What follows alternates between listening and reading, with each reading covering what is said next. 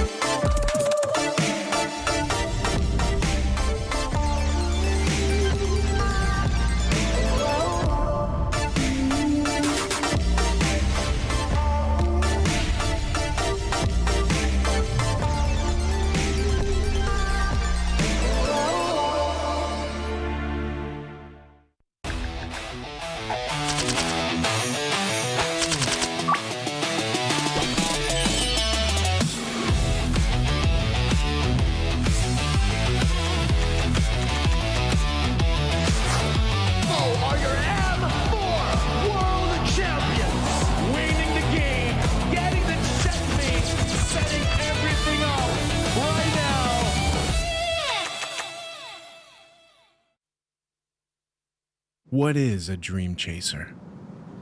Dream chasers are relentless, and they are unstoppable, forever chasing the eternal dream. Düş peşinde koşanlar geriden başlar. Aleyhimize yığılan ihtimalleri aşarız.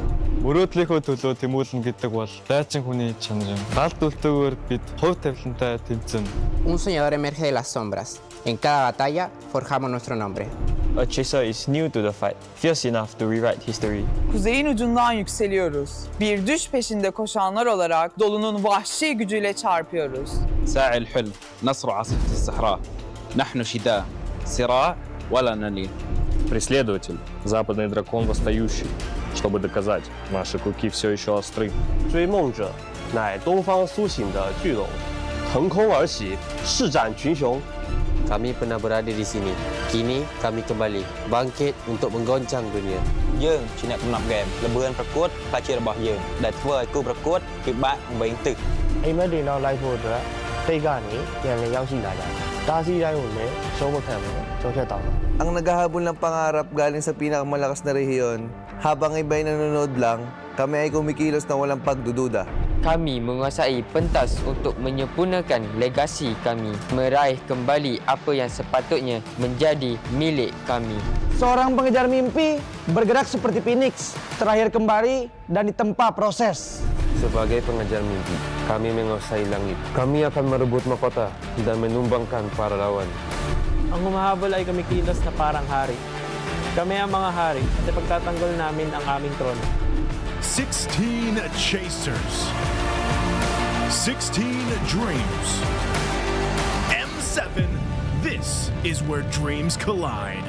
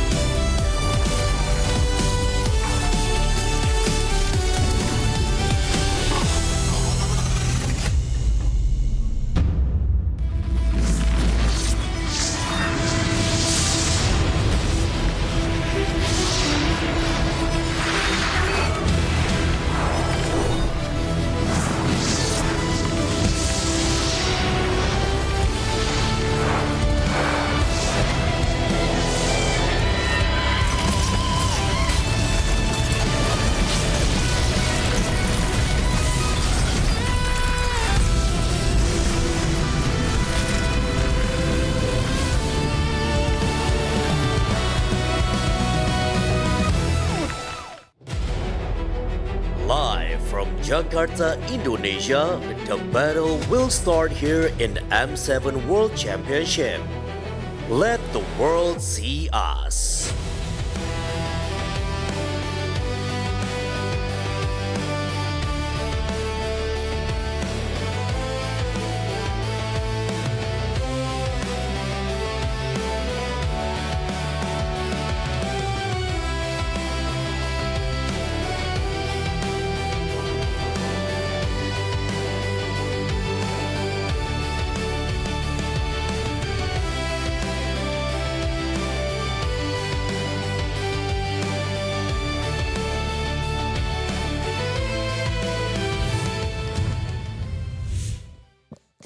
Hello? Check. Hello? 1, 2, Test, test. 3, 4, 5, 6, 7, 8, 9, 1, 10. 2, hello? There we go, there we go, there we go. Okay. It was Yeah. good. That's good, that's good. That's 5 minutes before we go live. Oh, hey. I have a random question before we start. What was that? What are your New Year's resolutions? New Year's resolution. Oh, that's a good one. That's Dude, a good one. For me, I'm gonna try and hit Mythic 200, dude. 200? For real. This season is different. I got this secret weapon this time. Ooh. I'm gonna be on a win streak. Well, we'll see. We'll see at the end of the season. I feel like it's superficial, but I want to go further beyond. Okay. What's yours? I'm a married man. I want to go traveling. I want to go see the world, as they say, and pick up $1 from every single country that I visit. Then I'll have a collection. And of course, with the card in hand like this, it'll be so easy to get each and every one of those dollars from my collection. That's so cool. We get floating phones and floating cards. Well, what about you, Brigida? I think for this year, I want to try hosting M7. Oh.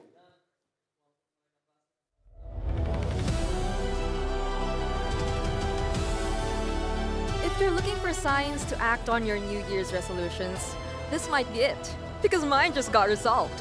I am Brigida, your host for today, and I welcome you to the M7 World Championships. After opening the Swiss stage yesterday with 8 best-of-1 matches, we'll continue today with another 8. Except that this time, the stakes are much, much higher, because teams now get a step closer to either qualification or elimination. So without further ado, let us now open the second day of the Swiss stage and let the world see us.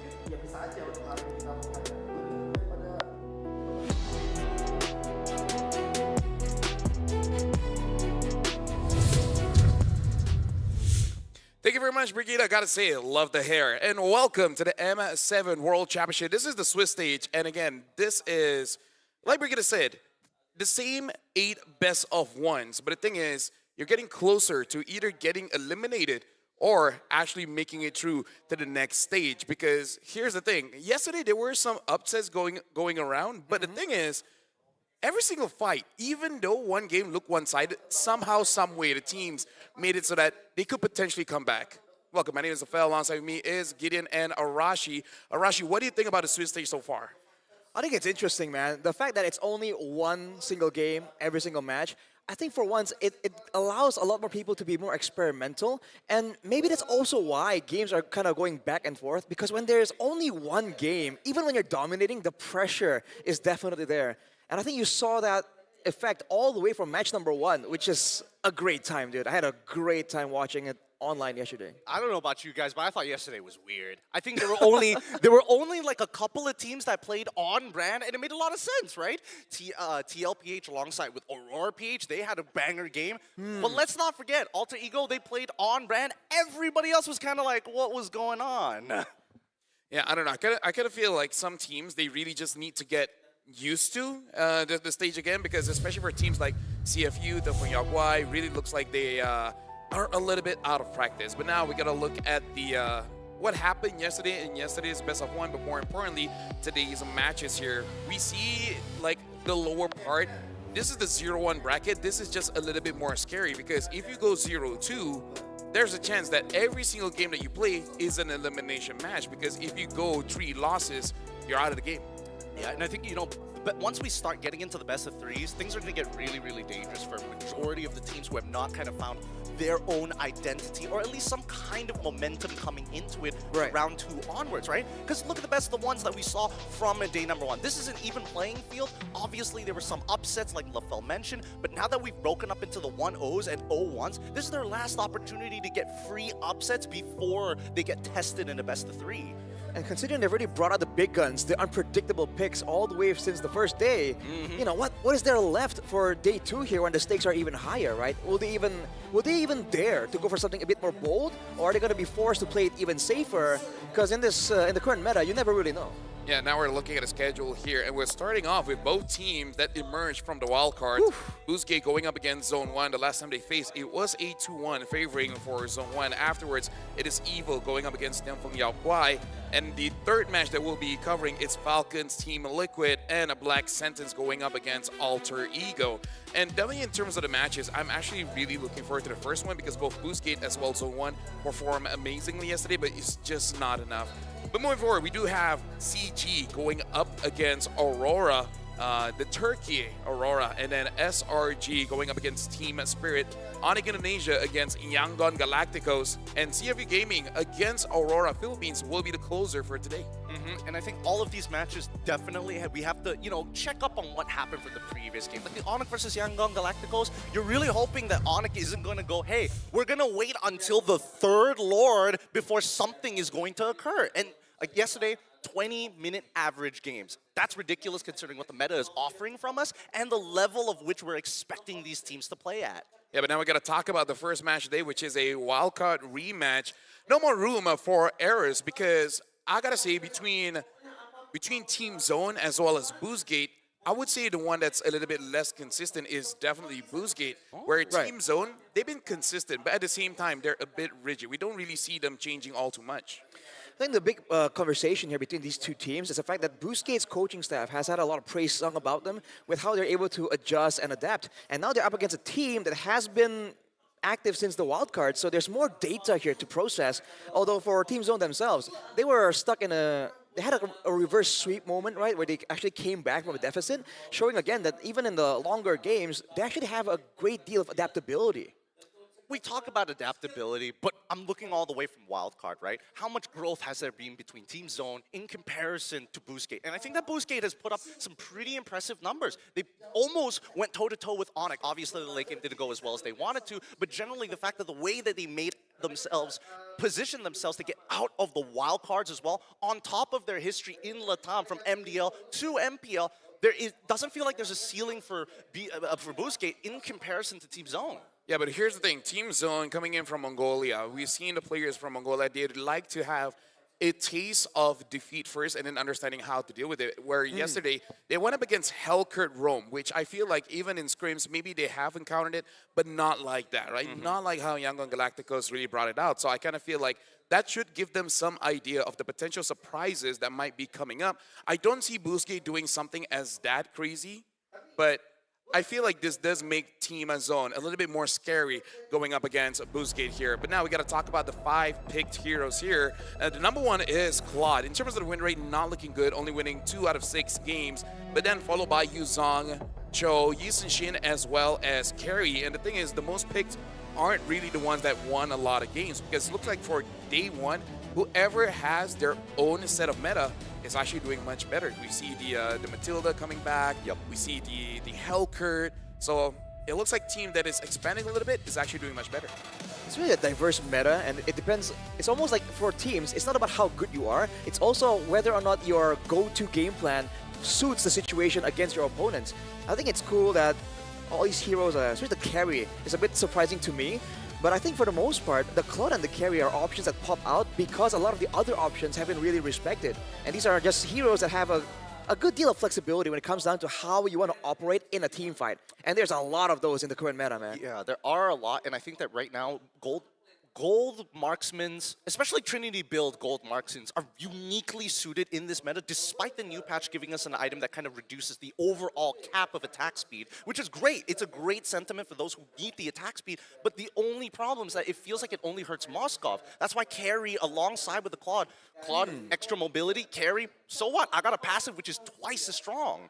Yeah, I feel like the biggest problem that we saw yesterday is just that they died too fast. Right? Yes. So we got to see that how they're gonna fare with that. Will the meta stabilize once we reach the best of 3 matches? Yeah, I feel like based on what I see in day 1, I feel like at day 4 that's where we will start to stabilize just a little bit, because I feel like even in the best of 3s, some teams aren't entirely sure what to do just yet.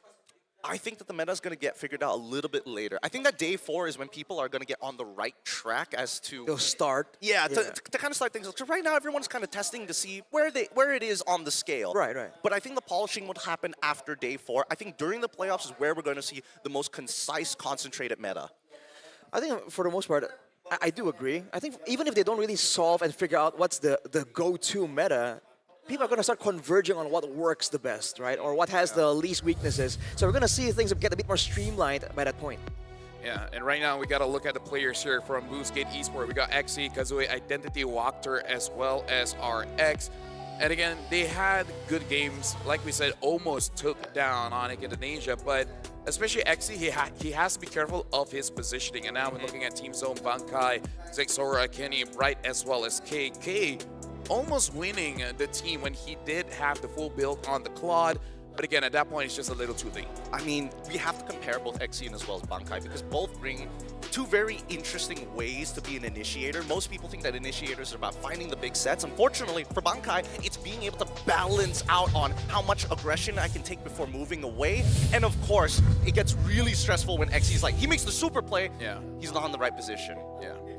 Because again, in the late game, like I would say 60 minutes, you really got to start being careful, because if you're the main initiator and you're not there, it's not going to be a fun time for your team. Bankai is much better at that, yeah. Yeah, because again, as the XP laner, you serve multiple roles in the current meta. Initiating is one thing, but even contesting ground, right? Having the crowd control tool to make sure that they can't just simply jump on your members, that's a big deal that I think some teams occasionally neglect, right? They walk up, they're thinking, okay, we have a front line, but do you have the threat to actually force the disengage, though? That's the thing that I think a lot of people have to kind of be careful about, especially later on in the games with the long death timers. Yep, right now we got a quote coming in from Skylar. He said, on the growth of the Turkish MLBB, he said, personally, I think the Turkish region has become one of the stronger regions, mainly due to their strong mentality and discipline, especially in how they handle longer games. Especially for Boostgate, man, they're always looking very cheerful. They don't really look all that down, so it does seem that they're here to have fun, but in a good way, not in a way that they're not taking it seriously, you know? I totally agree. And I think the best part about Boostgate coming into a tournament like this is that it's going to bring up the region as a whole. Because the biggest problem I've seen looking at Turkey is that the top has already been solidified. Nobody has been able to kind of break that glass ceiling yet competitively. Exactly. You want things to kind of even out a bit more. Having more competition can elevate the scene even more as well. But talent predictions right here. Gideon. I'm sitting with Latam on this one, boys. I am sitting on Turkiya on this one. Alongside Latam, of course. I'm going to be shouting out them later. I've got notes specifically for that. That's why I prepared it yesterday. But I think that BGT, right now, they have a higher ceiling than Team Zone. The question is, can they heat up to that moment? They've only got one chance to do so. Yeah, we saw Team Zone yesterday who had difficulties handling the early pressure, and especially with Coach Tezet being there for Boostgate, it does seem that they might want to go for something strong early, but I do have to be careful on Walker's pick, because yesterday on that Khalid, it really didn't help the team all that much. Now we're gonna get the map reveal. Arashi, I want to ask you, because again, Tezet does come initially from your region, right? Throughout his history in building teams, what's the difference between when he was in Indonesia compared to now with Boostgate? Well, honestly, I'm not like all that close with him by all means, but I really feel like there's a bit of maturity here, because as far as I remember, for Tezet, he's a bit more YOLO, you know, a bit more improv, right? But improv? Okay. Well, again, he was in Aura, right? Oh, that's true. But now it just seems that he has this maturity, he has this experience, and he's able to shape this team to be a lot more disciplined, and that's why Boostgate, they have a lot of people giving them props for that late game discipline and not falling for traps and all that. Yeah, it looks like the draft is happening fast here. Boostgate is going to be the first pick. Team Zone on the second. And I like the Kalia ban, considering that kind of did destroy them a little bit going up against Onyx Indonesia. They banned out the Kalia, Grok, as well as the Eve. And then for Team Zone, banning out the Selena, Hayabusa, as well as the Jushin. It looks like for Boostgate, Identity only used the Selena once, but it's enough to really make sure that he doesn't get that pick again. definitely a strong pick in the current meta if they want to play aggressive and try and go for the quick end. Man, right now though, it seems like for Coach Teza, the initiators and the roams is something that he is respecting, but he has to be careful about the counter engage as well, especially because they already have a Yuzong that's going to be forcing them to move forward in these fights. Yeah, but considering everything that, you know, BGT, what makes them good is when they have momentum on their side. Having a lot of heroes to allow them to snowball is a really good idea, and that's when the Team Zone is the complete opposite, where they're more reactive, but they also react extremely well on the execution when the conditions are right. With the Gatot to kind of break up that fight potentially, we'll see what the losses and wins are going to be out throughout the game. Yeah, so for now, we got to look at the first 3 picks coming in from both teams. It looks like for Boostgate, they understand the playmakers of the team. Make sure that XE as well as Walkter gets their heroes early, because if Walkter gets hunkered down, it's going to be quite difficult for the team.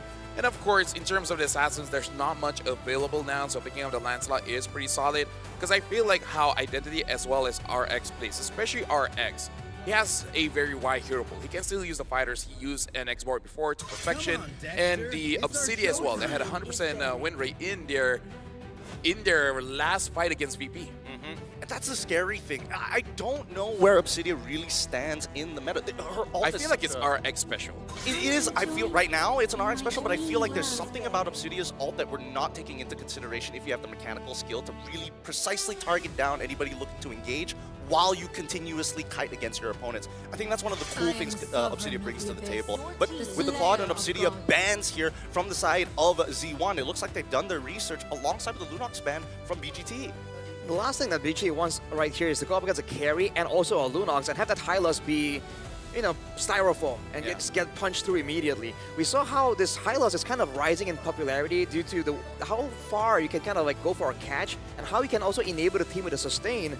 But right here, it seems like BGT are just going all in forwards. And for Team Zone now, with only the Gatot Kaja, I feel like they're going to be forced to go with some kind of peel. Otherwise, Carry and Yisun Shin, both very vulnerable to both the Lancelot and the Yuzo. Yeah, now the Alice has been banned. Something like Lapu is still open for BGT. I kind of feel like they're considering if they can get a Kimmy, maybe they will put RX on a fighter, because when it comes to the marksman here, there's really not that many options. And now with the Farsa as well, I kind of feel like BGT, if they can get like a Kimi Lapu, that would still be kind of solid for them, because they got plenty of ways to deal with both the Farsa as well as the carry.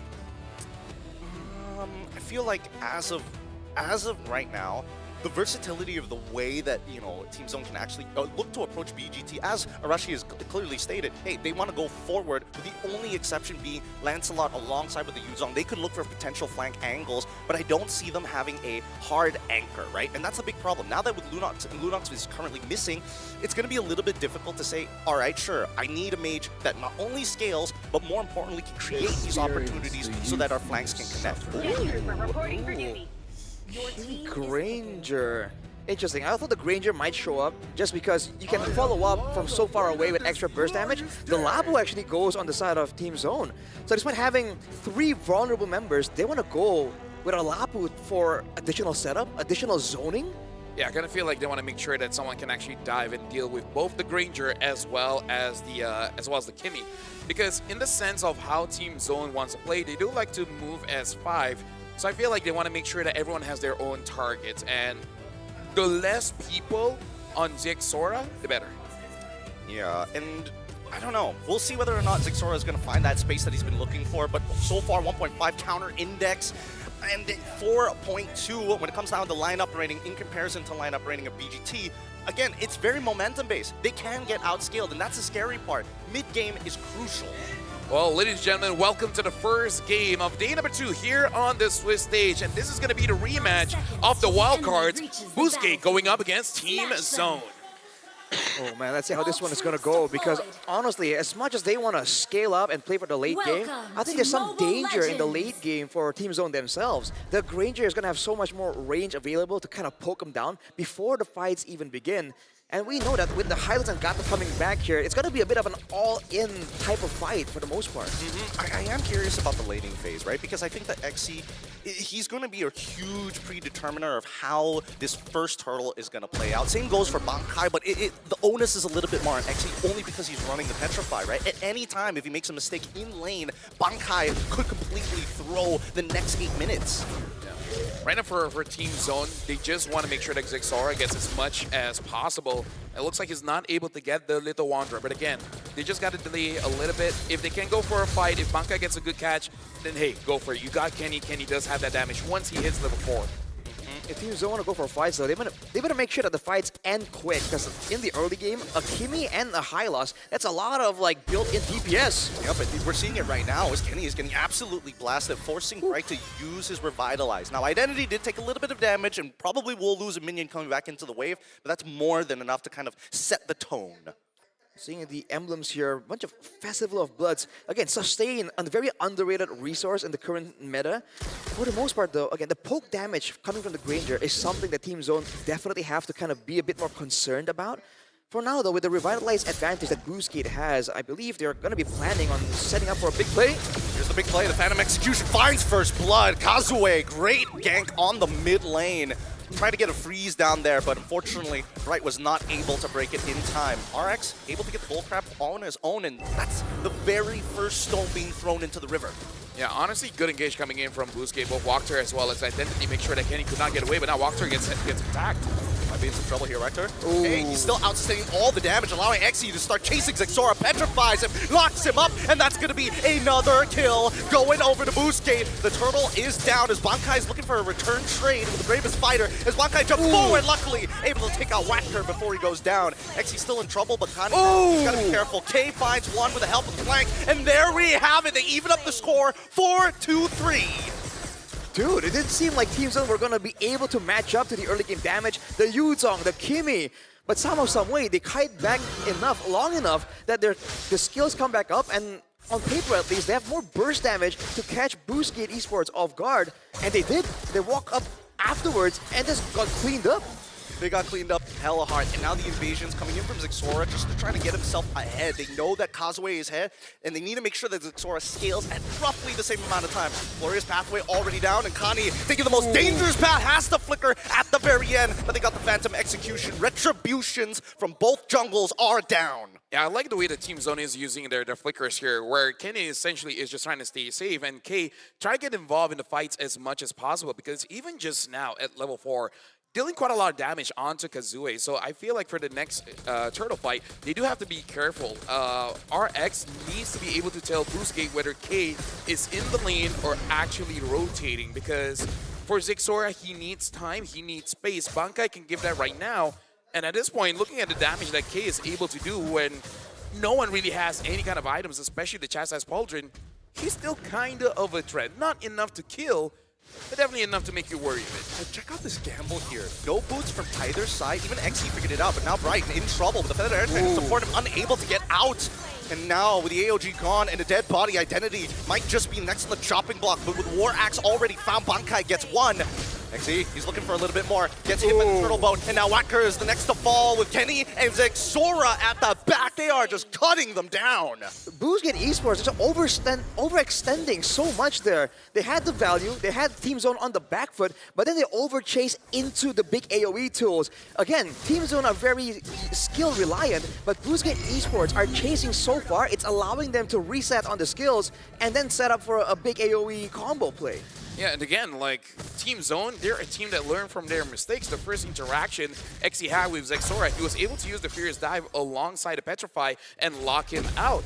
With Walkter trying to buy as much time as possible, giving space for Xe to do that again, Zexora saw that coming. So I kind of feel like, yes, what you did was good, but you gotta mix your plays a little bit. You cannot be that predictable against Zexora. I think for now, Furious Dive already down and the Feathered Airstrike coming through. Wacker going to die again. No Revitalize. He still had 7 seconds left on that clock. And K almost breaking the mid-tier 1. Again, this is working out well for Team Zone, right? They're not giving Boostgate Esports saying, hey, we're just going to react. We also are going to apply pressure.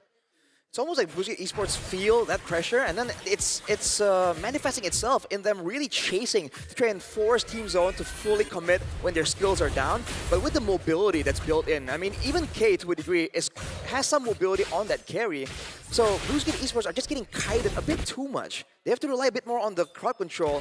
Unless Wacker or Xe gets a decisive catch or engage, I don't really think they have what it takes to kind of move forward slowly but surely.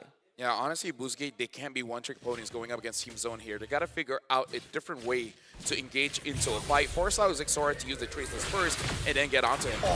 They waited for the right time. They managed to get the stun onto Kazue, forcing him to back out. However, it did come at the cost of the Dragon Boat. And now that they're looking across the map, right, the quick lane swap as well. Kazue, luckily, is maintaining his lead against Zexora, but that top side, K, they're not stopping. They're sacrificing targets just to get him ahead. And the thing is, right now, as long as Team Zone is able to control Exi, they're all good. Because Exi is the real threat for Team Zone. He doesn't even have to get those kills. He just has to be, I would say, give vision as well as lock down either Zexora or K. Lockdown for 2 seconds is more than enough for Boozgate to follow up. And now here we go, Bravest Fighter. Kazue able to secure the turtle. Feather Airstrike out and cancel. Exi petrifies him and now is on the chase. The Furious dives go nowhere as Zexora is going to take him out. Bankai actually finds it. The help of the ENG cutting them off. Wacker cannot just run through that fire. Really good play coming in from Team Zone. Boozgate Esports just don't have enough damage. Exi there, he got the full-on rotation onto Kenny, and still, even without the Feather Airstrike zoning away Identity and RX, they just seem so behind that RX and Identity themselves don't really have a lot of damage, even when they're left to their own devices. Well, Lafel, what do you think? Because in that fight itself, usually what we're used to seeing is when you wombo combo, you kind of do it at the same time, but the layering of the Feather Airstrike, then the AOG to cut them off. What do you think about that? Well, we're going to be looking at an instant replay here to see the play that Boozgate attempted. But again, retaliate pretty well by Team Zone. They got the turtle, but looking at the movements here, it does look like they're not all on the same page. Exi understands his job as the EXP, trying to stop Kenny, but then the rest of the team, especially Identity, was far enough away, zoned out by Team Zone, making it so that Boozgate engages does not look clean at all. They don't have enough damage because this Granger, after the nurse, oh, hold on. Oh, Feather Strike, gonna take out Exi. Glorious Pathway was already thrown out, but again, Wacker just could not close the distance to cancel it out. Not enough HP. Yeah, just to make it very simple, Boozgate needs to play around Exi. When Exi goes in, he, in a way, understands that he will die, but you guys got to retaliate. RX with 0 stacks on that Sky Piercer really made it so that Boozgate does not have enough damage. They have to follow up somehow, some way, even if they can't really go in and get a kill or a big catch off it. Especially Kazue, I feel like he and Exi need to coordinate and figure out who's doing what. Who's actually going to try and jump towards K or Kenny, who's zoning, who's actually going for the kill. Because as of right now, it seems like everyone is playing template and Team Zone are getting a read on who's actually doing what from Boozgate Esports. Yeah, I think especially for Team Zone, a team that is from a region that's notorious of downloading their opponents, they've got templates for days. This is atypical of how a team should be moving around the map. Honestly, one thing that they can do is look at Bright. If Bright already used the Unbreakable, let Kazue go in, right? Go on a solo mission, make them panic, and then once everyone panics, a lot of abilities have been used, then XC goes in. We understand that it's usually the roam or the EXP, but there's not much tools that Team Zone can use to punish this Lancelot. So I kind of feel like he has to be the initial distraction and then come back in as the cleanup. All right, let's balance the odds here because now we're seeing a contestation for the potential Lord. Level 13 on Kazue. He can use the Phantom Execution, get in, potentially out, and Team Zone, they know as well. It's not worth contesting it here. This is the worst possible fight that we could take because if we all get executed here, it's over. And now they jump Bravest Fighter next for Bankai with the help of the Feathered Airstrike, and unfortunately, it's just raw peel for the Black Dragon forming. XC goes in, Revitalize keeps them alive, and Sora takes them out as K attacks the backline. Double kill, already found the AOG, cuts out Kazue for a double on Zexora. T2's now a threat. Almost a complete wipeout here for Team Zone. K on the carry again with all his teammates pressuring the members of Boozgate. There's nothing left for the punish. He flickered forward there and had his eyes straight on Identity, immediately deleting him with the fadeaway.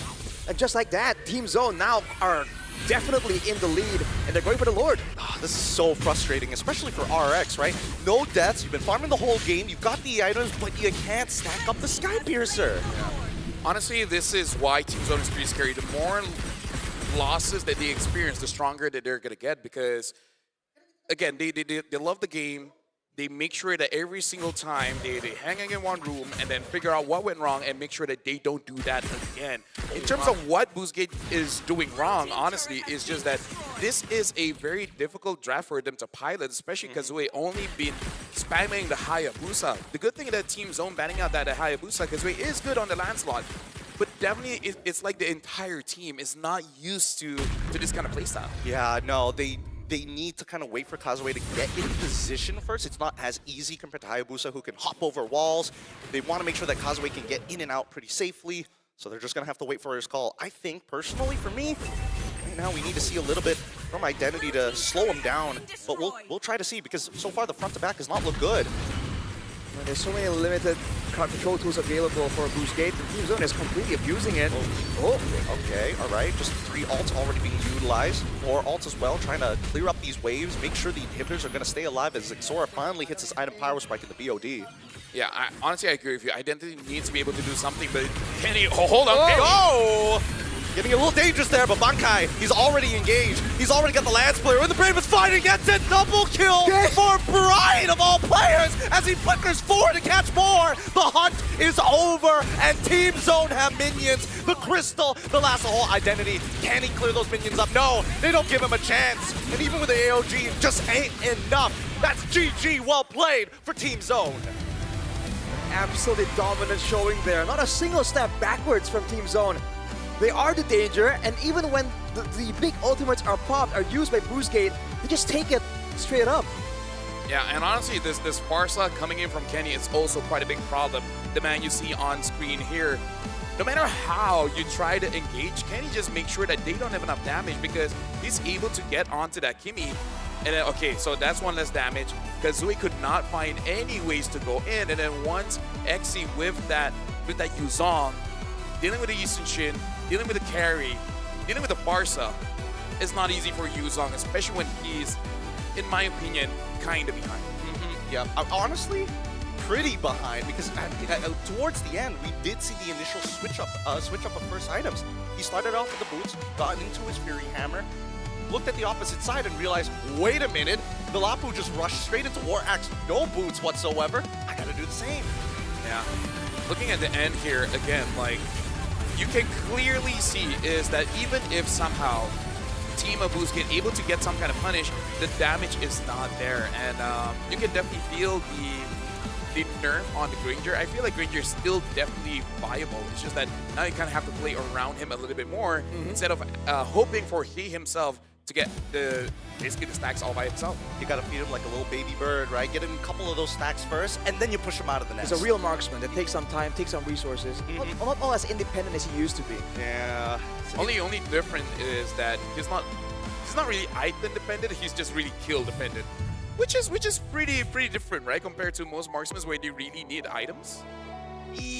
Yes and no at the same time, because Granger is in a really unique position. He's like, when you're talking about marksmen, he's a skill shot marksman essentially, right? How often do you actually use his auto attacks other than to ability-based? Ability-based, you know? And that's just the way that it has to go. I think for at least if there's a learning aspect of it all. Yep. And now we're going over for an interview with Brigida on stage. Congratulations to Team Zone. Once again, can we please give a warm round of applause for Team Zone?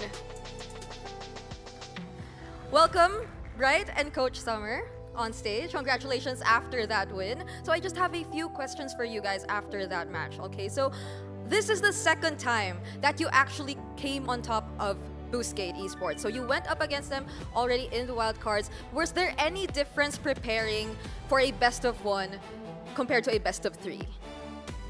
Yeah, because we knew what they were gonna pick, and we kind of expected what they were gonna pick, so it was easier to draft. And the pre-game talk was, of course, different from best of three. So yeah, it was different, but yeah, it was very different. So you prefer best of one drafting compared to best of three? Yes. I see. All right. So for Bright, yesterday, I think we would all recall that there was a very surprising pick on the opposing team and that you suffered quite a tough loss against Yangon. So Could you walk us through how the team felt and how they reacted to that Hellcurt pick that you went up against yesterday? Ер нь бол бооныг тоглолтын дээр айлынхаа ерөн ки хиронуудын бандсан дээр идэм байлээ. Тэгээд өнөөдөр ер нь бол айлта тийм. Тэгээд өчигдөр бид нэр ер нь айлынхаа ки хиронуудыг хүндлээгүй болохоор ерөн хожигдсан гэж бодож байна. Тэгээд өнөөдрийн хувьд бол айлынхаа ер нь сайн чаддаг баатруудыг өгөөгүй тоглосон нь ер нь бид бооныг дээр зөв гэж бодож байна. Yeah, the best of one, it's a kind of a draft thing, right? They could pick anything, right? Mr. Gold Lane, Freya jungle, as we saw. And yesterday, we didn't know what they were going to pick, and we kind of lost on the draft. But today, we knew what they were going to pick. They picked Selena and Hayabusa. We banned their key heroes. But yesterday, we couldn't do that because we had no information about them.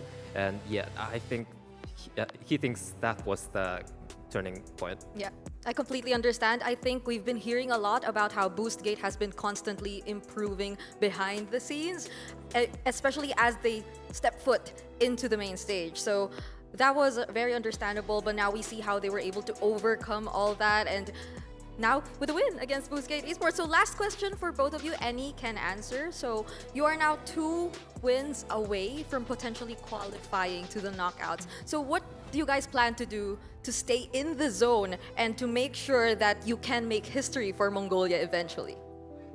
Talking about history, everything we do from now on is history. So if we are being confident, overconfident, it's not us being cocky, it's just us being proud of ourselves. So please do understand that. And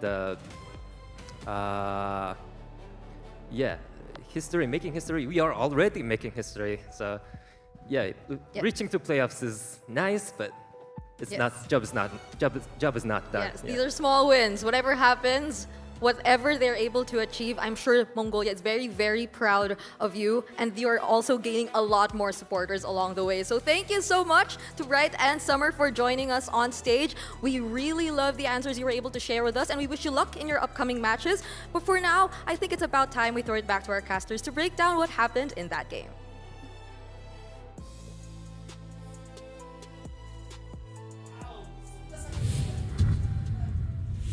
Thank you very much, Brigitte. And this basically solidifies that, Team Zone, they're kind of like a late game team where the longer they're in the tournament, the more picks that they understand is going to get picked up. They're going to be looking pretty strong because, again, the last time they went up against BoostGate, it was more 50-50. But we heard from Coach Summers, like, we know what they're going to pick. They like the Haya. They like the Selena. Once we ban both those out, they're really running out of options. And we can definitely see how bad it is for them. And worse still is that not only BoostGate is 0-2 right now, their upcoming opponents kind of know what to ban now.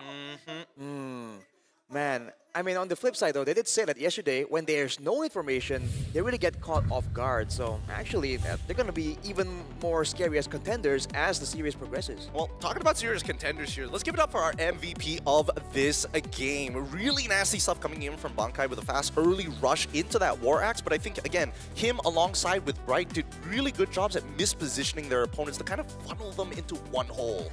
Yeah, and that's why I was shouting out the Lapu, where I thought BoostGate would just take it for themselves, put it to goal lane, because their draft, I would say both teams' draft kind of suffer going up against a Lapu. So maybe just an oversight there. But either ways, Bankai had an amazing game. We're going to be looking at the highlights here. And we saw BoostGate, I would say for the first 3 minutes, they kind of know what to do. But the moment they fail on Zexora, this is the moment. It kind of looked like they were a bit lost. Yeah. Or the one after this. It was an interesting moment, right? Because again, this was a really big trade with an early rotation coming in from K at level 4. Most gold laners usually just pick up the mid wave at this point, but still, K wanted to try and trade back. And this continued to be like a continuous story throughout these games. Just forced desperation engagements compared to cool, calm, collected, and then slowly regaining the resources. I think it's great to see as well Team Zone understanding that, hey, Identity in particular and Raptor, they're kiteable. We have more range, more dynamic playmaking tools. So for the most part, it's not just about making sure that they have the right formation and get the right combos. every single one of their heroes can actually perform individually when it comes down to bursting. They don't really rely on each other. The Jason Shin, the Farsa, and even the carry to a degree can go all in. So when they understand who is the actual source of danger, all actually 4 members, except for Bright, can actually go in and delete whoever backline presence that Boozkid are trying to use to carry the fight. And look at the fadeaway from K. That is a common pattern throughout the whole game, dude. He just keeps flickering forward. Yeah, for Boozkid, this is going to be quite dangerous because their next game, all of their games after this, are essentially elimination matches, and they need to diversify their pool just a little bit because now you gotta assume that you're not gonna be getting the Selena, you're not gonna be getting the Hayabusa. For Team Zone, they did say they kind of like this best of one because it's really on the draft, and I'm guessing maybe it's just Coach Summer saying like, I feel the most important here, and and so far, yeah, he's doing quite well. Now in a 1-1. They're still going to be continuing that best of one format. Yeah, at the very least for Team Zone, they're going to be competing in that best of one. BGT is where it gets a little scary, right? Because I think their biggest strength was the fact that they play these high momentum style comps. They're great in best of ones, but now that the draft has been figured out, I think once they start getting into the best of threes, we really need to see how diverse or at least how deep the portfolio is. They did have their own like comeback story in the wildcards. Yeah. But again, they have to try and find other ways and even find ways to get out of the box because they know what they're good at, but sometimes it's about making sure that you're also not bad at anything and having a rounded game. Looking at the item share, by the way, right before that final push, I think Zixora picked up a BOD, but K had a Malefic gun at 10 minutes and 30 seconds. Like, bro, what the heck? Yep. And even there, he was still respectful enough. He was flickering forward, but he switched out one of his items for a Winter Crown just in case something gets traded back. So, dude, all the way till the end of the game, even when they're on a dominant position, you can still see the respect, and that's a scary aspect from a team that's relatively new. And again, this is also showing the amount of information that Team Zone had because you're right, Rashi, where Boozkid, they did have kind of a comeback run in their game against VP, but the reason why they won was that Hayabusa, the Obsidia, as well as, I would say Selena, yes, but Selena was game 5, right? But we saw all 3 heroes being banned out by Zone. I kind of feel like Boozkid was hoping they would forget about that Obsidia and let the Obsidia go. but then Team Zone's like, nah, bro. Everyone watched that game against Veep. We know your pick. I can't deal with it personally. It feels like, honestly, because there's so little coaches in Malaysia, I might as well just like lean back on technology. Yeah. Honestly, you guys can do that too because you guys can check out the AI insights from the Realme 15 Pro. It has win rate predictions, can analyze goal items, everything in real time. It's like having a strategic coach in your pocket. That's the AI gaming coach for you. But it doesn't stop there. When the fight breaks out, its consecutive skills feature lets you unleash a perfect preset combo that you set up for yourself with just one tap. It guides your strategy and elevates your execution. That's a full AI-powered edge. From prediction to performance, it's the complete package. You play, we carry. Realme 15 Pro, the M7 official gaming phone. Oh, dude, it's so good. I feel like these days, especially when it comes down to like competitors and phones, they're coming up with like some really good ideas to kind of help out the mobile gamers, kind of make it to that level where it's like, yeah, we're eye to eye with PC. But that's not all, because if you guys are in game, how have you guys done with the Battle Pass? Come on, come on. Not so hard right now. No, honestly, like with the schedule that we have, we barely have time to play the game. But for you guys, the M7 bonuses are here. The MS7 Pass went live on the 1st of January 2026, and it's packed with exclusive rewards like the Granger Thunder Ascendant Epic Skin, the Cosmic Finality Prime Skin, and of course the MS7 figurine alongside with the Battle Effects, Prime Avatar Borders, and more. Plus, get the Gatot Kacha Solo Spark skin for free. Favorite M5 Yuzong skin and Revamp M Championship skins are also making a limited time return. Don't miss out on all the wonderful rewards. And it's quite the festival here, a celebration of mobile legends. And I'm super happy that they're coming out with the Yuzong colored skins. Oh baby, I didn't get it last year. This year I'm collecting them all. Dude, this is your opportunity, man. I mean, it's so sad when you know like you're involved, but you don't have all the skins, right? You gotta be completionist about it. Yeah, that was Bousquet going up against Team Zone. Congratulations to Team Zone for winning that one. Now in the 1-1 bracket, Bousquet is in the 0-2 bracket. After this, it will be Evil going up against Youngfeng Yaguai. So we're gonna go for a short break, but when we return, we have more best of ones for you guys.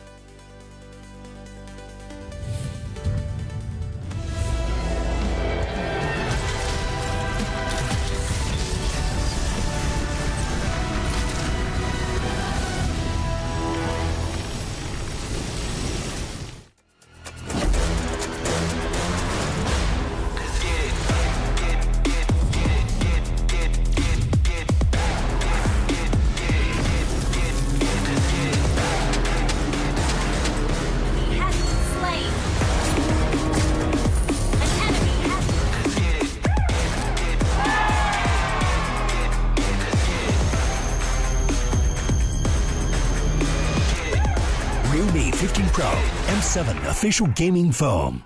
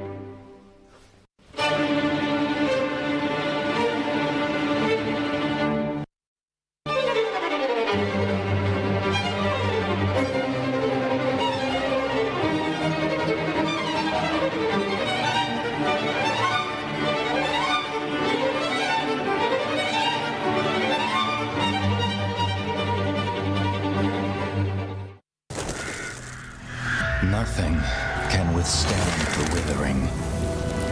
Against the endless erosion, my strength grew weaker by the day.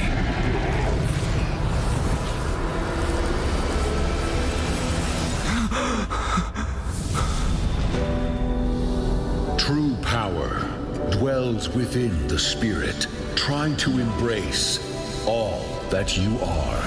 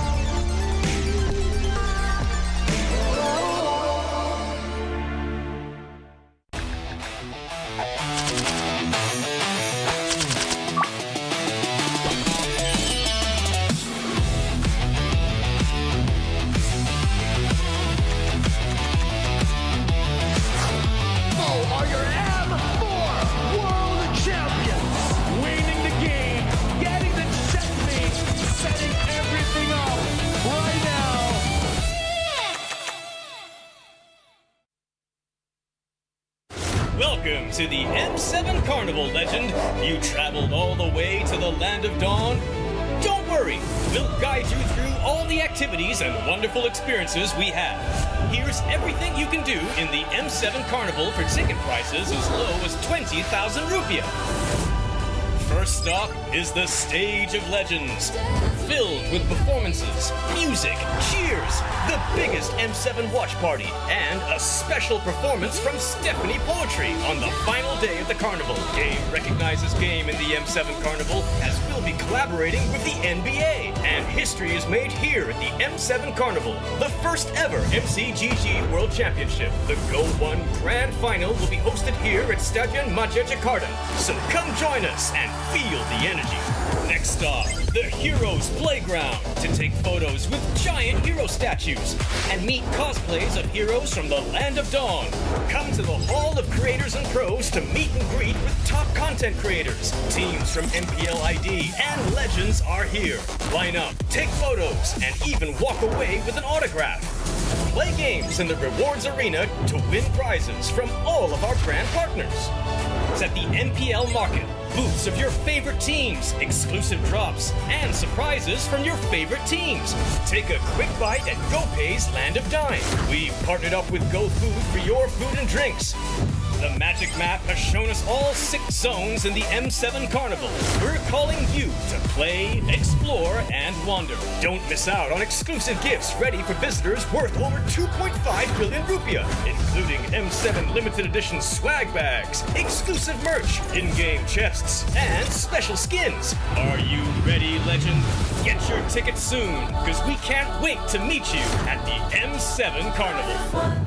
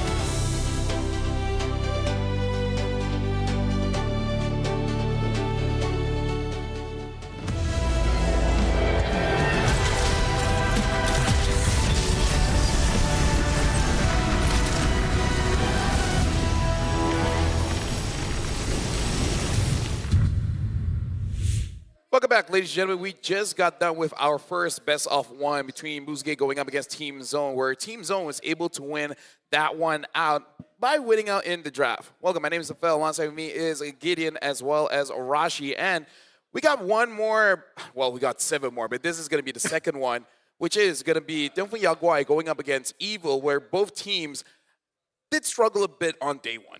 Yeah. Right. I'm not going to lie, this one has been a very difficult decision for me to decide which team is going to win. Of course, one is nationality-wise our neighbors, the others deep ancestors of ours, and even so, there's a big love for both of these sides. One because Evil, as part of Singapore, used to be part of Malaysia, and there's Sasa and Lung on the opposite side. So I'm torn. I'm torn in two. I like how you brought up like the deep history immediately. I think it's cool. Personally, I met some of the guys from Evil yesterday, and they recognized me. So they're my boys, dude. They're your They have my boys? unwavering support right now. Shout out to Abstract who introduced us as well. But I've heard the story that they're actually a community-based team initially. Yeah. So they were like the complete underdogs with no support, and they kind of persisted. And now they're here. I mean, it's a great story. So I'm all for it. Honestly, with that being said, what do you think are the chances of them winning against Tianfeng Yaguai? Because we're looking at this bouncing back battle, Blood Brothers at War, which is Valinator. They're brothers, but I don't think they hang out that much. It's a yeah. Oh boy, how do we explain Which I Asian- relate. Like I have siblings, but we only meet like once or twice a year. I feel you. Wow. Actually, what's the age differential between them now that I think about it? yeah, Because I know between me and my brother, it's like 6 to 8 years. So like, it's understandable why we're not as close. But like in this case, when you're both professional players, I would imagine you'd be like, hey, brother, give me some info. Or maybe you're like, oh, I know his tendencies and it pisses me off, so I don't want to play with him. Who knows, right? With Asian siblings, it's either you're really close or you're almost strangers. There's no in between, as far as I remember. For me right now, it's mostly acquaintances. Acquaintances? Yeah, it's like we chat every once in a while when I know the something guy. is needed, you know, yeah. Do you go to your brother? It's like, send me the pitch deck so we know how much mom's insurance costs. Like, show me proposals so that we can get our family things. Like, it's a bit uncomfortable at the same time. Speaking about these brothers, but I think to them it's just another day in the office, and I'm more concerned for DFYG because when we're looking on the opposite end, we're looking at a team who has played at least with a couple of veterans that have been to an international before. DFYG have never made it past the Swiss stage yet, and we're still waiting for China to get a big accolade. Yeah, for me, looking at yesterday's game, it was a little bit weird in the sense that they keep forcing things out when they really should not be forcing things out, which kind of shows that they're still getting used to playing on stage, because it does feel like your average ranked games where you're playing mostly on instinct rather than what you have pre-planned before the game. So I kind of feel like they're lacking a bit of structure, which I hope they have changed for today. Yeah, there needs to be balance there, because if you want to go full, if you're being too textbook, it's a bad thing, but you need some kind of like foundation to really build on the early game leads, you know, the momentums, the rotations. So I really feel like they can maybe plan it out a bit more and stick to it, right? Because we saw earlier in match number 1, when you force things too much, that's where the cracks show up, right? That's where people can take advantage of that, you know, that momentum. Well, I mean, I think we need to start also considering a couple of things. And in this particular case, when we are looking at like Evil Esports' side, I'm curious whether or not Gear is able to make that big play. He's one of the few members who actually has a lot of veterancy and who used to be the pinnacle of SG Esports in the MLBB scene. Yeah, I still remember him being quite a problem back all the way in M3, where even going up against Soda Gear is pinnacle in actually making sure that most teams didn't get to play the game. But going up against Team Spirit, where again, Hiko as well as Kid Bomba put a lot of pressure, also to be said, Sunset Lover. So now we're looking at Tianfeng Yaguai going up against Falcons, and this is what I'm saying is that they try to force fights in the early, going up against Frederick as well as Matilda, and they just end up not having enough damage. And then when it comes to the late game, once Team Falcons is able to make sure that Yi1 is not a part of the fight, they just don't have enough damage because they're playing double fighters, and I would say Yi1 is more pinnacle to winning that fight compared to Super Ken. Yeah, no, I can definitely get behind that for sure. But I don't know about you, Rashi, but I've been a little critical about the way Superken has been playing it because it feels like as of right now, the team's kind of doing its own thing, and then Superken, very similarly to where we saw his last couple of years, last couple of months, seasons in Indonesia, was kind of the same principle of like, I will do my own thing, and if I get to a certain point, I will carry the game. So this is why it gets a bit, difficult because Mirko is a big fan of Superken, and he is a fan of how Superken back then had ego, man. He was the carry. He wants everything. The team has to adjust to him. But at the same time, at the pro level, you need to find again that balance because if you're too out on your own, you are susceptible just falling into the traps of your opponents. And I think we've seen some of that. There's a little bit of it. Yeah, I can definitely see why, because even in the China Masters, Superken, especially on heroes like a Lancelot, something that can make all by himself, he does pretty well, and that's the big difference between Yusun as well as Lancelot. I kind of feel like if he wants to play that way, if he wants to be a bit more selfish, I think something like a Lancelot might be a bit better, because when it comes to Yusun can solo carry, but it would be very nice to have friends around, because the nature of a marksman, you kind of need a little bit of cover. At least buy him a good 3 to 4 seconds or force out any big abilities that can punish the Yusun, and then it's free. For a Lancelot, he can just outplay all by himself. Same as a Hayabusa, so it really depends. Do you want to play around your team? Use Yusun. If you want to go solo, use a different assassin. Which becomes a big task for when they're drafting, right? Do they want to give Superken that kind of hero, knowing that he's going to be doing his own thing, or do you want to try and go up against something a bit more structured? Well, I guess there is the big problem of like the way that Yi1 plays. And I don't think it's a bad thing on certain types of heroes, but you notice that his Farsa isn't like how most Southeast Asians play Farsa. He really will max out that distance or be point blank to you. There's never that sweet spot where you're just enough, you have to make your opponent flicker before they get to you. Yeah, but right now we got to talk about pick or pass here. Which brother makes the bigger impact for their team? And here's the thing. I think this is actually quite a good topic because it's not really brother, it's more about the roles. Which one is more important like right now? Is it the jungler or is it the EXP? And I can see arguments for both. Yeah, no, 100%. I have a personal bias. I don't know about you, Rashi, but I have one as well. Oh, you do?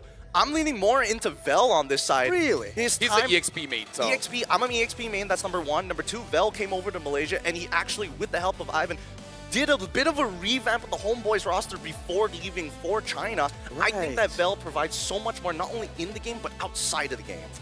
I think my bias is for Ether, actually, and I think he's improved a lot. You know, he had a rough journey from back when he was on my favorite team, RRQ. That's where the bias comes in, but I think he's improved a lot. I think there's just a lot more factors now at play, and if the coach wants to really like maximize his usage, I feel like there's a lot of more factors to really think about now. Yeah, and it's a very interesting topic because for most of the time, the jungler is one of the most important roles in the game. But if you want to be a good jungler, you need a good EXP laner. It kind of can't be one without the other. But now we got to talk about Evil here. We got Gear, Aether, Sayla, Powerful, as well as Ven. I would say Sayla yesterday actually did a pretty good job. It's just that, again, going up against Sunset Lover on that Farsa does make it quite difficult for him to really maneuver around as that Valentina. Personally, for me, especially when I'm looking over SG every once in a while, I have been a little critical of Powerful, but he's grown as a player significantly, and I think a lot of it does come down to Sayla's leadership alongside being able to kind of control how the game likes to progress. We saw him last year do a very similar style with the team, but then when we look at Tianfeng Yaoguai, this is where I get concerned, right? Because what kind of a draft screams this is a guaranteed win for the team? We haven't even seen Lung in a position where he feels like he's hyper carrying. Yeah, it does look like, at least when it comes to the draft, they want to make sure that Superken can do a lot, but it's clever that going up against Tianfeng Yaoguai, you don't attack Superken, you attack the supports and then just make him unable to move around without a team.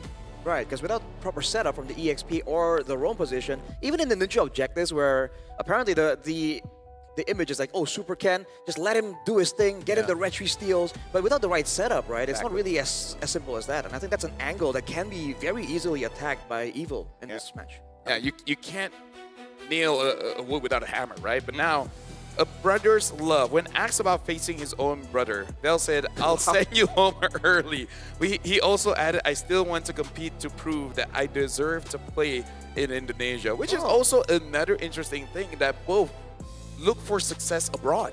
I swear. Yeah, it's crazy because imagine being in their shoes, right? You're getting rejected by majority of teams here within one of the best regions in MLBB esports. Then you go over to China, which I'm going to say he's probably not getting underpaid. He's getting paid more than majority of people. I would assume if he's going that far out of the way, but he still has that level of patriotism. I deserve to be back in Indonesia. He wants to. It's just where he's like comfortable with, and he knows these other players. He's actually friends with them, right? The Indonesian players are all generally aware of each other. I bet he wants to just get back to his element and prove that he is better than some of the guys he knows. Speaking of element, LaFell, I'm curious. Why DFYG? That's a good question. I don't know. Really? It's a feeling. It's a gut feeling. It's a feeling. It's a gut feeling. Yeah. That makes me nervous because usually his gut feelings. No, the thing is, or the caster curse hits again. No, I mean, like I did that yesterday, and I actually got most of them right. I only got one wrong. It was like what? 3 out of 4. Yeah. 3 out of 4 predictions correct. Yeah, I only got one wrong, and I already got zone correct. God, he's 75% on the win rate. Don't worry, even I'm uncomfortable. He knows. He's aware of his powers. Because at this it's point, too strong. When people ask me about what is my prediction, I don't know. I don't think. First thing comes to mind. Yeah. Ask me who's my favorite child later on. I'm like, okay. Your favorite child? I don't have one yet. Yet. Actually, maybe that's the way to go. Just have one, so people can't ask me that. Or you make hard predictions. Child? Or you make hard predictions early. I don't have a kid, but it's definitely the second one that I like more. Ruining people's days. But let's get into the draft. DFYG on the blue side, facing off against Evil on the red side. And almost straight away, we're seeing a little bit of a difference in the draft, right? The fanny bans, Jushin, great to see Banda. But Baxia, Yves expected. Baxia, interesting. Yeah, that is very interesting here. They might know that Evil might bring a Baxia, Baxia jungle and have something damagey in the roam, which we saw yesterday. The only Baxia game that we had was when a Hellcut roam was in play. Maybe they just have some kind of information because, again, Sasa as well as Lung has been in the scene for quite a while. I'm talking about the coaches. They're in the scene for quite a while. They probably have heard rumors about certain things that Evil might want to bring up. Let them play the hero. I mean, some of those picks right now, like with Baxia, it just has to be comboed. If you bring it out alone, I don't really think it usually gets punished. Yeah, it doesn't slot into a lot of comms the way it did back then, when it was really in almost every game the Baxia. But Kalea actually as a first pick here for DFYG. Is it possibly? This is still a great pick, first pick, because like it's both a team fight pick but also a pick-off pick, so they have flexibility here still. Yeah, flexibility for sure. If Supercat really needs to be fed early, then yeah, Zed with this Kalea pick definitely can help out a lot. But Evil can play around it by having either a very heavy front line, something like a Grok here, and now having the Yi Sun Shin as well. So different Yaguai, I think, will probably pick up a Lancelot here. But then what's the next priority? Yeah, I don't necessarily. Maybe. I don't know, because I feel like, usually I'm okay with Kalea openers, right? It's not the strongest openers based on what we've seen on the meta, but the bans are so strange that now this Kalea kind of opens up a couple of new factors. Number one, the fact that Grok was allowed through is kind of shocking to a certain degree, but at the same time, it goes to show that DFYG will have windows where they could potentially take out the initiators from the side of Evil, so I'm expecting the second half of the ban to be targeted towards that area, but we'll need to see first. Let's complete the first half first. Oh, I was thinking the carry, comboing it with the Kalea makes a lot of sense. It really is a flexible hero. They can fight early, they can farm towards the late game now. Oh! But the Harem is, now that's a fresh one. Oh, I was worried because they say, what the Harem is. Does that mean they want, why did Although I do have to say, I like the change on Faramis that now his ult is instant. Like, you can feel the difference. It feels so much better. It really helps you out, but usually this, actually with the Grok, it may be possible. The Faramis is super annoying if you basically force your opponents outside of the jungle, and then they will never have enough damage to deal with your ult, right? It basically makes it so that you're more safer forcing fights, but then they just basically have to draft around this. Whatever their EXP is, whatever their gold laner is, they got to be comfortable of leaving the lane quite early and then actually forcing a fight that eventually the FYG will lose. On a micro level, though, there is a bit of an interaction with the initial pull as well as the wall, right? You wall your opponent, you quickly fly over the wall, yoink somebody back over onto your side, and now you're isolated. They use their mobility skills. So again, small moments could play into bigger events for Evil. I mean, that's the plan. It's a bit far-fetched in my opinion, but if it works, you know, for DFYG so far, they haven't really shown their main front lines, but in theory, if they're concerned about the dive, right, this big combo, the extra sustain from the Faramis, they might go for like a thicker front line that's immobile. That could be the angle that Evil can go for. Evil decide to ban out the Valentina. They probably don't want the Grok ult to be stolen away, or even the Faramis ult, both of which pretty decent at what they do. Uranus, the follow-up ban for DFYG. Yeah, so looking at the draft here, I feel like it's actually smart betting out the mid lanes because E1 has proven to be quite a problem. Like, the FYG wins and lose off of E1. If E1 was the first to get caught, then yeah, they're probably going to be losing that team fight. But as long as E1 is still alive, they will figure out a way to turn things around. Now, I wonder what is going to be the next ban. Will they ban a Pharsa? It's a good combo with the Kalia, and a Pharsa can stop the Faramis quite early. But instead, they do ban out that Esmeralda. Yeah, they're trying to get rid of all the peelers. Are they trying to get Lapu here? I feel like it makes more sense for DFYG to go for Lapu. I mean, like, Evil will have the next pick. Yeah. So they could take it away. AoE is what both teams will be looking for to try and get an advantage. And Lapu deals with the Faramis so hard. Exactly. I feel like the FYG should ban it out. Or just suffer that Evil will pick it up next. I suppose. We'll see. Final ban here coming in from DFYG. I think they're starting to realize that they're deeper in the corner than they actually realized. There we go, the Lapu ban, thank God. Now, question is, where do you go from here? I'm curious about the gold lane, man. What gold lane do they want to pair with the Faramis? Because there are two ways of thinking about it, right? Do you want to get like a fighter so you can actually have that crashing dive power, or do you want to go for a marksman that, you know, where the Faramis can actually give you an extra layer of security? I feel like if you want a marksman, Granger is still fine here because, again, you're forcing out the fights. If you don't want, a Claude is honestly not that bad because the problem is you're going to deal true damage. You're going to accept true damage from the carry, but through a Faramis, it kind of doesn't matter. Harlots. I feel like a Fovea should be good here for Tianfeng Yaguai. Faux Pharsa? I think full Pharsa would work. I guess. I'm only concerned is that Pharsa is just going to be essentially marked 24/7. Feathered Airstrike, instantly you're looking at people jumping to cancel it. That's the main problem. The safest is Kagura, but I don't know about that. The FYG are okay with having like the Kalia being the only front line, because usually the Kalia just isn't as tanky. You got good sustain, but you're not exactly immune to burst damage. Ooh, okay, there we go. Good counter. Good teamfight presence and the Lunox. Oh, forgot about the Lunox. Nice. I was really worried that DFYG might overthink the situation and be like, okay, guys, we have to play for the earlier stages. Let's go with the Kimmy, and then you have like a really weird mid-duo that does decently well in the earlier stages, but then just completely falls off a cliff later. Yeah, right now for Evil, they still have the Claude, but it's very hard to play Claude against a Lunox unless you just use the Netherrealm in combination with that Blazing Duet to deal maximum damage without dying. Because at this point, honestly, the Claude is not bad. You can still go for something like a Granger. Other than that, I'm not sure unless they bring out something funky like a Clint. Oh, well, Freya, it's okay. It's okay. Like, Freya can definitely force fights, especially at level 4. Man, talk about a battering ram, right? They're hoping that their opponents just group up together and maybe Freya is able to clean up or maybe even start the initial initiation so that the Grok might have a better set. Either ways, it's heavily engage heavy on either side, dancing around. Can I say it's pretty cool that they take the Freya away from the team from China? Yeah. Let me use let me use your weapon against you.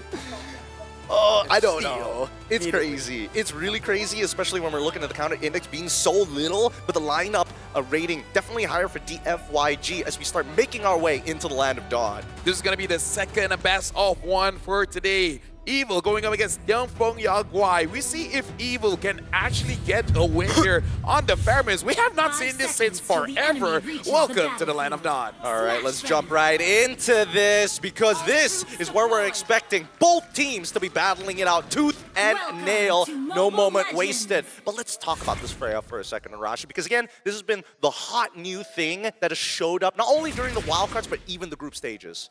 I feel like it's susceptible to getting kited back so much, especially because right now for DFYG, they have a good amount of mobility baked into their composition. And against a dive hero like the Freya, you either kite away from it or burst it down. Technically, DFYG can do both, although with the Vengeance, right? That could be some factor where Ven can buy a bit more time, be a bit more of a problem.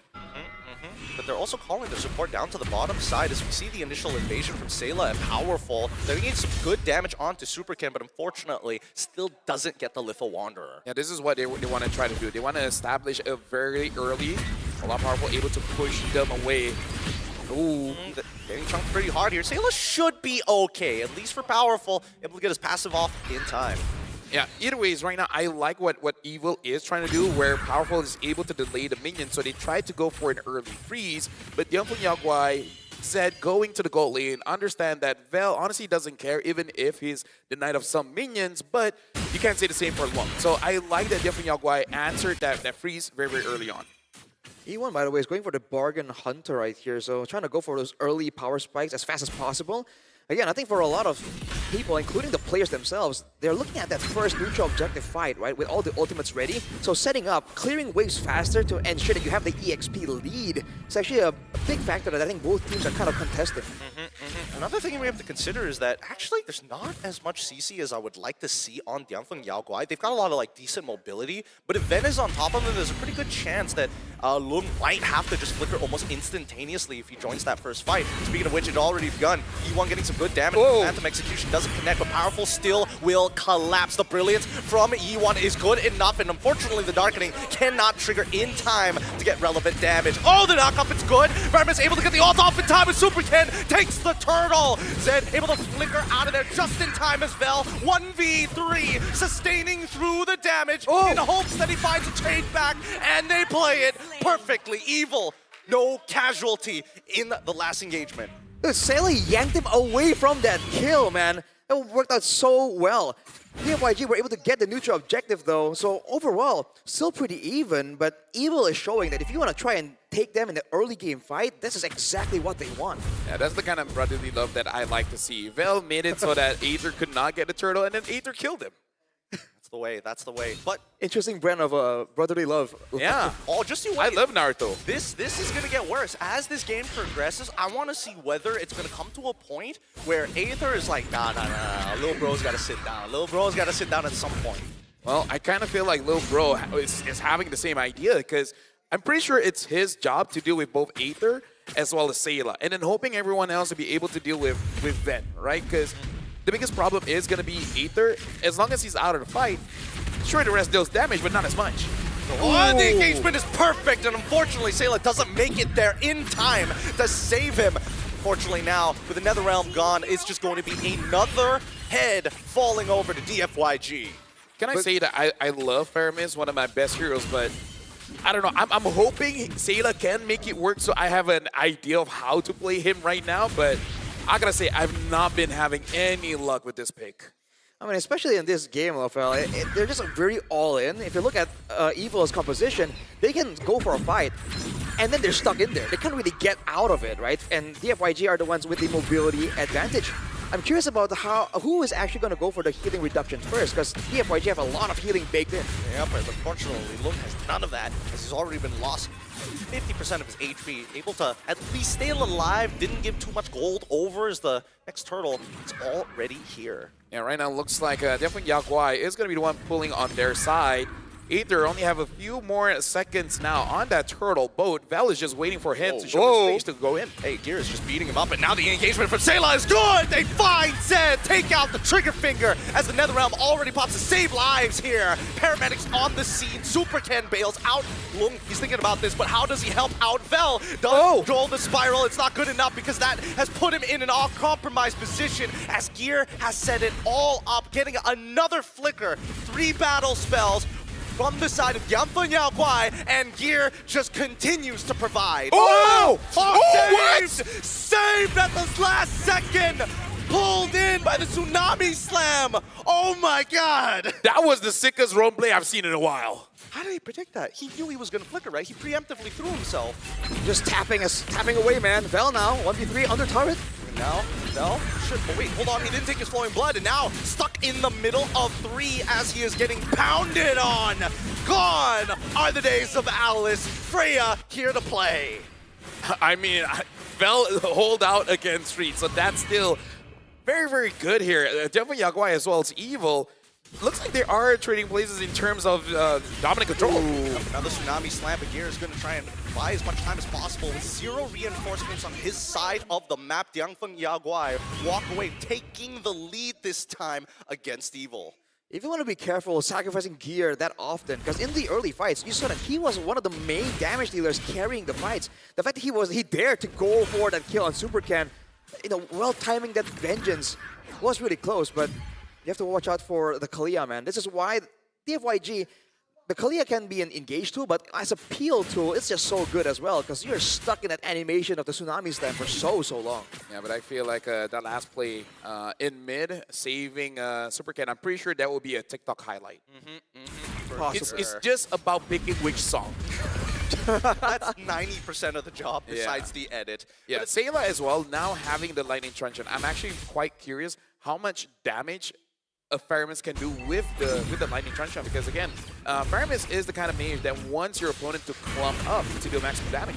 Oh! Plays being made. Gear already getting the darkening out of E1. Does he have the army? Yes, he does. Brilliant's out, and he's now on the run. Vel has to chase him. He knows that his flicker is gone, but he has the vengeance. He can pop it at any time. He finds it into E1. Wants to get Lung as well as Evil. Continue. No, this is a guaranteed dive, right? No. Saylas calls it off. It's not safe. The turtle is about to spawn. Yeah, probably the Valkyrie stance is running out. Ooh, Ether, want to be careful here. Could be okay. Then again, it's a 50-50. War Axe purchased by Ven. A huge power spike, and Diangfeng Yaoguai completely give this up. A no contest for Evil. This is the point in the game where Evil can actually definitely win a lot of fights decisively. And you can see DFYG respected quite a little bit, but look at the chase! Okay, another Tsunami Slam coming out. Another Realm as well to protect his life as Zed. In trouble. Yi1 doesn't know how to get his damage into that middle of his fight. Oh. He comes in the middle of the darkening, and now creates space for Lung as he's on top of Gear, flickering forward. Lung takes him out, wants to get Aether. He's gonna get hit by the Dragon Ball. Is he? No, he waits for the perfect time. Aether plays to a T. Powerful, no flicker. Overkill. And this is why I say is the thing about Diangfeng Yaoguai is they force it out when they really shouldn't. Like when we saw this yesterday, there's no reason for you to fight that. You already saved yourself. I don't know.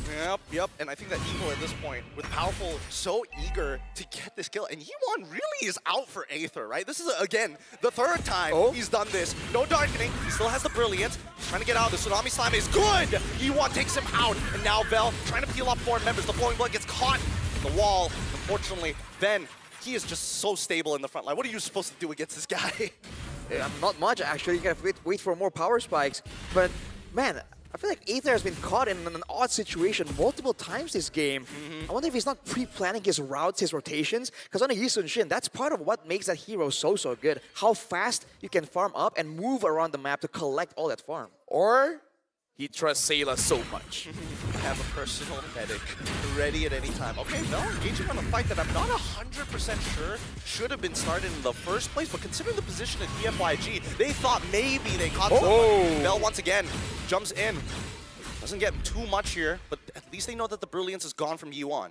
Yeah, Ven is basically like the moment that all this up, he just dives in. Oh, and Gear finds the final slash, forcing Yi1 to flicker. Oh wait, Evil, they're punching them right at the ankles. Good timing there. No flicker available for Yi1 for the next neutral objective. And look at the setup, but Super Can. Careful, man. Ven. I mean, the Vengeance, not enough. Not even remotely close as Lung is able to burst him down and Powerful. He's got an opportunity Tech charge? No tech charge? Gonna save the tech charge? Finally, there's the tech charge. And Gear is doing a godly amount of damage. I like that. It's like, hey, that's all you, buddy. I can save Super Cat. I don't know about you. I mean, I like how you were like, tech charge, tech charge, tech charge, and it finally came out.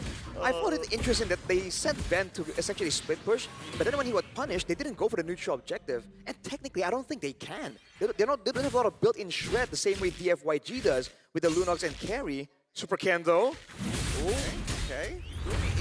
He will be able to use his punctures to get out of the awkward situation that he was put in, but I think Evil at this point also understand that fighting for the Lord contested is going to be pretty hard. We might as well just keep feeding off of you as E1 gets caught again. Able to get the brilliance in time. Total Ball only connects onto what's low side.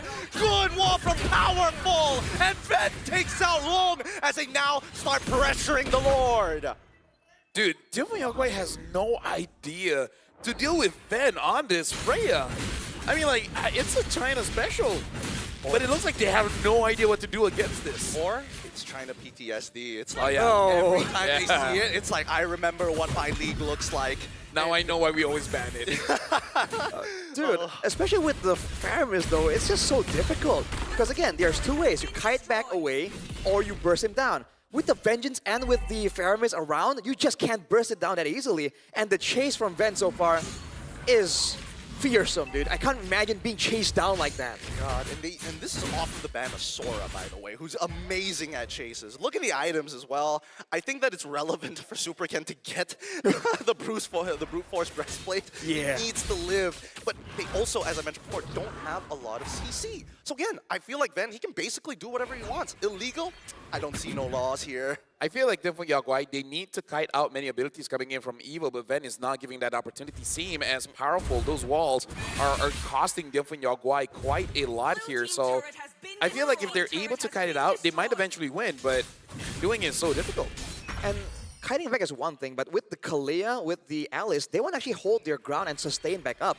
But if Evil can land a few more kills and get more gold, they might be too far ahead for DFYG to even stick around. Whoa, Ven engaging pretty early to get the Brilliance out, and now they've even caught it with the help of the Mighty Swing. Well, now we see Gear having to flicker away from the Tsunami Slime as Vel is trying to tank as much as possible. He needs to clear that wave. Finally, the inhibitor will eventually start to collapse with the help of Aether, and they back off. 0 casualties. Once again, the clean technical play of Singapore.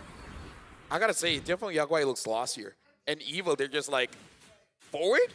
Forward. Like, they don't even have to really think about it. Ven just jumps in whenever he sees the opportunity. And Sayla is basically making a bad play look very good. I think they gotta not put E1 so... Like, just be careful of Powerful. That's the only guy. And Gear, honestly. I mean, Gear, but at least you can, like, see Gear. Oh!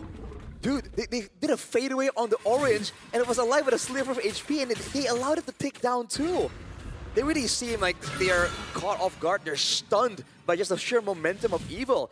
Evil basically drafted a good teammate composition and said, all the way, right? No breaks on this train, and they're living up to it.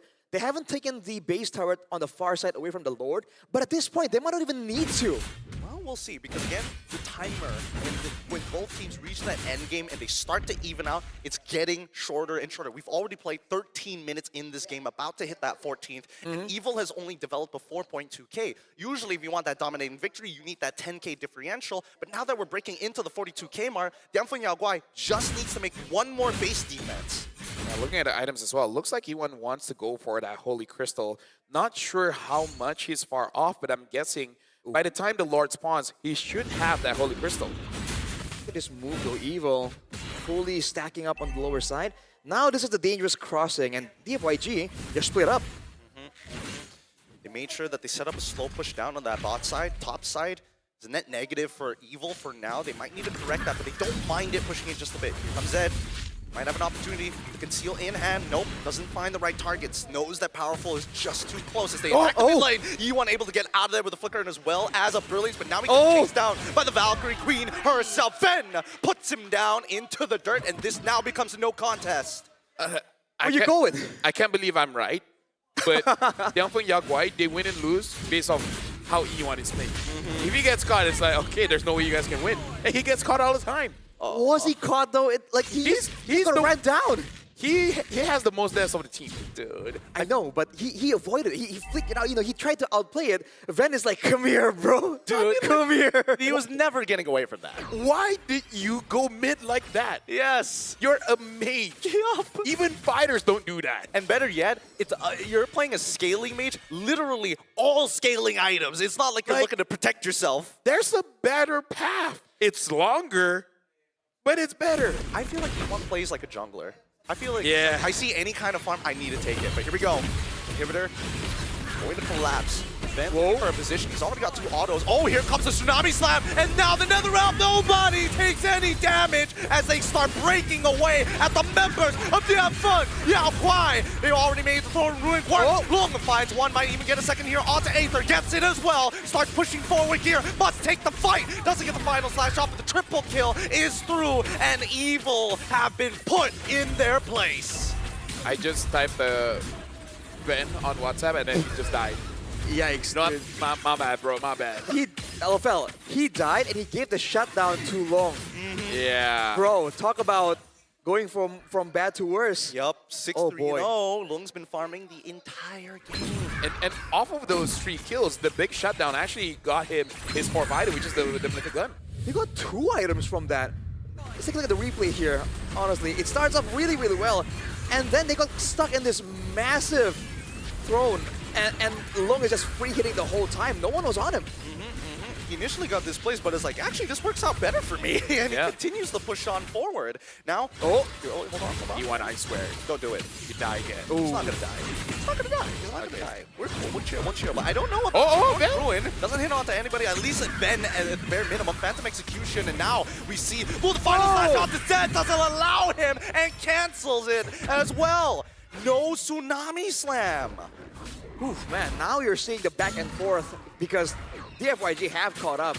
With that sequence of events, Long has the Malefic Gun, but also the Wind of Nature. Whereas before the base defense, I believe he was standing on 3.5 items. So he got a huge boost. Right now, it's Evil. Evil are the ones who have to really think about who they want to send out to really zone out Long. Because before, they couldn't really burst down Ven, but now with 6 items, it's a real possibility. You saw Ven's HP bar just get chunked down. And now the problem is, Ven has been doing a good job to shut down E1, but the moment you go for Long, E1 is all alone, and then he starts becoming a problem. That's the problem when there's multiple threats. Tech charge already through it now. Fallback Reach gets him right into the back line, hoping that the sides curled out. Gear flickers away. He doesn't die, and now the Netherrealm keeps him alive as the Throne of Ruin finally pops onto 2. Will can still free him, but he wants more. He needs to close the distance quickly, but Powerful says no. Walls, and they disengage. Lord, still available. Man, no casualties, but this is the investment that Evil made earlier. They have the far side base tower down, but now this is like late game. All the items are getting completed for DFYG, and they can shred on the Lord really, really fast, so they have that factor going for them. They can sneak this Lord if Evil aren't careful. Yeah, exactly. That's a big problem that I think Evil knows, so they feel like they gotta contest. Here comes Tsunami Slam already through. Oh, man, he's able to get out just in time. Is Powerful, but does find some counterplay. He's going to come back, but he needs to tech charge. He dies before he gets it off. And now Yapfun Yapwai missing their mid laner. E1 missing, and Bell looking to peel Throne of Ruin onto 3 targets. And Gear can only do so much as Zed tries to save. He has to run. 2 down. The overextension complete. And Long, with no more pillars of support, quickly wins up Natures to get Super Ken into the mix, and Gear finally dies. Here's the thing, that was definitely why they hesitated, because they saw Vel there and they're like, do we help him out? Do we not help him out? Because I feel like, oh, he's gonna die, but oh wait, he's surviving much longer than we thought. And because of that, Zed got caught as well. That was a moment of hesitation that Evil just took advantage of. Oh, yeah. Yeah, man. I mean, that might have just cost them the game. This Lord is so important for both teams, and Evil has just gotten it without any contest. The FYG were separated, and when they're not together, this is the quote-unquote weakness of a traditional composition, whereas for Evil, that's exactly what they want. If they can get 5 1v1s, they would take it. Yeah. Really dangerous game here. I mean, the engages coming in for Vel has been good. I see a world where they can actually defend against them. but it comes at a lot of cost, and Evil just need to be unaware of their position. So far, Sayla has just been the big savior with the Netherrealm. Yeah, now Van having the Malefic Roar will deal much damage. Tsunami Slam already countered. Oh my. Get long! One shot by Sayla, the tech charge onto 2, and the final closing fight for Evil as they get their first point here at the Swiss stage. Dude, like, wow. I'm sorry, but Zed, that was unnecessary. You got to deal with the Lord, let someone overextend and then pull them into the base. I don't know, man. Yangfeng Yagwai, their timings are so off, and it's costing them everything. I feel like it's that autopilot mode where you're like, what should I be doing? Not sure. And you kind of run around and you do the wobble in the mid lane, you kind of walk in circles a little bit, and then you realize you needed to be somewhere. Oh, dude, that was crazy. I thought it was going to be a lot more decisive than that. But the fact that Long just got immediately cut down, I don't know if that was unfortunate, if that was commendable from Evil. Whatever the factor was, that completely sealed the deal, man. We were hyping up the late game for so long. Yeah, powerful, able to charge in, and everyone following up after that. We're going to be looking at the hesitation here because seeing the movements of Yangfeng Yagwai, Yuan was caught again. And then we can see Vel jumping in, trying to get that kill onto Ven. And they do not want to back him up at all. But then seeing that he was actually surviving a bit longer, then they decided to go in. But by that time, they just put in a very bad position. Oh, it's the Mountain Shocker. Yeah, it's the Mountain Shocker. Literally, he gets 2-tapped here. He really did. It's so unfortunate for Long because he knew he wanted to dash forward, and I think Aether saw the same vision as well. Yeah, Sven doing a lot of damage, man. Like, after the Malefic Roar, like, selling his boots, I did not thought he would just 2-tap Long. That was... Ooh. Anyways, right now, we are going on to the stage with Brigida as well as Evil for the interview. Thank you so much to our casters, and once again, congratulations to Evil Esports! I could hear your supporters all the way from here. Okay, so congrats, Aether here. Welcome to the stage. And I have a few questions for you guys. So maybe starting here with Aether. So how does it feel now that you actually won against your brother? Because this is M7. This is the World Championships, the biggest MLBB stage of them all. So how does it feel? Of course, I'm happy because I can beat him because in the last match, I think I lose in MDL. When he is in Evo Icon and I'm in RIQ, I lose to him. So now when I win against him, I am happy. All right, so did this have anything to do with how motivated you are heading into this match? Were you a bit more excited to go up against him? Were you excited in this match? Yeah, of course I excited because but I'm not expect to beat him in the 0-1 lah. I hope we can beat in 1-0, so we have more of life like that. Yeah, I mean, it's okay. It's okay. You still have more chances because you still have 2 lives. Okay, basically you still have 2 lives. Okay, now I have a question for you here. Okay. Okay, so it's been a while. It took you more than 4 years to make an M series comeback. And now that you're finally back here again on stage playing, how does it feel for you? It feels amazing because the stage is so cool. Then I want to cherish every moment here. All right, so is there a bit of a leadership role going on now that you're back? Leadership role? Yeah. I think we'll leave that to Powerful. Okay, okay. Last question, maybe for Aether here. Okay, so I know I've been asking you about your brother, but this is the last. Do you have any message for him after this match? Pakai Indo boleh? Message to your brother. Yeah, use Indonesian language kan? Oh, sure, yeah. Tetap semangat, meskipun 0-2 pasti nanti sebelum maksudnya kalau belum 0-3 masih ada harapan lah buat balik jadi 3-2 atau dan lain-lain. Tetap semangat. All right, maybe one last for Gear. Any message to the fans? Thank you for supporting us. We'll try to do our best in the future matches.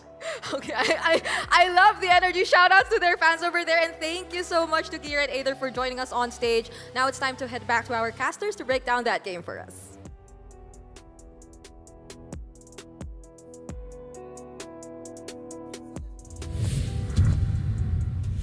Thank you very much, Brigida. And yes, Aether is right. As long as it's not 0-3, there's still opportunities, right? But again, facts.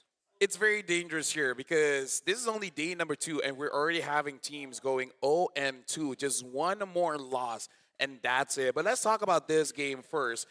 The fairness, I would say every single hero from Evil kind of feels like they have their own individual jobs, right? Ben makes sure that the Yuan doesn't do anything. Seela makes sure no one dies. Aether was there. And then Gear makes sure that Super Ken could not do much. I think that this is one of the few exciting metas that I watch, and I'm like, every hero doesn't feel like they're out of place, right? The laning phases, I think that all the teams, and especially even for Seela, because there's a pretty good argument that Seela could have just straight up just lost the mid lane, right? It's a 2v2 sort of lane, and you've got a Kalia on the opposite side, and your farmers, right? Your cooldowns may be shorter, but there's outplay potential in the lane itself. And I think the beautiful thing about it was the fact that Seela, even from last year and the year before, he's really patient. He's really patient utilizing that Nether Realm, right? Maybe not on the very last 2 fights, but other than that, on point. Yeah, and honestly, we gotta talk about the build as well. He went for more damage because I believe his glowing one was 4th item, and that really helped him out a lot because you don't let them heal by just killing them faster. I think it might be a bit earlier than that actually, but it wasn't first item, that's for sure. He went for Lightning Truncheon to start things off, get more wave clear, get more teamfight presence. And in the mid game, Powerful and Seela both had like a healing reduction. Dominance Ice was completed as well. And considering the fact that the FYG can't stand their ground and they're forced to move backwards, they did not get any value off that sustained game plan they were having. Yeah, I think the sustained game plan isn't exactly great, especially if your sustained game plan is coming from Kalia in comparison to how much value you're getting from the Netherrealm on a single button press. And a lot of these fights, you can see that Evil understand this. It's a lot of pushing and pulling, trading resources, and then moving back and doing it again. The problem is, for Genfun Yaguai, I kind of feel like for the fans watching, analyzing the game, every single mistake, they will start with, why are you there? Like, almost every single fight you see Genfun Yaguai is involved in, you're like, why are you there? Why are you there? Why did you start the fight there? Here's the thing, as a roamer, the most dangerous thing a roamer can do is set up a fight for your team to die. Because you think you need to set up a fight, but you're gonna give this, false sense of security where your team thinks that you did something cool and then they have to follow up, but no, you're actually enabling your opponents to go for a wipeout. Let's put it this way. I kicked enough Lancelot and Hayabusa over to Husky playing Farsa. Oh no! That I've learned not all engages are good. You have to pick and choose, yes. I've kicked a Tigreal. No, with the Kalia, I pulled the Tigreal to my knee. He did. And the Tigreal's name was El Crowd Control. Crowd Control. Just trust me, as a roamer, it's your most dangerous aspect of your kit where you think you did something cool, but you just killed your team. Yep. It was a good time during the SBS, but I totally agree, right? Because not all engages are good. However, this particular engage right before the Lord actually comes in, I don't know about you, Rashi, there's a semblance of an idea here. Because I feel like the only person who can actually take on that Lord is going to be Lung, and he has to commit his ult to doing that. You can't use his ult twice when the Lord is already pushing in with the team backing it up, so you got to choose one or the other, right? Right. For sure. I think DFYG as well, you saw that the moments that they do well is when they do the push and pull really well. But there were times where you've seen Powerful use the tech charge, you've seen Ven use the Vengeance, you've seen resources expanded, and they were hesitant. It's almost like they weren't really keeping track of the skills, the cooldowns that well, right? That's why there were some moments where Vel was in there, and then you see Long and Supercan like, yo, are they gonna catch me? Like, but they already use the catch tool, so you do question whether there's a bit of a language barrier even, like there's any lack of communication. I think priorities of fears, right? I think for Lung, he was very worried about gear because from minute one all the way into the mid game, he's looking at gear. When is that final slash going to push me out of position? When am I going to get tech charged by Powerful or comboed one into the other? I gotta say, Yuan has to step up, man. Yeah. Because that too. In M7, we have so many like top tier mid laners. We got the Sans, the Stormies, Sanji, the PH Sanji, right? PH Sanji, yeah. Because I gotta clarify. Yeah. Yeah, it's gonna be tough if you play like that, because trust me, if your mid laner is not doing well, no one is gonna be doing well. But you guys can do well, because you know in Mobile Legends, every play starts the same way with the small moves that matter. The early rotation, the upgrade path you map out, even the skins that you use. Because actually, trust me, after years of playing this game, skin actually does matter. Yeah, for sure. Right, for sure. Those little choices set everything in motion, and when those moments hit, you want nothing to slow you down. That's why your unlocks, your upgrades, and every step in between stay fast and secure, keeping your game in rhythm and giving you smooth access to everything that you need, both in-game and beyond. All brought to you by the official payment partner of the M7 World Championship. It's Visa. Be the champion you want to be.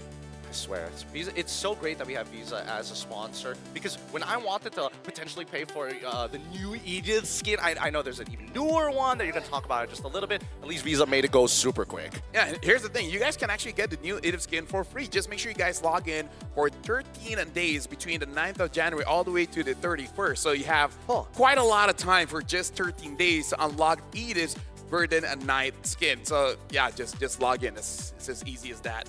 Don't miss out. Again, I get so many messages of people just being like, when's skin gonna come back? Could you give me that particular skin? Could you give me an M series skin? Oh, and I'm like, no, sir, stop. It's already passed. You had 31 days. Yeah, and after that game, definitely Yaguai now being at 0-2. It's unfortunate because Guangzhou Gaming did not make it out of wildcard, so now there's only one team from China. They got to lock in. But after this, there will be one more best of one. It will be between Team Falcons going up against Team Liquid. So that's going to be an interesting one. We'll see you guys right after this.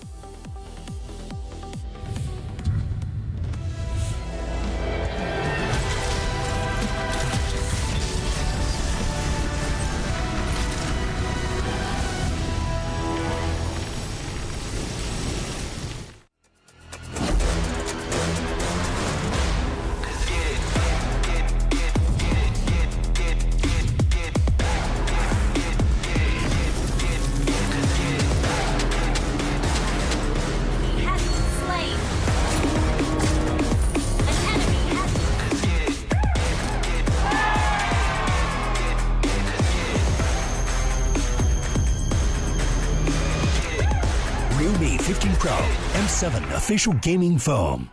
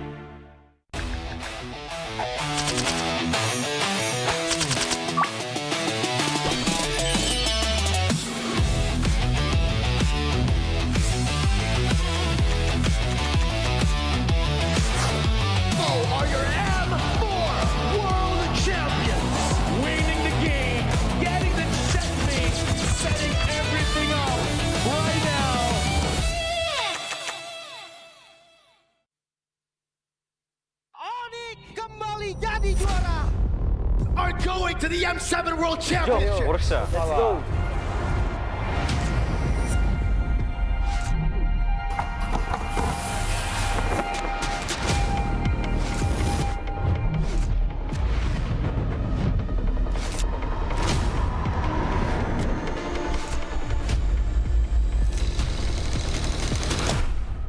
Futbol uğraşıyordum, futbolcu olmak istiyordum.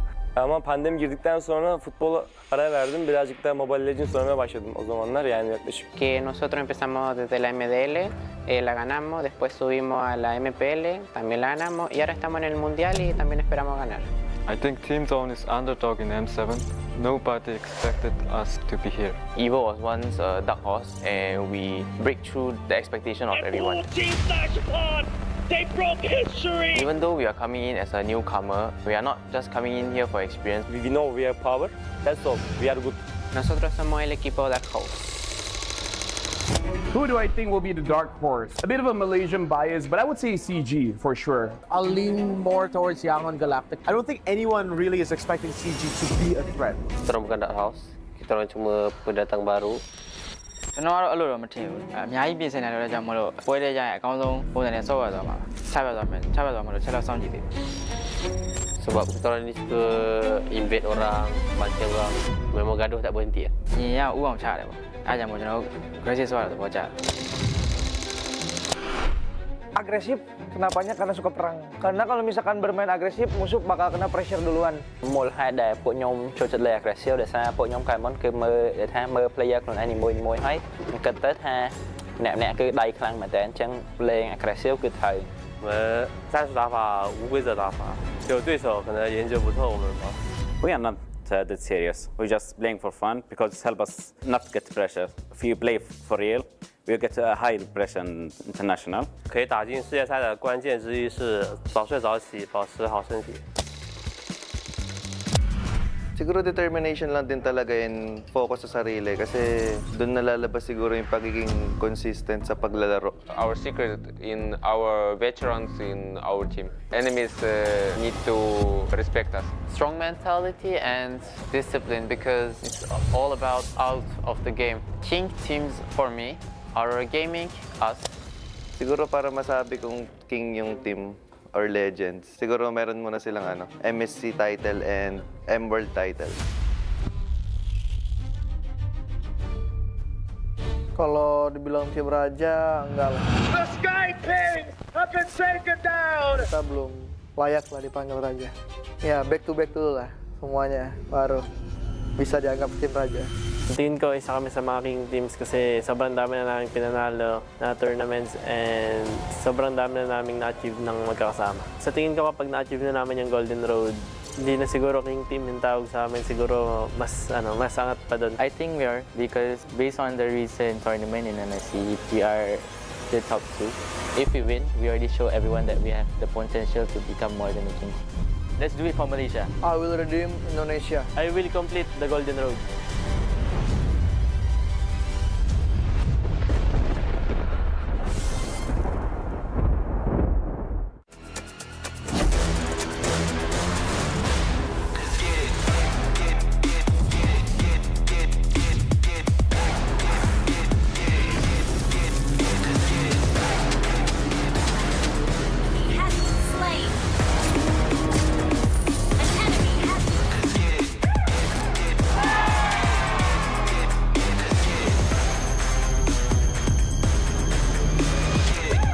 Realme 15 Pro M7 official gaming foam.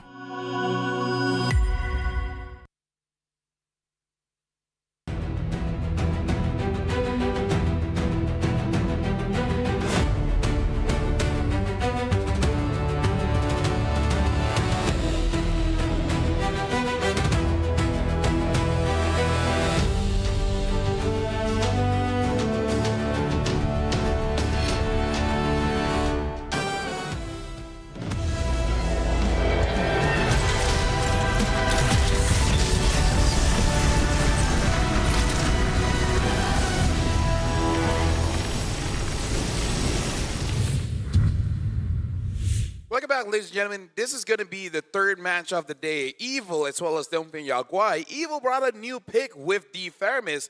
Looks pretty good, but we're going to see whether it will be more viable as the upcoming matches will come up. Welcome back. My name is Safel. Alongside me is Gideon as well as Arashi. The next match, Falcons going up against Team Liquid.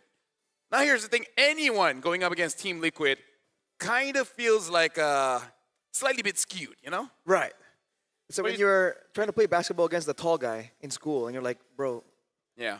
What are you trying to say? Are you trying to say that this is inevitable? I mean, like, if we're talking with basketball terms, meeting against Team Liquid, it kind of feels like your eyes is at their belt buckle.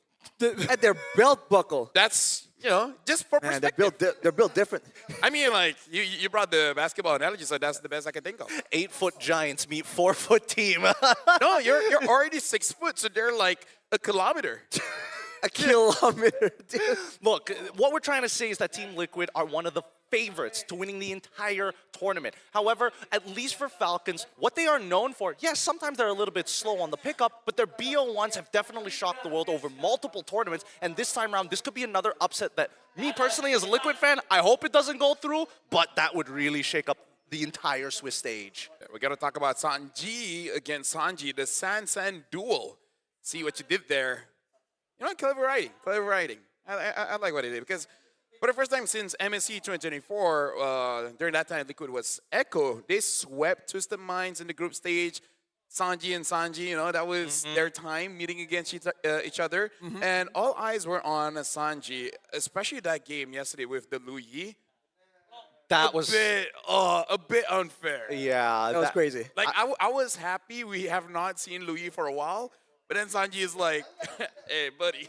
You must have forgot. It's true, because it feels like, in a macro sense, a lot of mages are like, oh, they're simple, they do the damage, they scale, they do great things. But then Loyi takes that a step further, where it's like, oh yeah, I have simple abilities, a conditional crowd control if certain conditions are met, but most importantly, I can accelerate or slow down the entire game with the rest of my team. Yeah, man, like tempo and momentum is it's an underrated tool that a lot of teams right now are really trying to use, but when you understand the intricacies on how you want to set up for objectives faster, use it for rotations, use it for flanks, that Lo Yi is just different, man. We got to talk about Falcons as well. Bringing back Fredrin Matilda. Now, that was quite a treat as well, because they basically just overpower their opponents, especially when it comes to the early game. And then at late game, it kind of looks like it's very hard to deal with. But now, I don't think this will be too hard for the majority of MLBB fans to pick. Unless they're dyslexic. Unless they're dyslexic. How dyslexic? They're the same name. They're like, well, there's an extra eye. Yeah, there's an extra eye. There's an extra eye. Every bit matters, man. It would be so funny, Prod purposely switched it over. It's like, you thought you didn't know about the extra eye. You remember which one has the extra eye? No pictures, just the name. Only real fans would answer this question. I mean, like, Sanji from Falcons is an amazing player, but Sanji from Liquid has built a repetition for himself. Like, everyone from the Philippines is strong, yes, but individually, Sanji, as a mid laner, has made it so that meta be damned. If he feels like he wants to use this pick, he will make it work, and he will let you feel like you're late to the meta. Right? You feel like he figured it out when everyone else is clueless, but then eventually you're like, actually no, it's just him. Right? It's not something that everyone can do. It's just him. Yep. It's unique to the player, and I think the scary part about that is even when mid lane Sanji is playing his per usual mid laners, you can kind of see that it kind of conforms to the role designated to him. But that Loyi gives him that level of expression that I don't think any other mage, other than maybe Selena to a certain degree, has enabled him to do. And to be fair, the Lo Yi has a very stacked kit, right? Damage, crowd control, sustain with the shielding. So it's if you don't really know the intricacies, it gets confusing because there's so many things you can try and use, right? But if you know the details, that's where you can pick and choose and select.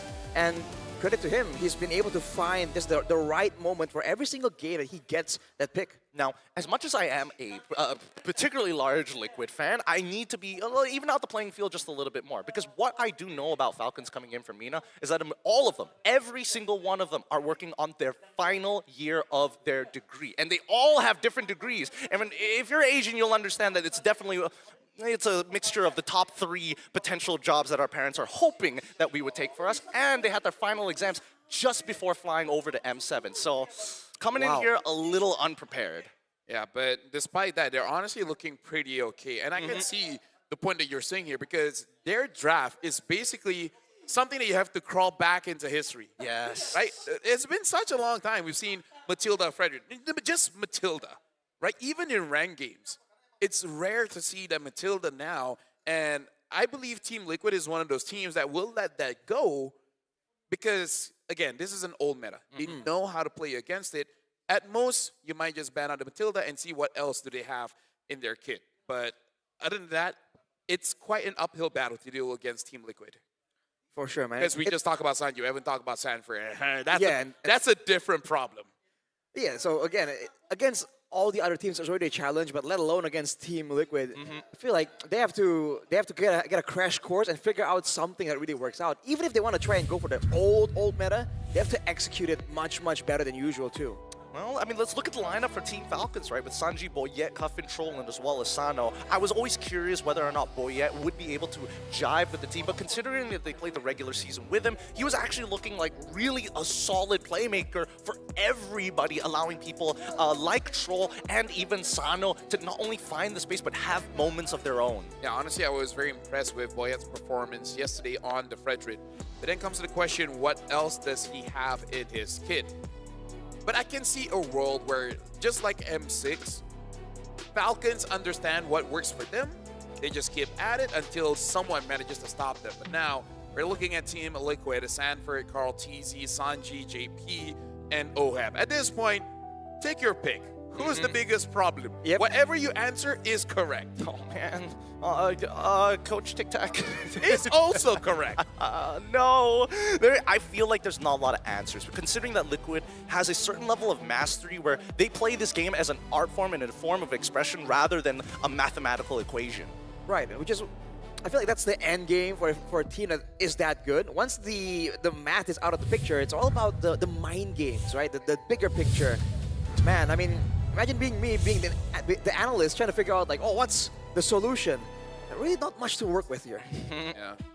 Again, it's not something you can blame Falcons as well. Yep. Every single team all around the world has tried. No one has really succeeded just yet, at least when it comes to the big stage, the grand finals. During regular season, you can take games off of Team Liquid. But yeah, when it's the world stage, just saying it's difficult is an understatement. But now we talked to Troll, and he said on a best of one strategies, he says, for me, best of one doesn't really benefit my team or the MENA region in general. In a best of one, cheese strats become far more impactful, making it easier for any team to steal a win. And it's funny to see that they use the good old-fashioned old ways of MLBB, and in a way, that's a cheese right now because no one else is doing it. I mean, you gotta love some cheese, man. I think that's the fun part about seeing all these teams. What can they come up, and what will they inspire from the other teams, right? Yeah. Maybe now we're gonna see some more Matildas. Not always. It won't be like the go-to meta, but on the occasional time it pops up, you're like, hey, Falcons did that, you know? And that's a cool part, you know? There's some props to be given. I personally just like the mindset that Troll has when he gave that quote. He understands the kind of situation his team is in, very self-aware, and knows the potential of what he's fighting ahead of time. Now, all of us here with Talent Predictions leaning into Team Liquid. Wow. The scariest part about this, like Troll mentioned, a single cheese pick, maybe a multiple cheese picks, they could potentially steal a game from one of the tournament favorites. Yeah. So at this point of the game, we really got to pay attention to Falcons draft at this point, because I kind of feel like Team Liquid, whatever they pick up, you can't really argue with until you see the full picture. Well, that's the thing. Do you think that Team Liquid is coming into this? Are they going to play Discipline, or are they like, all right, limit testing? Let's limit test a little. I think they're going to be playing in Discipline because knowing Team Liquid, they will start to limit tests. Actually, no, they're the kind of team like, okay, you know what? it's over, let's just finish it quickly.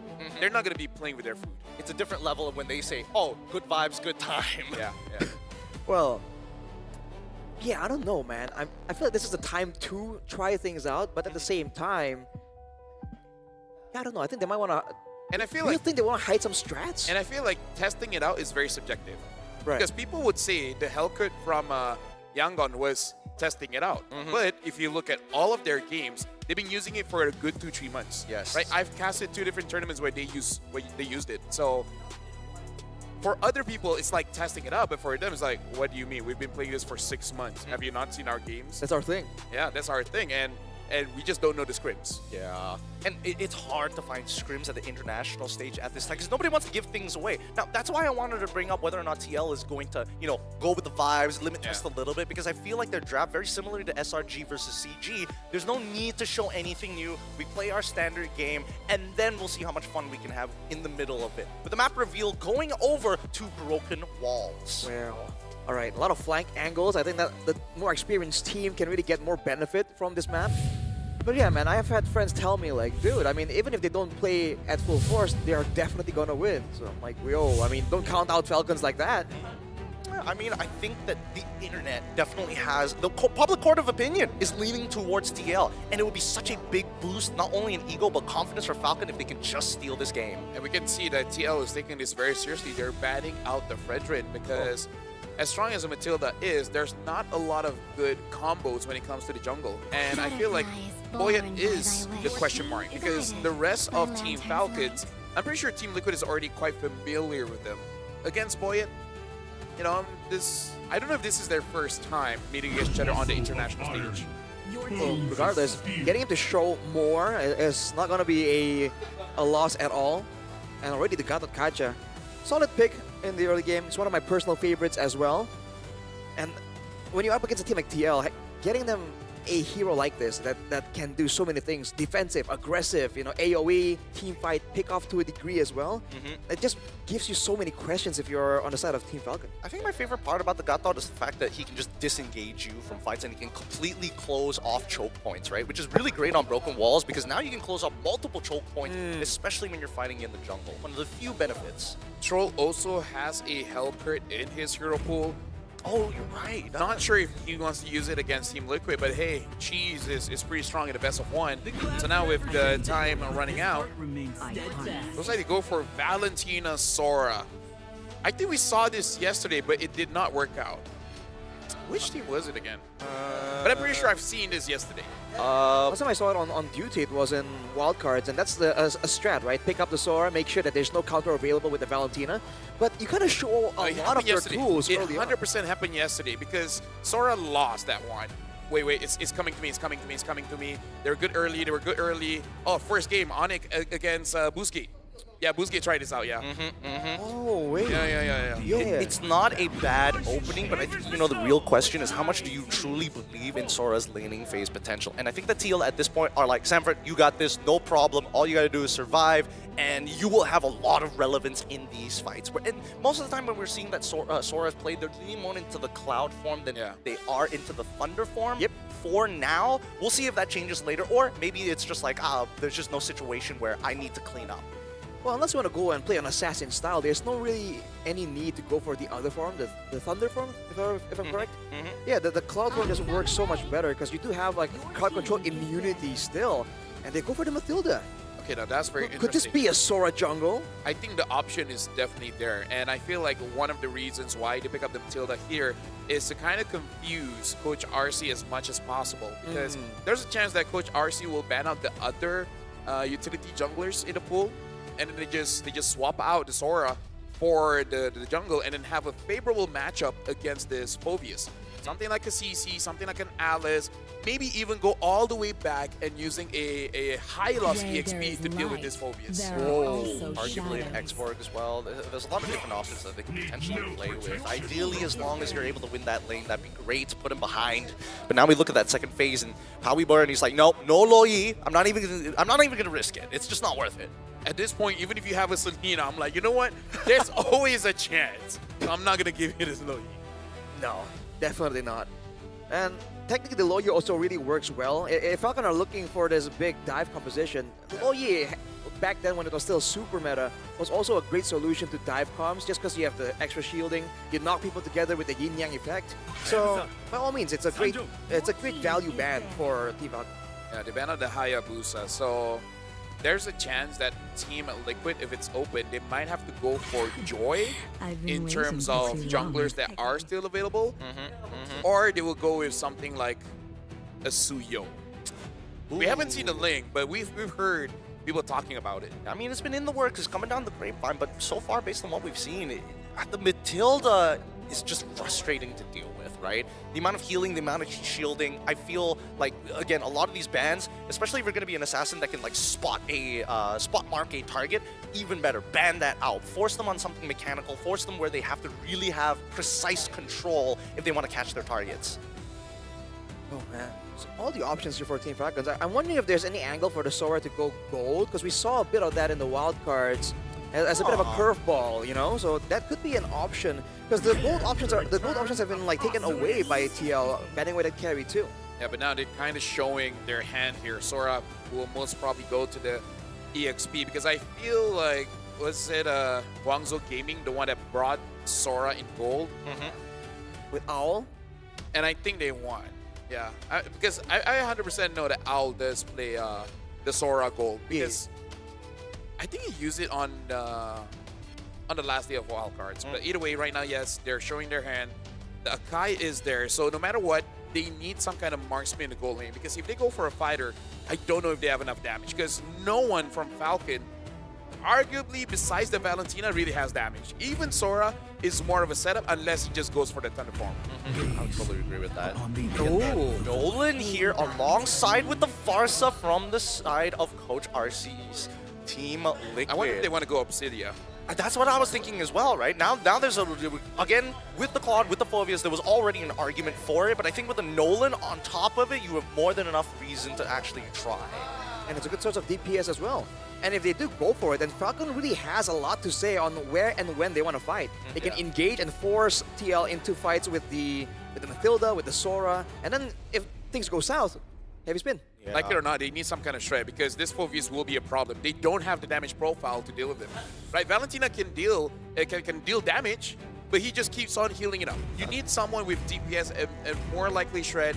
If this hero cannot use a DHS, they're going to have a problem. Oh, yeah. And even if they lock in something like this hero does not use a DHS. It doesn't use a DHS, but if he gets enough of a lead, then maybe it's not so bad. But at the same time, it's a very fine line. They're coin flipping this. Yeah, but the thing is, Granger kind of loses in lane going up against a Claude. So I don't know how they're going to do it, especially considering you're going up against a Farsa. That's a bit of a skill matchup. Well, level 1 is where it's predetermined. We'll see. Rotations are going to sway that lane in one way or the other. The Granger, though, again, a lot more like bursty in a sense. So if Team Falcons want to really get a bit of a lead here, they gotta try and get so many ganks over to that Granger. The reason I kind of don't like it, we already saw a Granger earlier, and we saw the amount of damage that he did, which is not really. And no one else from the team really has damage. Ladies and gentlemen, this is going to be the third game of the day. It's going to be Falcon going up against Team Liquid. This time, this is for the 1-0 bracket. So winning this one gets you one game away from actually qualifying, and the other one pushes you down to the 1-1. Welcome to the land of Dawn here. I just want to see whether Falcons actually has enough damage or not. Let's see. As the minions have already spawned and all the players are heading over to their lanes. The starting side, they're going to be starting on similar sides of the map. Purple start for Carl Teasy on the opposite side, Boyette on his orange buff. The mid lane is where we're going to see a lot of these movements actually come from, right? Because I think that's the thing about Matilda. You're not there to be like, oh, I make the super gank happen, but I am there to pull you out of bad situations or save you from hostage scenarios. I mean, the advantage of going the Obsidia over the Granger is also that extra bit of crowd control. And considering that Team Falcons are very ultimate reliant, I feel like they're going to struggle as well, trying to keep like Oheb or Carl Teasy in the fight and instead of just getting in and out. So we'll see how they deal with that problem later on. Yeah, I don't mind being proven wrong, but I really just want to see it first. Now looking at the emblem setup here, hold on, before that, looks like Gold might be in trouble. Just like that. He just walked up and took it. But he had flicker. Yeah, No. As a roamer, it's faster for you to come back into the game if you just die at that point. That's true. That's true. Anything below 90 seconds, it's not worth it to use your battle spell. Just die. If you're a mid, fine. But if you're a roamer, it's like, getting gold anyways. I only die for like, what, 2 seconds? It's not enough time for the roamer passive to take anyways. Also true. Also true. But even so, that first blood, huge for Sanji to kind of get himself ahead in terms of like item progression compared to Cuffin. And I think that's going to be a really big deal if he gets that Lightning Truncheon first. Well, he might go for a Genius one. Who knows? A gang attempt here in the mid lane. Yeah, I want to try and get Sanji under control. TL Sanji. Because again, the Farsight can roam so efficiently. And right now, at level 4, which team really has the advantage? Because in a continuous fight, I feel like TL might actually do okay. Oh, Sanford already using the flicker, and I feel like with Akai, you're more favored around the turtle. Because hold on, Sanji doing a lot of damage on Sanford. Yeah, they should just go for this kill onto Sanford so far. The Revitalize from JP saves his life. He's buying a little bit of time, doesn't get his passive off. And now JP has to back away. Kaltizi trying to look for a trade, yet survives. Magic Worship, okay, the shield comes just in time. And now, as they make sure, no lethal ignition to worry about. And the taunt, no! It's too late, Boyette takes it! Finds the first turtle and kills Daddy JP alongside it. I was about to say, Falcons made a mistake. They should 100% just go for the turtle, but they still got it. So, hey, not punished. Not punished. And Sanji's walking away with 2-0 in his lane. Oh, wait, hold on. Whoa! Matilda Airlines already coming through. Carl survives, and Oheb making sure that Troll takes the punishment, forces the flicker. Here, Sanji in trouble now as we see that Coffin is able to find it on his own. Yo, that was Falcons. That was hot. We thought there might prove to be a problem in the macro department, in the cheese department, but in pure execution, a Red Tree win, almost a 1v1 outplay. Dude, Falcons are online. They are online, and they're going to keep on going. JP spots out the information. Purple buff once again being taken by Boyette. On the opposite side, though, Kaltizi doesn't seem like he's been able to find, or just a little bit short on that last hit. They're going on JP right now. He should be okay, right? Akai actually does do quite a lot of damage as a utility jungler, but yeah, looking at the items that's been built, having the Molten Essence on the Akai kind of does help out just a little bit when it comes to the early game here, because again, their draft really does not have a lot of damage, but if Cuffin continues to play the way that he's been playing, it looks like there won't be that big of a problem because he does have that Feather S-Strike. I think their mid-trio is walking around really well for the side of Team Falcons. I'm just trying to figure out whether or not Team Falcons is eventually going... Where's the conversion, right? Who are they going to eventually give the golden EXP to? Are they looking towards that Granger side, or might as well double down on Sanji since he already has 2, right? I think in theory it should still be the Granger, and so far they haven't been doing that. Even the gold buff earlier was taken by Boyette. So the gold buff advantage that the Granger usually enjoys, Sano isn't really benefiting from, but he does have the Sky Piercer, and a fight might come through here. They're looking for an opportunity, but Sanford is making sure that he does not get caught. Unsure who got that one, but it looks like Team Liquid, they are thinking of contesting for this one, but you got to be careful. Cuffin does have the boss on its side. Oh man, the heavy spin is also a big worry. Sanji still fighting against Sanford, and Kaltizi actually joins in and shows himself with Matilda on top of him. Swing around. Oh wait, they actually jump double down on towards Sanford's side. They know it's like fighting him through the mud. Kaltizi wins out on the turtle take as Sanford has done his job. Flickers away. Oh no! Gets pulled halfway across the world, and now the heavy spin comes on through to try and keep them underneath the turret. Sanford cancels it out, but it's too late. He's got backup from Sanji. Feathered airstrike stolen by Cuffin to turn things around, and now Troll and Boyette on the run as Cuffin must clean this fight up from JP and Sanji. Troll still playing in a hell of a game, making sure forcing out the AOG. Didn't know that the interaction worked like that, but either way, they still survive. Team Liquid won a lot for that one, because put this into perspective, Kaltizi got the turtle, went all the way down bot, killed Sado, kill goes over to Oheb, and then takes the jungle, both the green one as well as the buff. Team Liquid just like, I mean, like, if you want to fight, sure. Carl's just farming up. He's farming hard. And I think the best part about why Team Liquid is one hold on Feather Ash already coming out to deter him, making sure that Daddy JP is going to be able to get out scot-free. He doesn't have his AOG back up yet. Yeah, and again, the scaling. I just want to see if they have enough damage, because at this point, Carl will eventually become a problem because he's farming up much faster compared to Boyet. And after this, Boyet has to be less stingy about his ult. Oh, wow. Again, huge damage onto him. And Boyet able to take him out with the help of a couple of ticks of the heavy spin and troll. He doesn't mind going down, but he's already got the Flask of Oasis. If he can survive, that'd be great. But Carl TZ puts the banhammer on him. Nothing gets past him. But there's some moves here from Team Falcons to try and throw a curveball, to try and get something. But overall, Team Liquid, even if they don't really have the kill advantage right now, because of how efficiently they're rotating around the map and leaving fights, they don't mind seemingly losing the fight a little bit if it means they get greater benefits afterwards through farms, through rotations. And you can see the advantage 2K.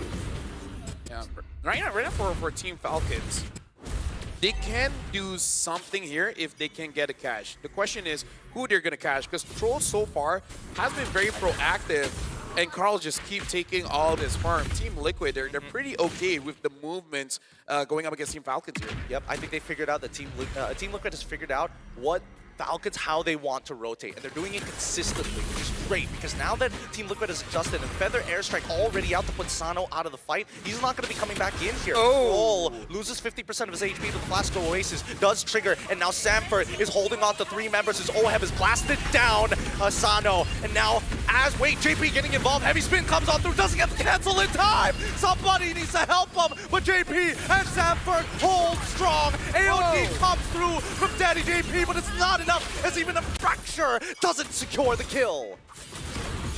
Big back and forth right there. TL with the overwhelming win, but JP, that was a very deep AOG after the fight. Oh, it's easy!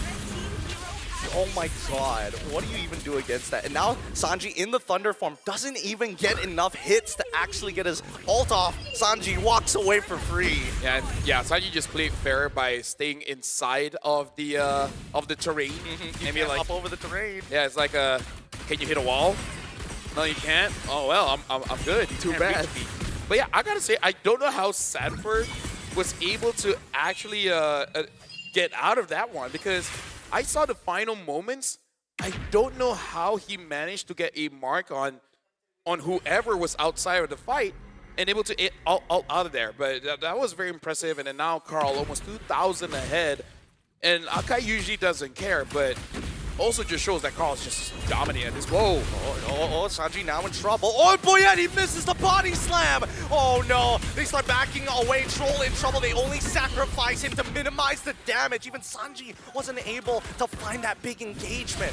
At least for Team Liquid, Sanji, Farsa managing to flicker out just in time before things got dangerous. That was infuriating. You got the catch, and then Sanji just avoided it in a way that you did not expect, and then flies away. It's an ankle break, just plain and simple. They thought he was going to go a different way, and he just, in the split second, decides, you know what? They wouldn't see this one coming, and gets out of the way. Now with the Blood Wings, it's going to be a lot more difficult for Team Falcons to catch him as well. And look at the structural advantage, man. TL have so many ways to rotate. Whoa! Oh, AOG finally coming in between the mid 2 and 3. They go even further as Troll's trying to sustain, making sure that Boyet lives. Unfortunately, with Sano in the back, he is just cutting the front line forward and forward and forward as JP walks back in with the help of Stanford, and they manage to take out Matilda. Oheb comes through with a blazing duet too, and that's just going to be enough to set them back to square one. Again, where's the damage? That's all I'm asking.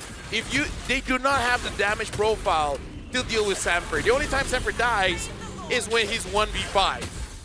Well, they've been trying to skirt around that by jumping on Sanji, jumping on Oheb, and making sure that they have all the time in the world to deal with Sanford. But the thing is, now Sanji is just surviving again and again. Team Falcons has shown their hands so early on. The Matilda-Akai combo, the TL is seeing it coming from a mile away, but look at this! Oh my god, they found another one. A heavy spin right on top of Oheb. He is just taking it all. The blazing duet through it all! Let's the Filipino sniper live through death itself! Unstoppable as an engagement comes in from Sanji's side. He's looking to alter things in the present. Double kill coming in from Sano. Hopefully he doesn't get reset here. They need to find another time to fight. I'm sorry for kicking a dead horse, but that's all the proof I need that they do not have enough damage. You caught the Claude. He just ults and literally stands there doing nothing. He healed up. Yeah, that's how strong the revamped Fire Emblem is, instead of giving Spell Them, it gives the hybrid lifesteal, and Claude just loves that. He loves the buff towards Demon Hunter Sword as well. A lot of heal. Way too much healing. It's so ridiculous. It's so ridiculous. And now they're going for even more. Oheb is playing on a tightrope. Same goes for Carl Teasy. Both of them. Oh my goodness. He knew it was going to come, and he baits it out of Boyette. Oheb, he's going to try one more time. He's trying to get a reaction out of them. Every single time he BMIs out of there. This tightrope act, it's got to play a huge mental strain on Team Falcons. You see that, and now if you're Team Falcons, every single time you see an opportunity, it's in the back of your mind. What if this is a bait? What if they're just waiting for me to waste my resources? And that's the last thing you want to have happen against a team like TL, dude. They will outmaneuver you mentally, and they're still going for a bit of a siege here. Yeah, right now, Team Liquid, they're going to hold on. They're jumping on Sano. I mean, they tried, but Sano manages to flicker out and cut enough distance. Boyette is looking at that mid-tier 1, and Sanford, he's finally down. Team Liquid took a risk, and it did not work out in their favor. Team Falcons bought themselves an extra 4 minutes. The way that Sanford is playing is basically like, I know I'm not going to get MVP, so I'm just going to buy time and you guys get something.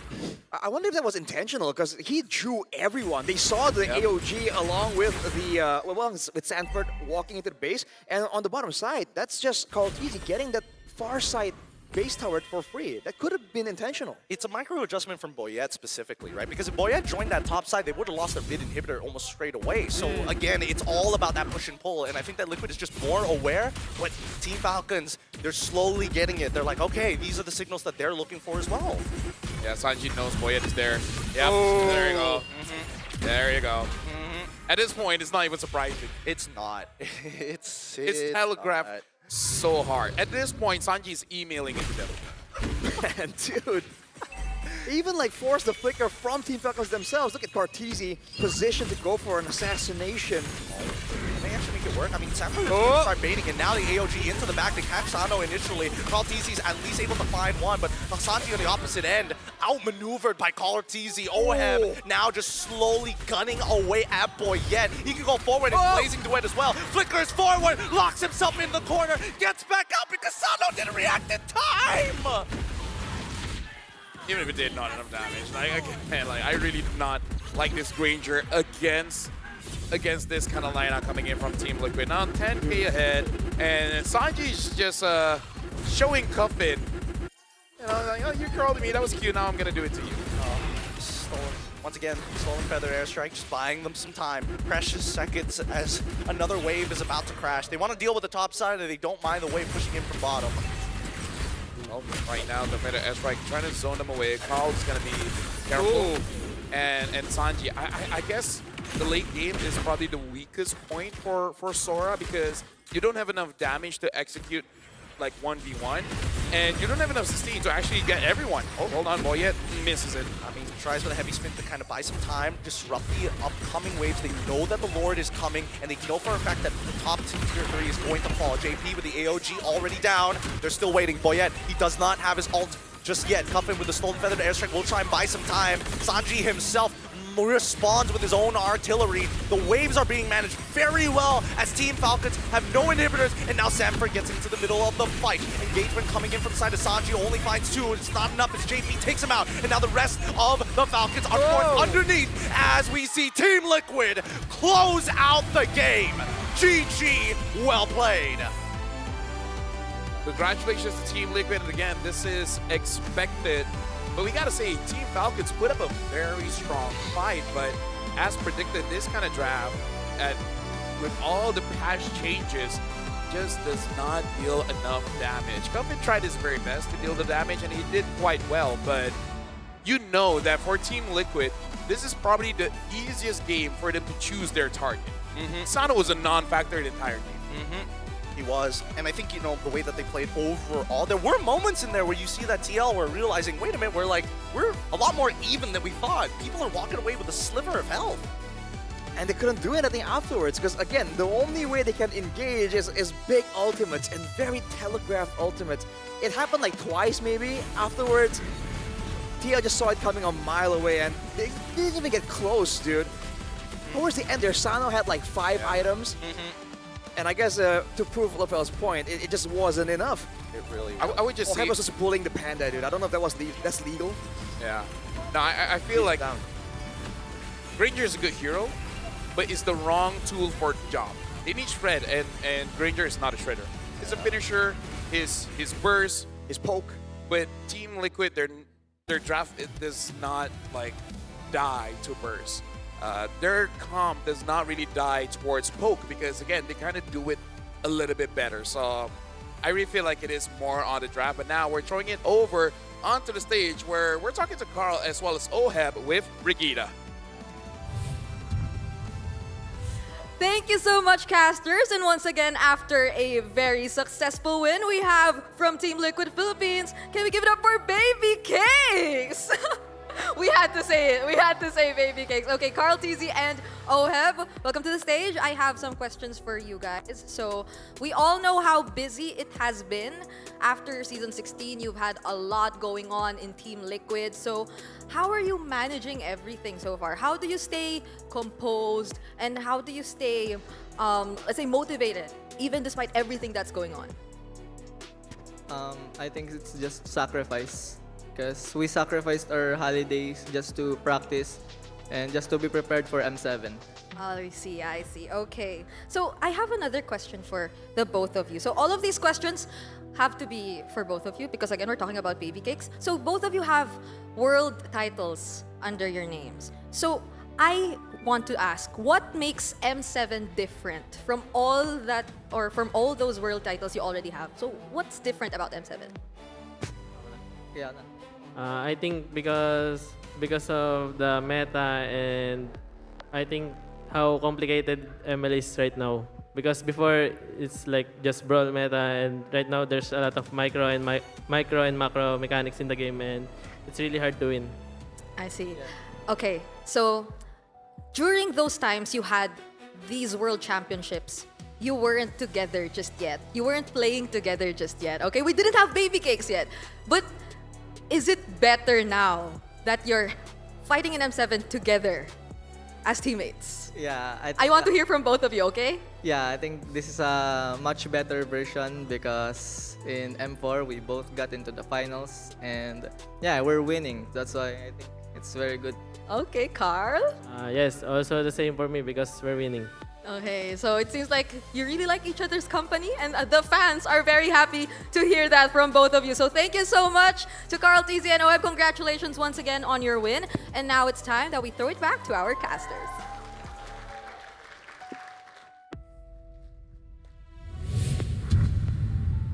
Thank you very much, Brigida, and it's nice to see their perspective saying that now it's not really super brawly. Now you actually have to introduce a bit of macro into the game. And they say it makes it hard to win. Sure.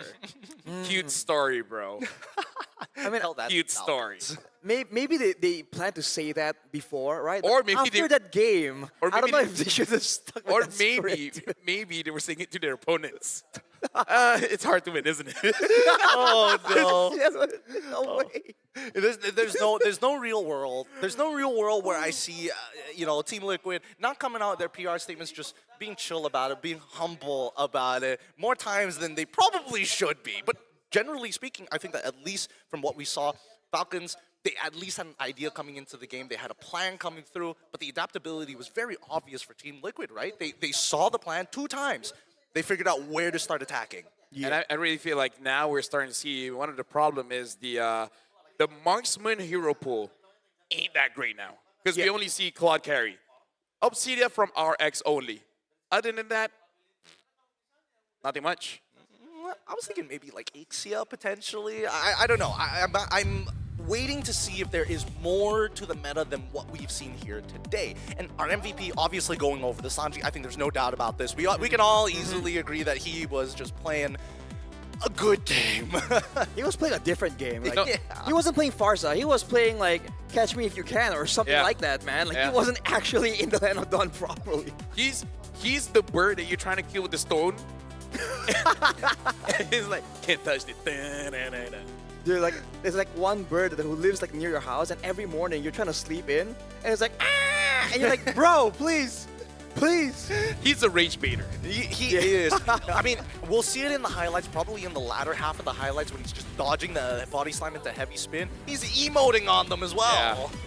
Even in the early game, there were some moments here where it seemed like Falcon had something going on. So credit to them, right? They had a plan, like you mentioned. It just, and we, to their credit, also agreed that the draft was somewhat okay. It was just the gold lane that we really disagree with. Overall, it's quite impressive. I agree that it's extremely At least Coffee can say impressive. like he kind of won that 1v1. Kind of. He did. He did kind of win that one. Look at this. Ooh. But I think the biggest difference between Falcons alongside with TL is that TL, yes, there are a lot of decisions. No. And they just stood in it. Yeah, they all stood in it. Wait, I didn't see the last two people walk into it. He healed up the full. Oh my No. Look, it happens to the best of us. We all make mistakes. And I think for the Falcons, this is something that they're definitely going to learn from. But at the very you know what? least... I'm going to be more upset if you look at the items and they have no life bane at all, no anti-heal. No, they definitely got it. I think they got it. There's a Sea Halberd on Sano. Yeah. That I remember. Okay. But everyone else, I'm not so sure. And that makes squad even more scary. Even if you cut that by half and it's that much. You got to put it into perspective. That was half of what he's supposed to do. And it's still that much. That was like at 4 items, I think. He had a Windtalker by that point, if I'm not mistaken. Yes. Yeah, or? But still, like, yo, what is that healing, my guy? It is crazy. I think that Team Liquid, again, happy with the win, of course, and they want to qualify as soon as possible so they don't have to reveal what else they have in the playbook, right? 15-9, the final score. 15 minutes, unironically, the fastest game we've had in our session here today. Could be faster. We'll see later on. Oh boy. So I guess in this meta where like the fighters are somewhat there in the meta, the Claude becomes this weird hybrid because you have abilities, you have AoE, you have some mobility tools, and you can sustain like that, you know? I think Gideon, you were the one highlighting how, like, you know, depending on the emblem combinations, this Claude just operates differently. It's more tankier than usual. Or was it LaFell, the revamped fighter emblems. Now it's going over to... It's a Malaysian. Yeah, it was. You're the same guy. Yeah. Because right now, most of the gold laners, well, I say most, three just carry a Claude. They're using the fighter emblem because that change really opens up to a lot. Because I feel like Moonton wanted that direction to be basic attack fighters. But then Marksman's like, we're basic attack. If you look at it differently, we're kind of fighters. We're kind of fighters. So we can use it too. We're kind of forced to be fighters. Yeah. Everyone's all up close and personal. There's no range here. Yeah. No. And the thing is, yeah, I kind of feel like maybe if Boyette had a dominance ice as well, maybe they could have gotten it. I don't know. That's a what-if scenario. It really is a what-if scenario, and I don't think it would have helped him too much at the end of the day, because really it's like for, at most, 2 guys. Yeah. And one of those 2 guys, it really doesn't matter. Yeah. So it's a tough game. I really feel like after that moment, that's where like both teams like understood. Like for TL, it's like, oh, we got this. And then for Falcon, it's like, oh no. You know? Because at that point, if you're playing Claude, right, and you get jumped on, fully channel heavy spin, and you come up with full HP, dude, the game's over. And you kill them. You don't have to, like, what even is there to do, you know? He's just like, dude. Like, I win by doing nothing. Yeah. He just stood there menacingly, dude. It would have been so funny if he literally put down the phone, whipped out his personal phone, and started sending text messages over, put it back in, pick up the phone, keep playing the game. At that point, it's like, what's the food? Can you just give me water first? Glug, glug, glug. I'm still not dead. Glug, glug, glug. Imagine, like, oh. Heaven, Carl Teasy just swap phones. Swap phones. I mean, there's so many things that could have happened. Oh, dear Lord. What a game. What a game. Well, for you guys at home, if you guys want to win up to $20,000, you guys can download Fairy Games and play MLBB 1v1. It's very simple. You guys just download Fairy Games on App Store or the Google Play Store and play MLBB 1v1. There's no teams, and you will submit your best personal score. You guys can win up to $20,000 and many more prizes. There's mostly electronic appliances like a fridge. A fridge? Yeah. Fridge? A fridge? TV. Wow. I think you can even get air conditioning. You can even travel. My mind immediately went to international adapter, a sound bar, a TV, and a fridge? Yeah. household appliance. Where are these sponsors coming from? How do they have so much to be able to provide such great Hey, products? shout out to Ferry. I'm even wearing their watch. And for you guys, if you guys love free stuff, make sure you guys get the Gato Cacha's electrifying Solo Spark skin because it's free. You guys just have to hit level 45 on the M7 pass, and then there you go. You get it. That's one of the nice things about the M series. There's just so much free skin. You just gotta play the game, and you sometimes you don't even have to play. Just log in. I beg to differ. I think there are too many skins being released at the same time, and I want all of them, but I don't have enough diamonds to buy spin every single one of these. Because we're all working. Yeah. If you're gonna help Gideon, you know, he's right here. He needs your help. Well, speaking of help, I feel like Falcon's actually in a pretty good spot. He just got to figure out 1 or 2 different picks, and then they're all good. After this, it is going to be a Black Sentence going up against Alter Ego. So that's going to be quite a match, especially for the Indonesians here. We're going for a short break, but after this is going to be our final best of 1. See you guys after this.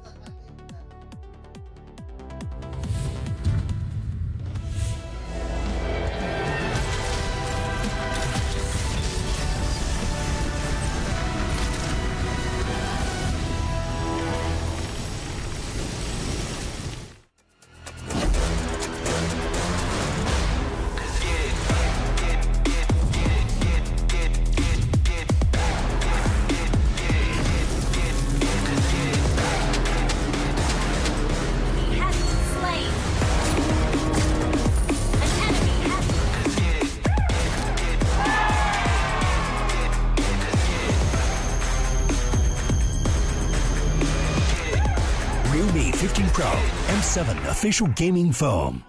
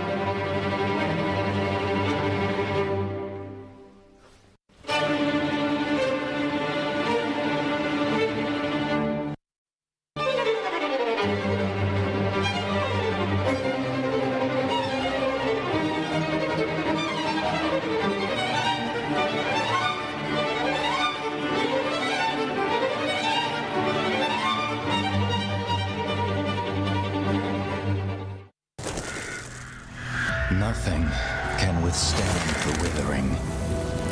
Against the endless erosion, my strength grew weaker by the day.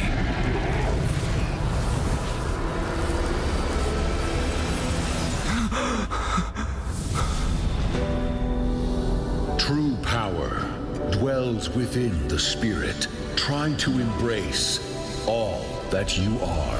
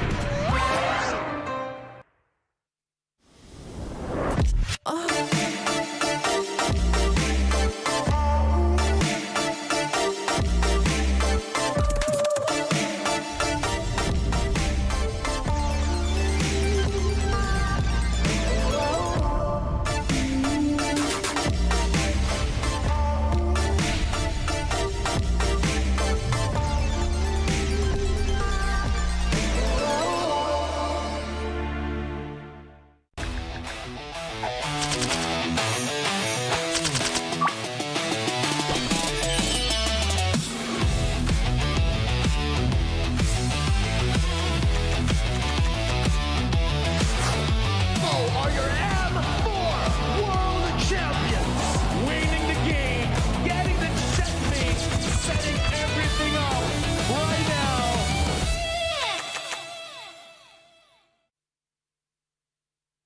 Welcome to the M7 Carnival, legend. You traveled all the way to the Land of Dawn? Don't worry, we'll guide you through all the activities and wonderful experiences we have. Here's everything you can do in the M7 Carnival for ticket prices as low as 20,000 rupiah. First stop is the Stage of Legends, filled with performances, music, cheers, the biggest M7 watch party, and a special performance from Stephanie Poetry on the final day of the carnival. Game recognizes game in the M7 Carnival, as we'll be collaborating with the NBA. And history is made here at the M7 Carnival, the first ever MCGG World Championship. The Go 1 Grand Final will be hosted here at Stadion Maja Jakarta. So come join us and feel the energy. Next stop, the Heroes Playground, to take photos with giant hero statues and meet cosplays of heroes from the Land of Dawn. Come to the Hall of Creators and Pros to meet and greet with top content creators. Teams from MPL ID and Legends are here. Line up, take photos, and even walk away with an autograph. Play games in the rewards arena to win prizes from all of our brand partners. It's at the MPL Market. Booths of your favorite teams, exclusive drops, and surprises from your favorite teams. Take a quick bite at GoPay's Land of Dine. We've partnered up with GoFood for your food and drinks. The magic map has shown us all 6 zones in the M7 Carnival. We're calling you to play, explore, and wander. Don't miss out on exclusive gifts ready for visitors worth over 2.5 billion rupiah, including M7 limited edition swag bags, exclusive merch, in-game chests, and special skins. Are you ready, legend? Get your tickets soon, because we can't wait to meet you at the M7 Carnival.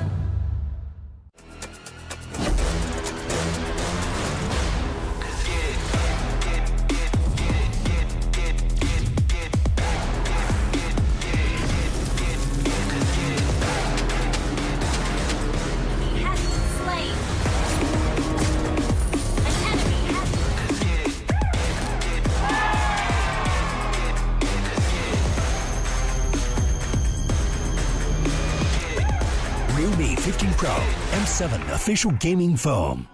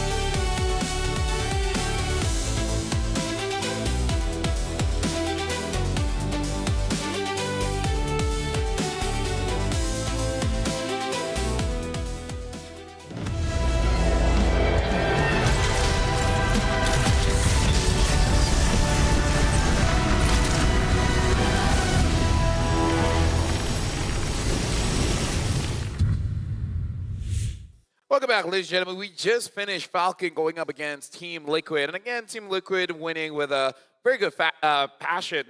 But Falcon also did quite okay, just maybe change one or two things and then they should be fine. But right now, it is a Black Sentence going up against Alter Ego. And that's going to be pretty interesting because I'm pretty sure that a lot of players, you know, professional or casual, they're like, we know they're strong, but how strong are they really? Apparently very strong. Welcome, my name is Afel. Alongside with me is Gideon as well as Arashi. Let's talk about Black Sentence first because, again, people have been hyping up Shin, had an MVP performance, did not die, and I would say the entire team played very well. They did, and I think, you know, the thing about Black Sentence, right, is the question is where's the limit? Where do we finally see them actually hit their initial plateau, especially on an international stage that demands so much out of you? And considering that their day one ended up the way that it did, I think there has to be a couple of adaptations in this short period of time for Black Sentence to actually make it a little bit further in the tournament. What about you, Arashi? Yesterday we see Alter Ego coming up with kind of a funky draft as well. Do you think that they will do the same thing here going up against Black Sentence? I think if they spot a good opportunity, they don't mind doing so. Because Coach Zephyr, he's one of those guys that's like, if I see the logic, even though it looks weird, even though it looks off, I believe it can work, he'll just go for it. And so if you're wondering if Alter Ego will actually push a Black Sentence to the limit, I think they are a great team to try and do so. So Zephyr is the kind of guy that will figure out that cows can make milk. I see. Because everyone keeps asking, how did we figure that out? Who was the first one to be like... He's like, I'm thirsty. I see the vision.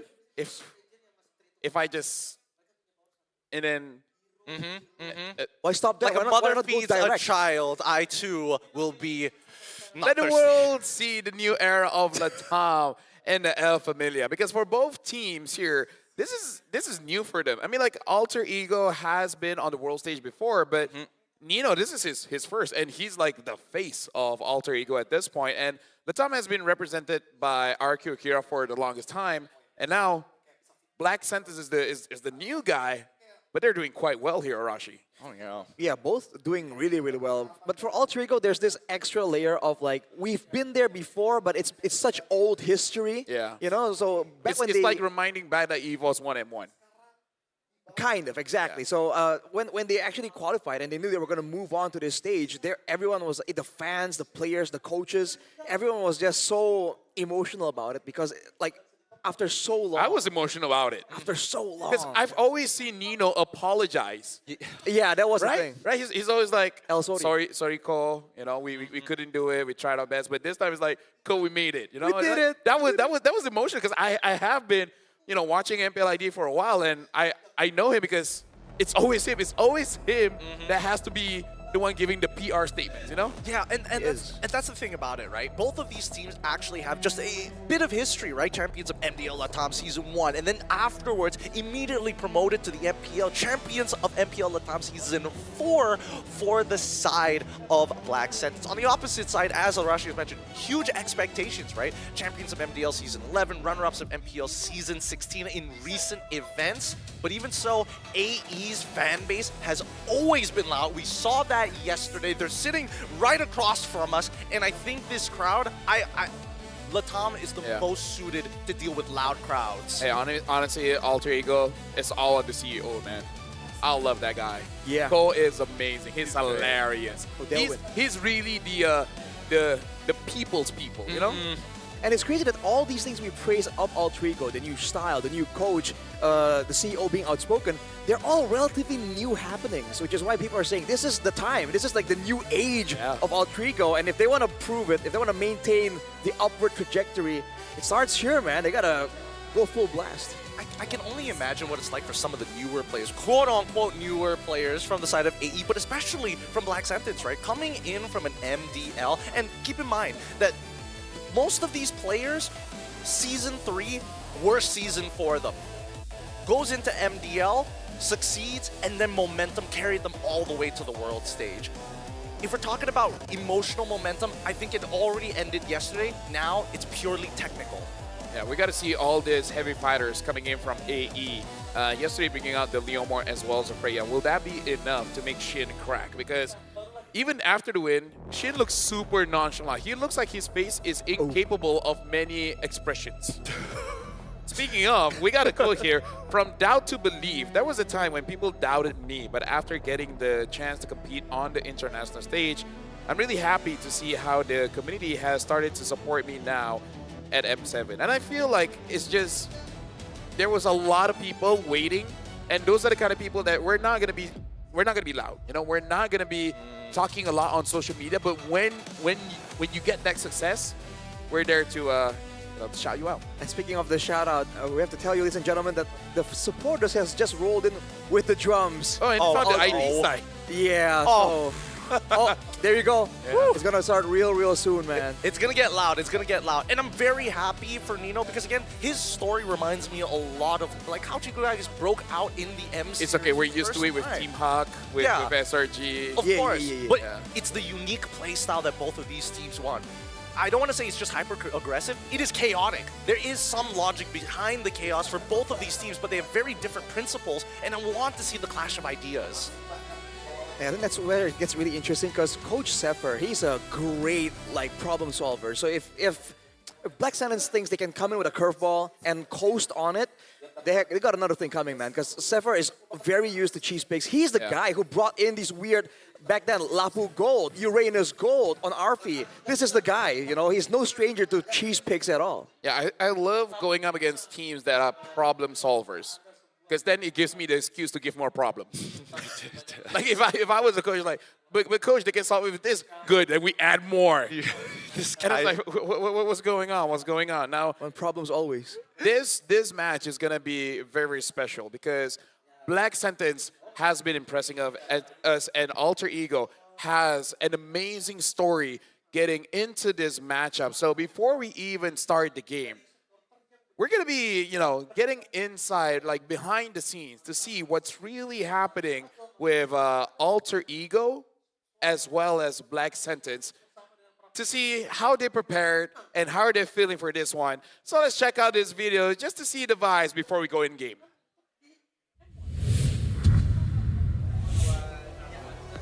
Hello everyone, so today I am with Nino and Yazuke.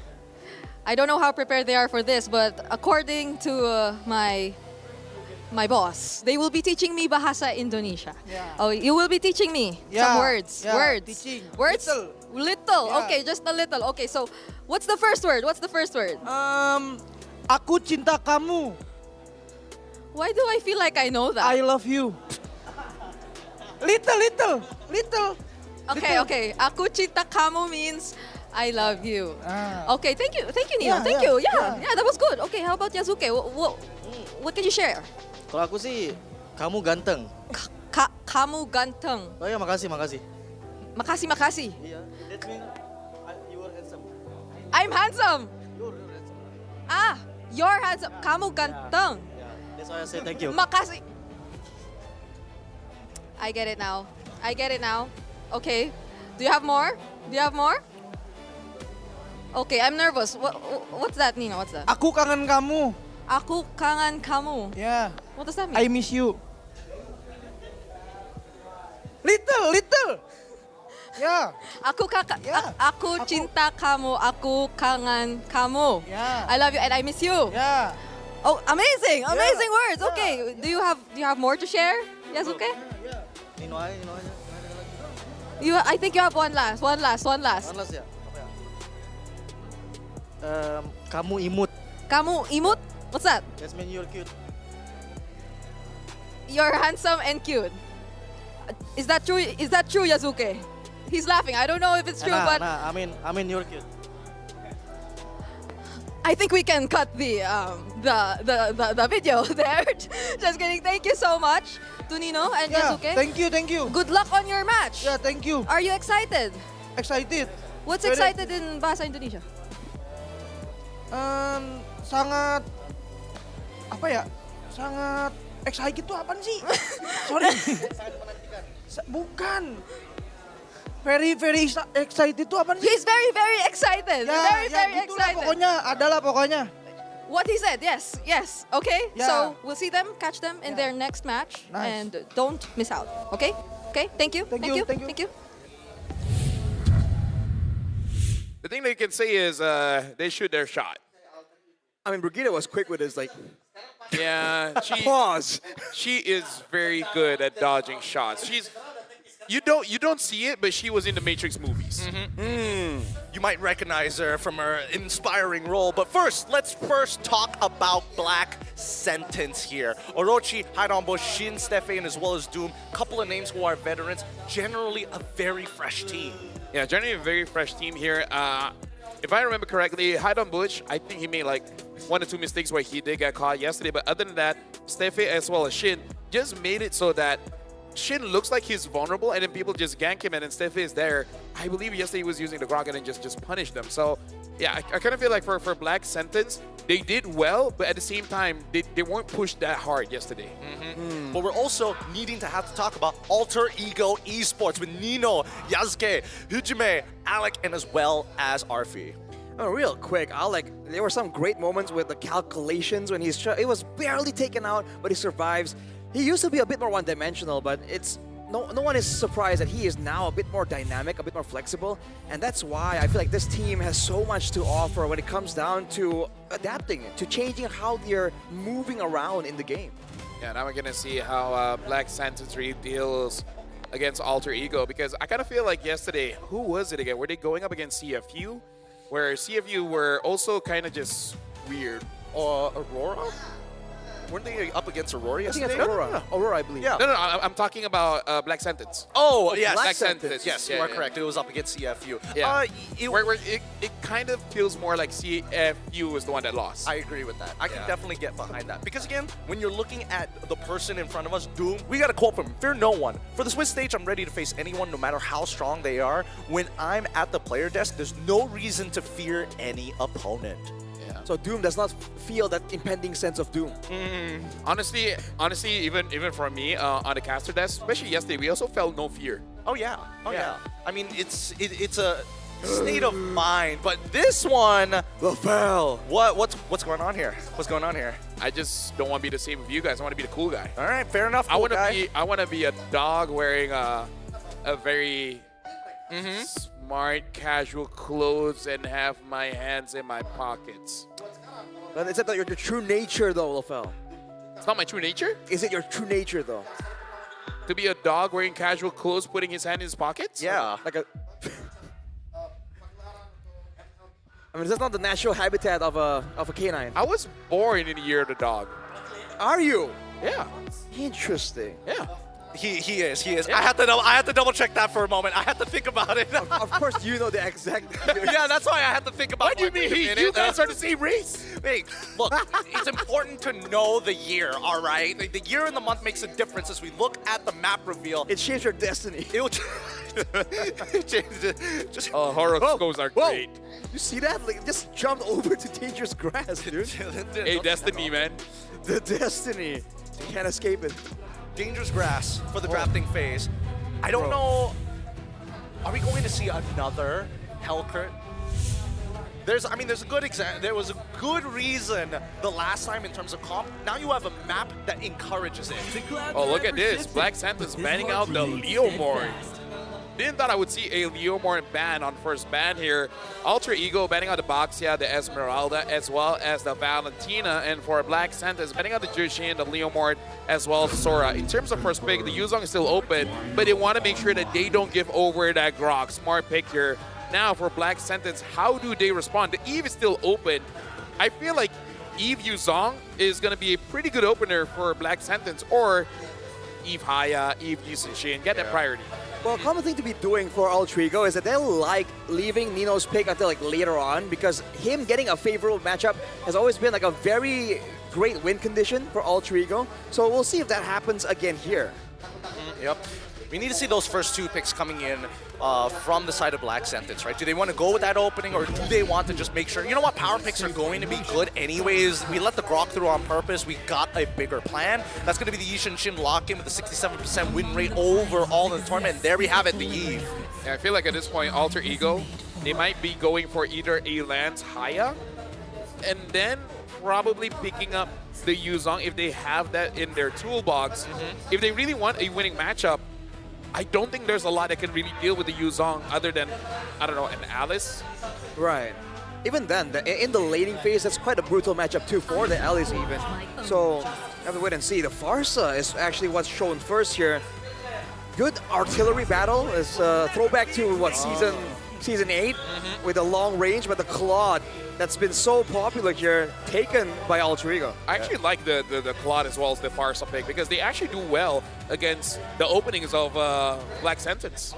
They do extremely well, and I think the best part about this is the fact that it's just like, not only am I like taking away potential counter picks, but at the same time, I've set this up basically perfect for the side of AE. A strong Grok opener, finding a counter pick into the Eve, but at the same time, still having the same level of scalability. Hilda going to be the final pick here in the first phase as we move on into the second ban phase. I'm not really seeing the logic behind the Hilda pick, to be honest.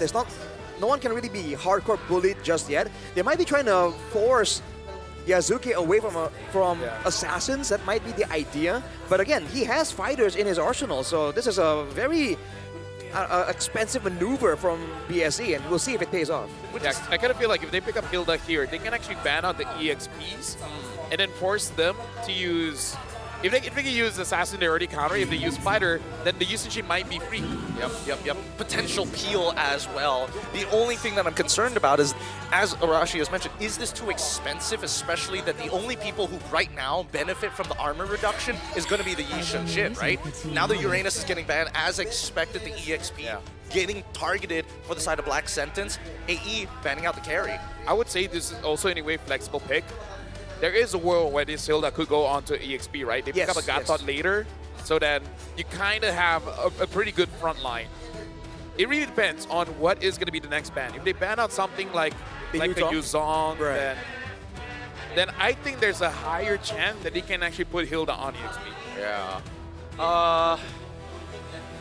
I like the red side first 3. I think the real question is whether or not they even consider like another, like as much as I do like the Gatot, they can even pivot a little bit more into, Kalia, and then maybe depending on what the goal relationship is going to be, go maybe into Beatrix, knowing you're going to have a tough time, but it's still okay, at least there's plenty of setup. Yeah, I feel like for Black Sentence, if they pick up a gold laner here, they can really hide this Hilda where she's going. The only real question is what's up. Like, what's up now? You know, there's no carry, there's no hire. The claw has been taken away. Going up against a Farsa, even something like a 1-1 won't have a good time here. Well, if BSE shows their gold laner, if it doesn't have Shred, then I think it opens up the Phoveus potential for Alter Ego. And Nino is a very well-known Phoveus abuser. If you knowing how Phoveus is like, it feels like walking through the mud. But when Nino plays it, it feels like there's shrapnel in the mud as well. It feels like you can't walk into it without some kind of damage. What about just taking something like a Ruby? Yes. Right. I was waiting for that. The double fighter potential composition from the side of BS. Yeah. Could work, could work. Experience the youth. Whoa, hang on a second. Okay, if Alter Ego picks up something like a Phoveus, it's GG. If they get actually, no, they have an Eve. I think the Eve is actually okay against things like that. The Lapu, bro. Yeah, either or. Like Lapu goes in, Yves, Granger, and Yusenshin all have to just back away. True. Actually, even something like an Alice. That's actually quite a lot of EXPs. Yeah, Alice would work too. Yeah. I think the question is, what do they need the EXP to do? Do I need somebody to disrupt Yves, or do I need somebody who needs the peel? Because considering the engage tools and the potential mobility, they've got range on their side. So let's see how Zephyr communicates with the team, right? He's probably looking at Alec and Orpheus thinking, you know what? We've already kind of secured your position. What would you need to get that space to find those angles? Oh, beautiful. That's what I want to see. Oh, man. That's crazy. The Lapu is already such a big threat, but now with the Fanny as well, there is no solution here.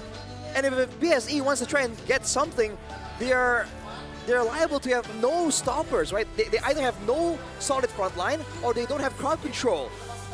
They're in a rock and a hard place right here. Really, really difficult. And not to mention that the mid lane is going to be pretty difficult to contest at level 1. I'm thinking like if I'm in BSE's overall comp, I want to deny the purple buff, but that depends highly on the EXP. And sure, you could trade, but you don't have great wave clear after the 8th minute or at least the 6th minute. Okay, so this Akai Looks like it's going to be Akai Roam here, and the heal that will go on to the EXP. So I would say Alter Ego, they brought out a very Indo draft. Yes, I think that's very accurate of a statement. And for Black Sentence, they saw the aggression and they're like, we need something, we need some peel. I don't know if the Akai is going to be enough though, especially before level 4. A meme here in Indonesia, we say it's a vlogging Akai. You can't do much except just like get info until level 4. Yeah, I mean, like, he can deal okay damage, but I don't know if it's okay to deal like Farsight as well as Grot. They kind of do quite a lot of damage as well, in case you guys haven't been playing for a while. Well, ladies and gentlemen, this is the 4 best of 1. If you guys can hear the crowd, it's pretty clear that Alter Ego are the favorites here. But hey, if Black Sentence is able to win this one out, then hey, shout outs to Latam. Hey man, Latam, they've got the most passionate fans I've ever seen. If we're talking about how loud they could be, Latam is one of those contenders next to Indonesia. Now, let's see how this plays out, right? Because again, the laning phase is so critically important for the side of Black Sentence. And Orochi immediately on that proxy, he knows what he's doing. On the opposite end, I want to see this mid lane, because Stefe and as well as Shin don't exactly have the easiest lane, but for Shin it's a lot easier to start harassing their opponents. I think BSC have a bit of an advantage when it comes to the laning phase, the poking, the clear. But if they get too overzealous there, that's where Yasuke comes in with the Fanny. And this guy's Fanny is really, really good. So make no mistake, this is a dangerous pick to let go. Speaking of dangerous picks, Yasuke managed to at least secure himself a Litho Wanderer, losing a good chunk of his health. But man, the Akai, it does do a good, decent chunk of damage in the early game. Yeah. I just want to see whether Stefe. Nope. Hold on. Oh, did he miss Shin? Oh! Okay, so either Stefe is actually good on that Akai, or it's just a respawn for that Fanny, right?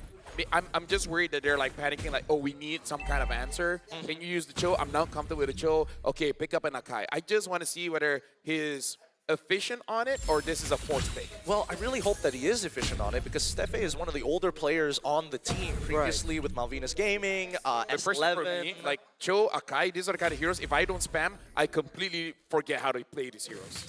Right, there's a lot of mechanics involved there, muscle memory as well, split-second decisions. Right now, level 4 is rolling around, and it seems like Black Sentence are the ones with a bit of an advantage. Orochi! He should have known better. Tries to flicker out of there, and Yasuke, he catches him. Really good coordination between Yasuke and as well as Alec. Great positioning on the wall, making sure that he can really maximize those cables. Yeah, makeshift wall there for more damage. That's a new one we haven't really seen. Usually the walls are meant to block out the Fanny, but the cutthroat timing as well to follow through with the flicker, man, Yasuke is sharp with it. Let's see how sharp they can actually get, because now we're starting to get into the level 4 territories, and that's when things get a little crazy, because now Nino can start to participate in these fights rather than letting Orochi kind of do whatever he wants in lane. Yeah. Right now, honestly, Alter Ego, they're doing a good job getting a lot from a Black Sentence. Everyone has been zoned out. Looks like the Yushin is just going to be farming up. That is the correct call. Just gotta let go. You're not in a good spot to fight. No need. Feathered airstrike already. Tied on Bush is on the run. Yasuke still fights him. And while that happens, Hujime gaps Shin. That's crazy. You see them respect Alter Ego's aggression, but but okay, Yasuke manages to get. He is crispy with it. Look at those U-turns. Almost tied though. Tech charge. Doom will not be able to get that kill. Alter Ego just showing Black Sentence the good old Indonesian aggression. Oh yeah, I love it. Man, you just hear Shinzo Sasageyo whenever he just flies by, man.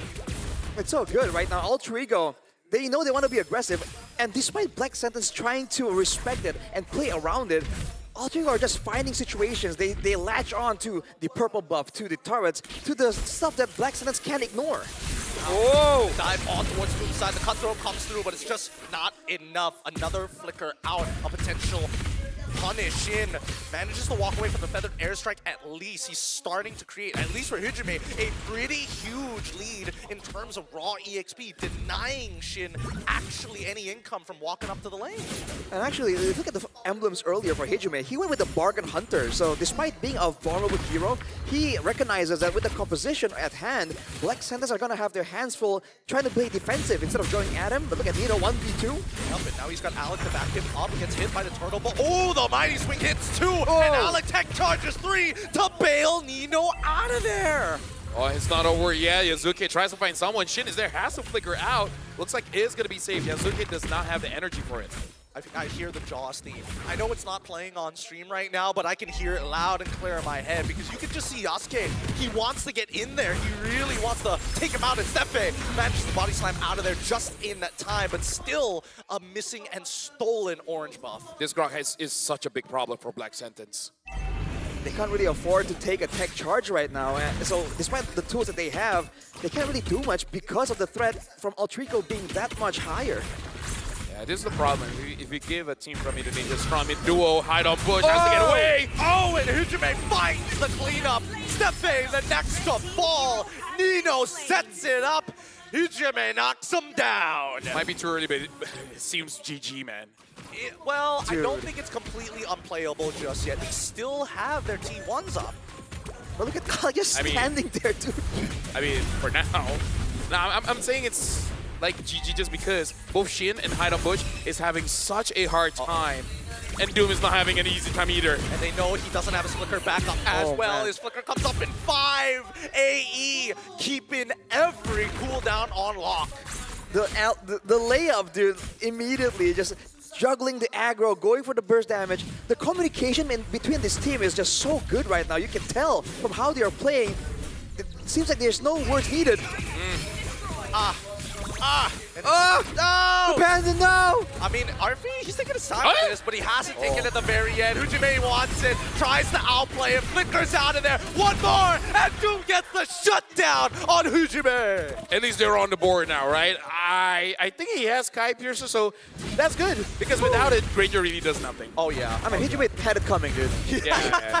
He is so disrespectful. Oh, no. Oh, man! Tech charge, beautiful setup here, as once again, Alter Ego have gotten underneath the skin of Black Sentence, owning their jungle, taking every buff as it spawns. Well, I know who's my MVP. Oh boy, I don't Bush. He's trying his best here, but Alex completely zones him off. Like Laftel mentioned, this Grok is too big of a problem. Actually, first item, the Chastise Baldron as well. Wow. Yeah, probably wants that heal and make sure that Hide on Bush has a very slow attack animation.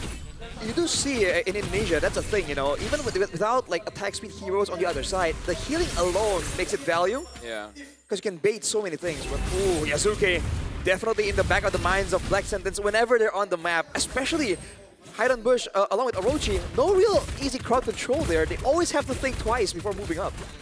It's a nerve-wracking situation because again, BSE, they don't want to make any more mistakes from this point onwards. They're already down by 5,000 gold, and the tech charge connects. Feathered airstrike into the mighty swing. The layup after layup after layup. Disgusting. Maybe a bit of mercy. You know, just you know, let them breathe. I don't know, man. Altrico is not known to be the merciful team. Whenever they're winning, they just start yelling, Bantai! I mean, it's so true. Have you seen how dedicated their fans are? If they're not playing for themselves, they got to reward the investment of these 100 people, and 4 of them with drums? I think it's 3? It's usually 3, I think. One big one, there's a snare drum in there somewhere. They have a whole, like, setup, man. It's too much. It's too much. But right now they're silent because they're waiting for the next play to occur. And Stefe, he's got to be so careful. Actually, at this point, if you want to win, who has the better fans, right? You just have to bring a podcast setup. Oh. Big gets caught there. Looks like he's going to get taken out by Hide on Bush. Yasuke tries to find an angle. Hide on Bush is the target. Gets taken down by Orochi. Doom dealing damage from behind. Steph is still staying under the turret. He gets a double kill. And now Doom waiting for an opportunity, but looks like Alter Ego overstepped their welcome. 2-for-2 trade. And honestly, considering that Black Sentence has been so far behind, this is a pretty big win for them. The gold lead barely changes. 6.2k at this point. They take out Yasuke to hopefully try and get Hide on Bush back into the game, but since they trade a 1-for-1, he's still going to be 3 levels down, and now Orochi getting gunned down too. Force the flicker immediately. Black Sentence not allowed to have any tools available for the offense. That was definitely an overextension though by Altrigo, and something that they're known to do. A lot less nowadays, but that used to be almost their identity. But as far as the structural damage goes, Altrigo are just being so efficient right now. Even without a Lord, Black Sentence are having structures falling left and right. Oh yeah, they are snowballing like crazy. Stefe has already been found out. Good thing Yasuke was able to spot it out. Good tech. Nino going in with the bravest fighter right now, but he's locked against the wall. Unfortunately, oh wait, the tech charge comes on through to set up for the real world manipulation. Shin at least tries to disengage him, but Hide on Bush ends up dying anyways, and the blazing duet is more than enough, but doesn't find any heads. None on the chopping block. If only Doom had 2 more stacks on the Sky Piercer, I feel like he could have gotten the kill. Yeah, he could have. He could have. I mean, the what if game, man. If my grandma had wheels, she would have been a bike. But she isn't, so unfortunately, Black Sentence. Oh wait, he didn't have it? He just bought the Sky Piercer. We all assumed he had it this entire time. Did he not? He At went 9 minutes? He went Malefic Roar second item. Hunter Strike, Malefic Roar second item. He was trying to be cost efficient. Oh wow. Wasn't willing to take the risk. I mean, I guess he didn't get that many kills, so it Exactly. doesn't matter. They didn't lose out on too much, so maybe that's the wise move. But look at the macro play here with Yasuke being so mobile. There's not much Black Sentence can do. Maybe trade the Lord for a pickoff. That's about the only play available. And I think even if they do that, they will still be at a losing situation no matter what. So Black Sentence just have to take it on the head, right? Take their licks, walk away, focus on scaling and getting Hide on Bush into a better position at the very least. Because Shin, he's scaling up nicely, but he doesn't have the EXP, so he doesn't have the base damage to really bring the full effect of Eve. And this Eve is just under so much pressure so far with the tech charge, with the Fanny, the cutthroats, that Shin hasn't really, we haven't seen a lot of long-channeled real-world manipulations. All three are quite literally just running over Black Sentence, and here we go again, another Pauldron. I gotta say, it hurts for 2 things. Number one, Akai fleeting time, okay. And 1 item on Hide on Bush. Not really looking all that great. Help. I mean, he's trying his best. He's got 2 Legion swords, but he can't afford a BOD. They're too expensive. Oh my goodness. His economy is crazy. His economy is crazy. He's got hidden gold somewhere. Maybe crypto. Who knows? Hujime now with the lightning truncheon. They can do it one more time. But now the heavy spin comes on the RP side. He gets out just in time. Without the BMI. Orochi could not finish him off. And here comes Yasuke coming to clean them up. Finds 1 in Orochi and Doom. And now the rest back away. They need to get the inhibitors as they need to defend. Black Sentence trying their absolute best here. Feathered Airstrike off a cooldown. Shin gets blasted. Flickers out before the last connection. Oh wow. In the end, it's only 1 base turret. Black Sentence, all things considered, have defended well, but they're 10k gold behind. And they are quite literally locked inside their base, man. There is nowhere safe. I was worried that Steffi locks RP and be like, I can't stay here and do nothing. Oh! Talking about doing nothing, the Blazing Duet says everything! The Black Sentence now in trouble, in fear. Quickly purifying with the help of the heavy spin. Steffi trying to get on out of there. Even Hujime says no! Feathered Airstrike with a flicker to secure the kill, and now straight for the base tech charge to buy some time, but it's all but too late. Alter Ego Esports take the win. GG, well played. They didn't just take the win, they snatch it right in front of Black Sentence's faces. Man, they got a lot of comfort picks available. They got this good reactive draft. You can't help but feel bad for Black Sentence. They did not have an avenue of approach. I mean, this is one of those things where until you face it, you can't prepare it.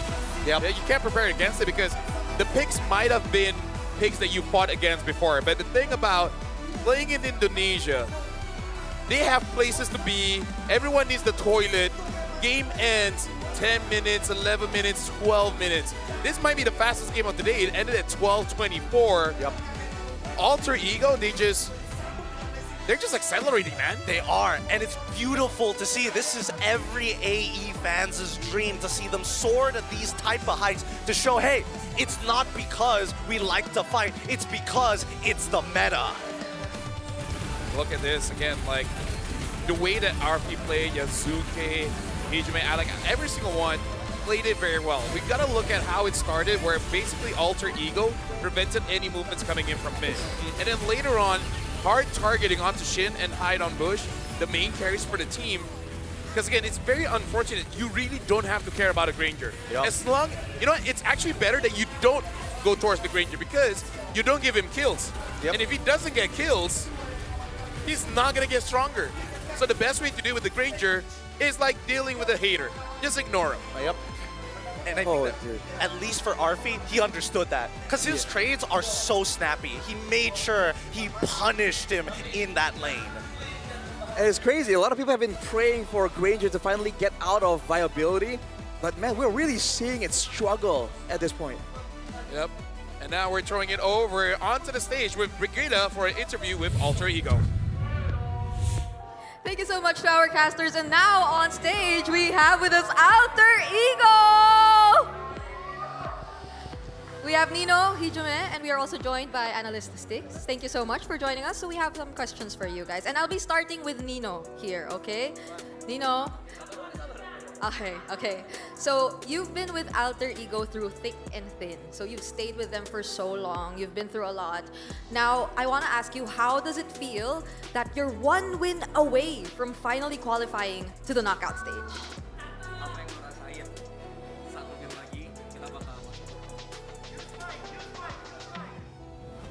Bahasa Indonesia aja ya bang. Yang aku rasain justru senang banget sih karena kita kerja keras juga kan sebelum M7. Artinya apa tuh? Okay. Nino said like he was so happy, like we've been practice so hard. Jadi perjuangannya nggak sia-sia aja. Cuman belum puas aja, pengennya juara itu. Okay. But our journey is not complete yet. Like we still need to practice harder like that. All right. Okay, I see. Okay, speaking of journey, I want to talk to Hijume this time because you've been quite the journeyman. You've been through different teams, let's say. Now, what makes Alter Ego different from all your other or previous teams? Apa yang bikin AE beda dari tim-tim yang lain?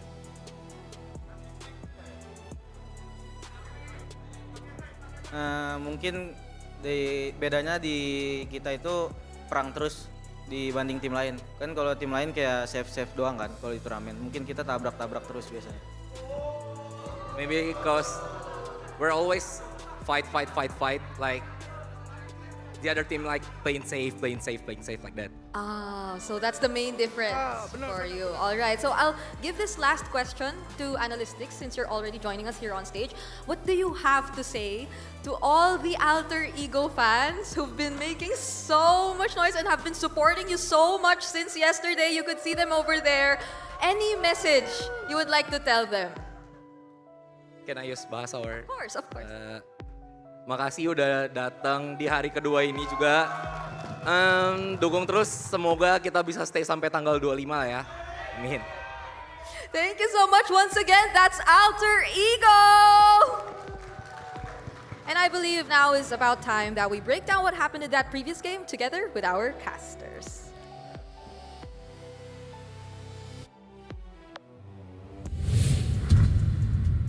Thank you very much, Brigida. And speaking of, does Alter Ego have a specific name for the fans, like split personalities? The split personalities. I mean, I think it's that wouldn't be bad, you know? Or just the personalities? I hate the fact we were thinking the exact same thing. Oh, really? Think of that too? Yeah. It's a Malaysian thing. It's the schizophrenics. Yeah. You gotta experience it to understand, you know? Shout out mental health. Yeah, shout out to mental health. I think it's just Alter Champs. Okay, that one sounds good. I like split personalities better. Whatever. No. Let's look at our MVP of this particular game. Because I think without a doubt, it's Nino. It's a Nino on this one.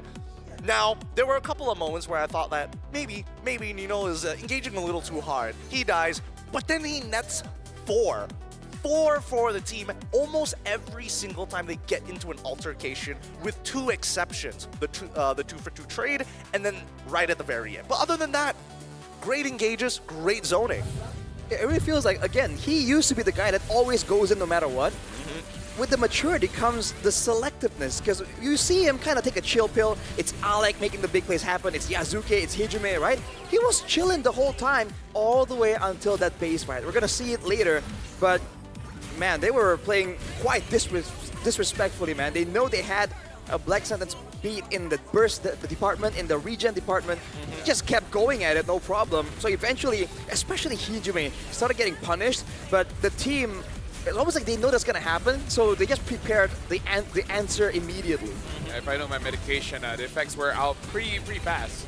So he's just like, doctor's like, for the first 8 minutes, you're okay.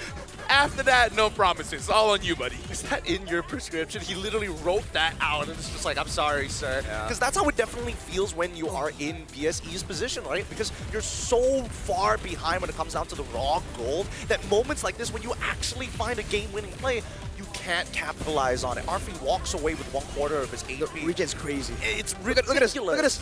Oh, man, beautiful. Dude, it's a 3-man, like, long-distance combo. It was Nino, and then it was Arfi, and then Yazuke from downtown.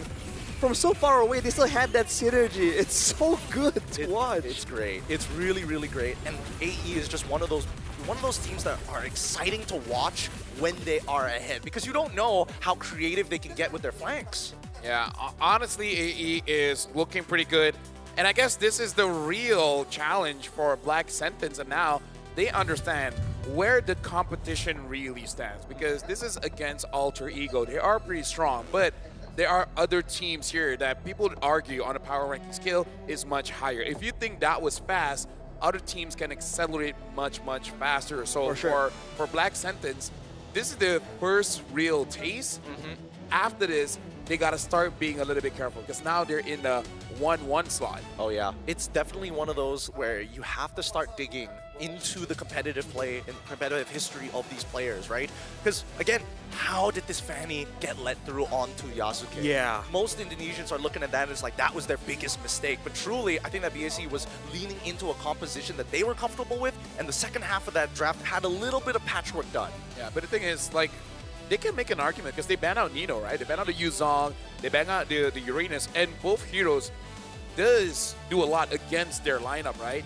So it's kind of like like pick your poison, right? Would you want to deal with the Fanny, or do you want to deal when Nino is on that Yuzong? You want to deal with Nino on that Uranus? Either or, it's a bad choice. Yeah. They have to start all the way from the beginning, because again, if they let Nino have the Yuzong immediately, we immediately spotted it. The Yi Sunshin and the Yves, right? Too dangerous. So if they want to shift over, ban more Yazuki heroes, then they also have to shift over from that Yi Sunshin and Yves. So that's why it gets so confusing. Because with Alter Ego, the game isn't just played on paper. It really is like momentum based. No, honestly, based on this game, I feel like even if the draft changed, I feel like Arfi can just carry, because his claw, that was something, man. Dude, I don't deny it. It's great to see Arfi come back to an international stage and just feel comfortable rather than, I'm nervous, I'm scared, I don't want to make the play. No, he's doing it without thinking anymore. I mean, that's why even in the interview, Hijime is like, oh, the difference about this team is they keep on fighting. Other teams are like, play safe, but then they're like, keep on fighting. I mean, he's the one to talk. He was the one in the front as a Farsa. I bet his back is messed up. Yeah, and that's why they actually did better, because they had Secret Labs ergonomic chairs, trusted by the world's best MLBB teams and honestly talents as well. Whether you're enjoying a casual game with friends or playing on the M7 World Stage, Secret Lab can elevate your game with tournament-grade ergonomic support, the very same kind that powers the pros, powers us. Look at his back. I gotta say, never heard that one before, but yes. Look at its back. That's a back with support. That's what I'm trying to say. Yep. Yeah, you're right. It is pretty old. Yeah, I need something with a strong spine. Which is pretty insane because I'm older. Yeah. And speaking of old, are you guys Granger mains? Oh. If you're not, it doesn't really matter. You need his new Thunder Extended skin. It's available right now. Unlock the M7 Pass, and it's yours immediately. If you're old, you should probably have enough diamonds to buy it. Yes, you should have adult money. If you don't have adult money, adult money, get an adult job. 13-year-olds are like, no! 5 years away! How could this be? What's an adult job? Is this considered an adult? Not really, not really. Witness the true Really? No? prestige with Granger's new Prime skin. This beauty is waiting for you at level 75 of the MS7 Pass. Unlock the pass and start grinding today. Okay, so is this an adult job? This is a... I don't like the way you're phrasing. Yeah, I don't like the phrasing. Wait, hold on. Let's pause there for a moment. Just grown-up work. That doesn't sound any better. I need to find another cinema. Just work. I feel like this is a teenage job. Is it a teenage job? No, I don't think it's a teenage job. You need high energy. Kind of don't care about the rules sometimes. sometimes. For mobile esports, okay, maybe. And you gotta love cameras. Oh. The more you think about it. Chat, I don't know whether to agree or disagree. Let us know in the comment section down below, as well as the live chat if you are watching it here live. If not, come on down to the venue, because I'm not gonna read it. Don't worry, I'll do it for you. All right, I thanks, got you covered. I got you covered. Nice. I'm more of a video kind of guy nowadays. Don't really read as much. This guy, ooh, he's pulling my strings. With that being said, it has been a pretty long shift for the rest of us. Up and coming matchups are going to be just as exciting. We got CG Esports facing off against Aurora with our second shift of casters. Thank you to everybody who has been watching, because this has been a pretty good time, LaFell. Yeah, it is a pretty good time. So it's so good that we're going to end our shift here and actually swap it out. So bang, we got 4 more best of ones, but this is last for us. This is Rashi. This is Gideon. My name is Afel. Catch you guys some other time. Bye-bye.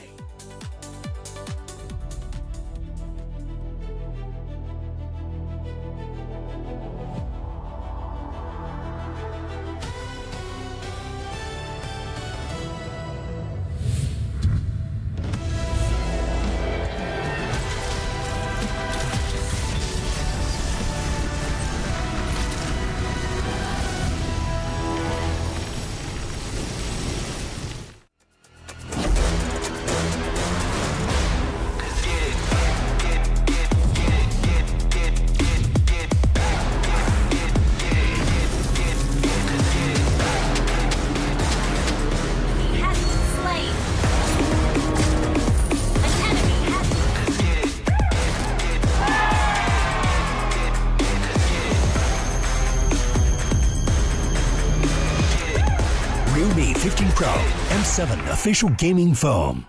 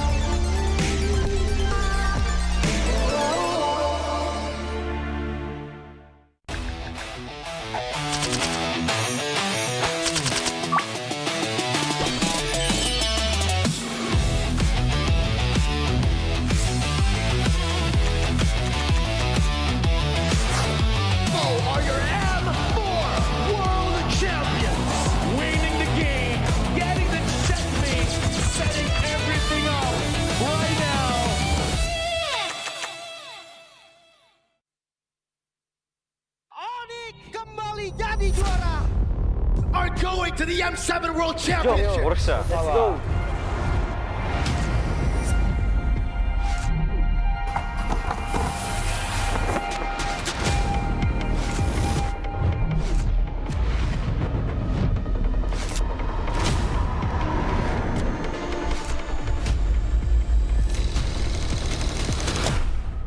Futbol uğraşıyordum, futbolcu olmak istiyordum.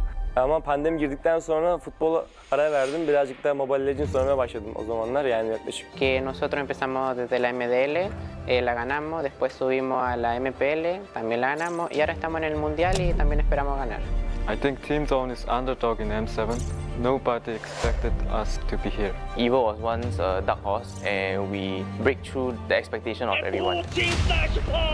They broke history! Even though we are coming in as a newcomer, we are not just coming in here for experience. We know we have power, that's all, we are good. Nosotros somos el equipo Dark Horse. Who do I think will be the dark horse? A bit of a Malaysian bias, but I would say CG for sure. I'll lean more towards Yangon Galactic. I don't think anyone really is expecting CG to be a threat. Kita orang bukan dark horse, kita orang cuma pendatang baru. ကျွန်တော်ကတော့အဲ့လိုတော့မထင်ဘူးအများကြီးပြင်ဆင်နေတော့ကြောင့်မလို့ပွဲတဲ့ကြရင်အကောင်းဆုံးပုံစံနဲ့ဆော့ရသွားမှာချပြသွားမယ်မလို့ချက်တော့စောင့်ကြည့်သေးတယ် Sebab kita orang ni suka invade orang, bantai orang, memang gaduh tak berhenti. ညီရဥအောင်ချတယ်ပေါ့အဲ့ကြောင့်မို့ကျွန်တော်တို့ aggressive ဆော့ရတဲ့ဘောကြတယ် Agresif, kenapanya? Karena suka perang. Karena kalau misalkan bermain agresif, musuh bakal kena pressure duluan.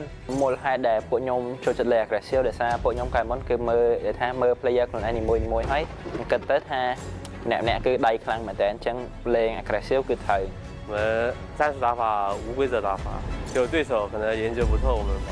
We are not that serious. We just playing for fun because it helps us not get pressure. If you play for real, we get a high pressure international. 可以打进世界赛的关键之一是早睡早起，保持好身体。 Siguro determination lang din talaga and focus sa sarili kasi doon nalalabas siguro yung pagiging consistent sa paglalaro. Our secret in our veterans in our team. Enemies need to respect us. Strong mentality and discipline because it's all about out of the game. King teams for me are gaming us. Siguro para masabi kong king yung team or legends, siguro meron muna silang MSC title and M-World title. Kalau dibilang tim raja, enggak lah. The Sky Kings have been taken down! Kita belum layak lah dipanggil raja. Ya, back to back dulu lah semuanya, baru bisa dianggap tim raja. Tingin ko isa kami sa mga king teams kasi sobrang dami na namin pinanalo na tournaments and sobrang dami na namin na-achieve ng magkakasama. Sa tingin ko kapag na-achieve na namin yung Golden Road, hindi na siguro king team yung tawag sa amin, siguro mas angat pa doon. I think we are because based on the recent tournament in NSC, we are the top 2. If we win, we already show everyone that we have the potential to become more than a king. Let's do it for Malaysia. I will redeem Indonesia. I will complete the Golden Road.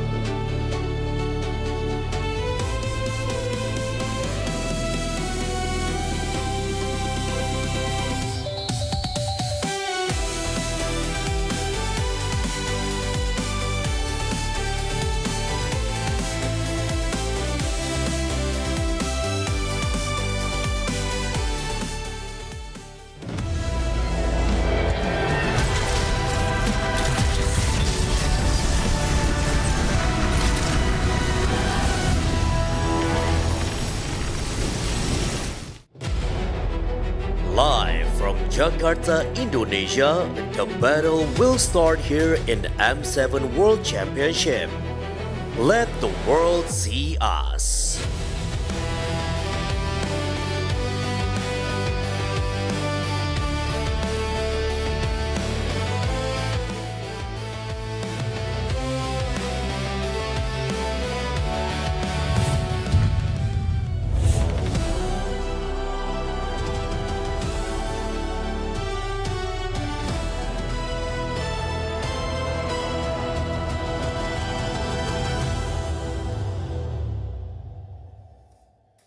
Welcome back, everybody, to the second day of the Swiss stages here at the M7 World Championship. We finally know two teams who are on the 2-0 column, with Team Liquid PH and Alter Ego getting their second consecutive wins here today, but then there are going to be other teams joining them as well. My name is Renoir, here with Mirko and Naisu. Gentlemen, the last match that we saw with Alter Ego and Black Sentence Esports, it was a tough one to watch, I gotta admit. After BSC was able to surprise CFU, here comes Alter Ego, just stomping them. Yeah, I'd say, especially after the reactions of Alter Ego, the CEO, everyone on Alter Ego's side, getting BS in their matchup. Yeah. Anything less than that performance would have been disappointing for Alter Ego. So I think they definitely got what was expected. They did what was expected of them.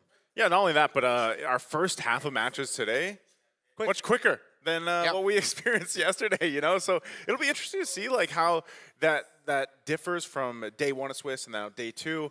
I'm hoping that we get some longer, like a little bit longer games, you know, of course, for the second half. Be careful what you wish for. I'm okay wishing for it, man. Hey, it's best of ones. Might as well bring it to the, to the forefront if you can. Yeah, might as well. Mark. Exactly.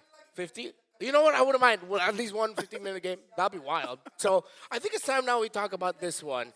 Cool Guys Esports, that's CG, not really their actual name, against Aurora Turkey. Again, a difficult day for the Aurora organization yesterday, as both Aurora teams suffered their losses.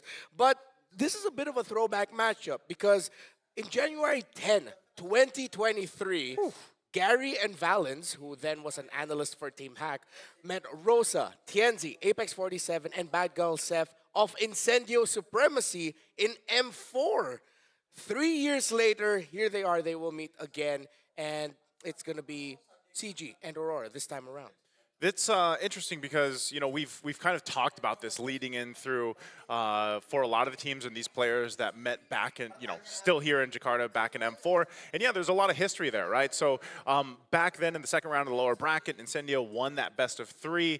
They won 2-1, eliminating Team Hawk, right? So in some cases, you'd say, well, maybe this is a revenge time now for CG to go ahead and get their revenge in a way. But also, I think it's also to show us something better than, because hey guys, we were at the table. We were hoping for something more in the hands of CG, and I think this is, again, one of their chances. Now, they're running out of chances, so they have to, a lot of the teams here have to make it happen. Yeah, it was really rough, but maybe we're going to get a little bit more of info behind the scenes leading up to this matchup. A little bit more information about CG and Aurora Turkey, maybe that we could use to set up the story between these two. CG Esports adalah wakil kedua Malaysia ke M7. Perasaan dapat balik M Series ni agak happy sebenarnya. Sebab first dah lama tak pergi M Series, dah 2 tahun. Tapi lagi happy sebab saya main dengan tim sendiri. Tim yang saya buat dari ML sampai ke MPL. Sebab kalau kalah, saya suka saya. Tak kisahlah apa pun result, saya just tahu yang kita daripada ML, kita dah cuba yang terbaik dekat M Series. Even kita dapat nombor berapa kan, itu permulaan untuk kita improve ke depannya. How are you feeling to be back? Happy gila sebab takkan expect yang kita orang boleh ke grand final. Kenapa saya emosi waktu tu sebab tim dia ada banyak masalah.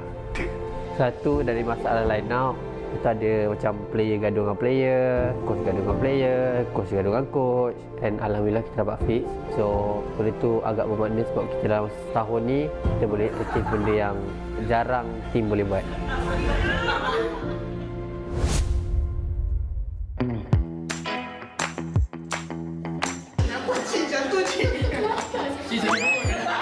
So kalau dalam tim ni kita orang selalunya buat semua benda sekali. So kita orang bowling sama-sama, swimming sama-sama, makan sama-sama, pergi mana-mana sama-sama lah. Kecuali mandi lah pagi tak sama-sama.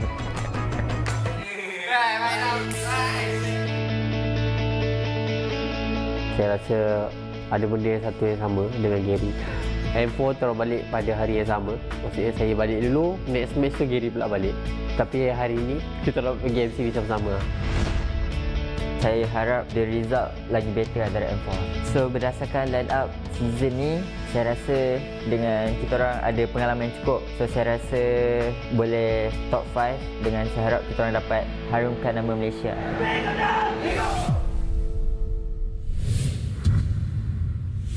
We have to remind ourselves that for CG, they are a team that went from the Malaysian Academy League, now here part of the World Championship.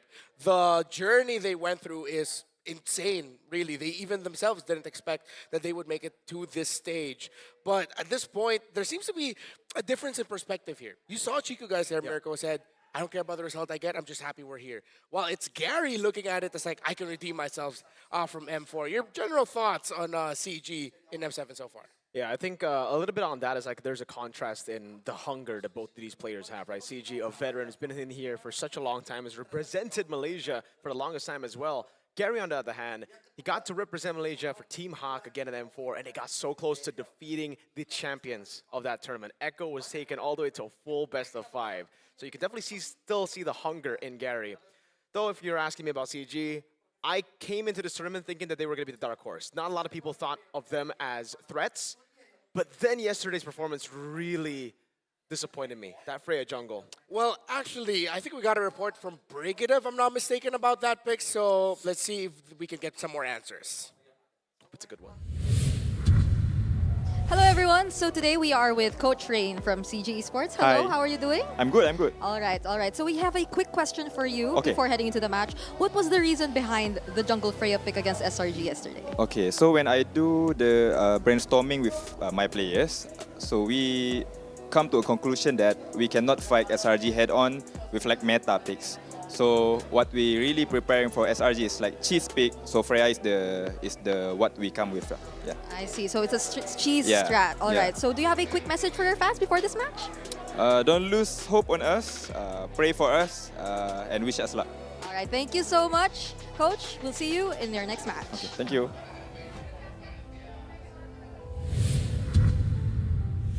Thank you, Brigida. I almost mixed it up. I almost said Brigida. Brigida, thank you so much. And of course, the coach as well for enlightening us. Nice, so apparently was part of the plan. You know what? We kind of hinted on this yesterday too. Yeah. I gotta say we were mentioning that with CG, especially Chico guys, and just the lineup that is there. We kind of had an idea that they might be a team that leans towards some of those cheese picks, and now we heard it there straight from the mouth of the team and the coach, of course.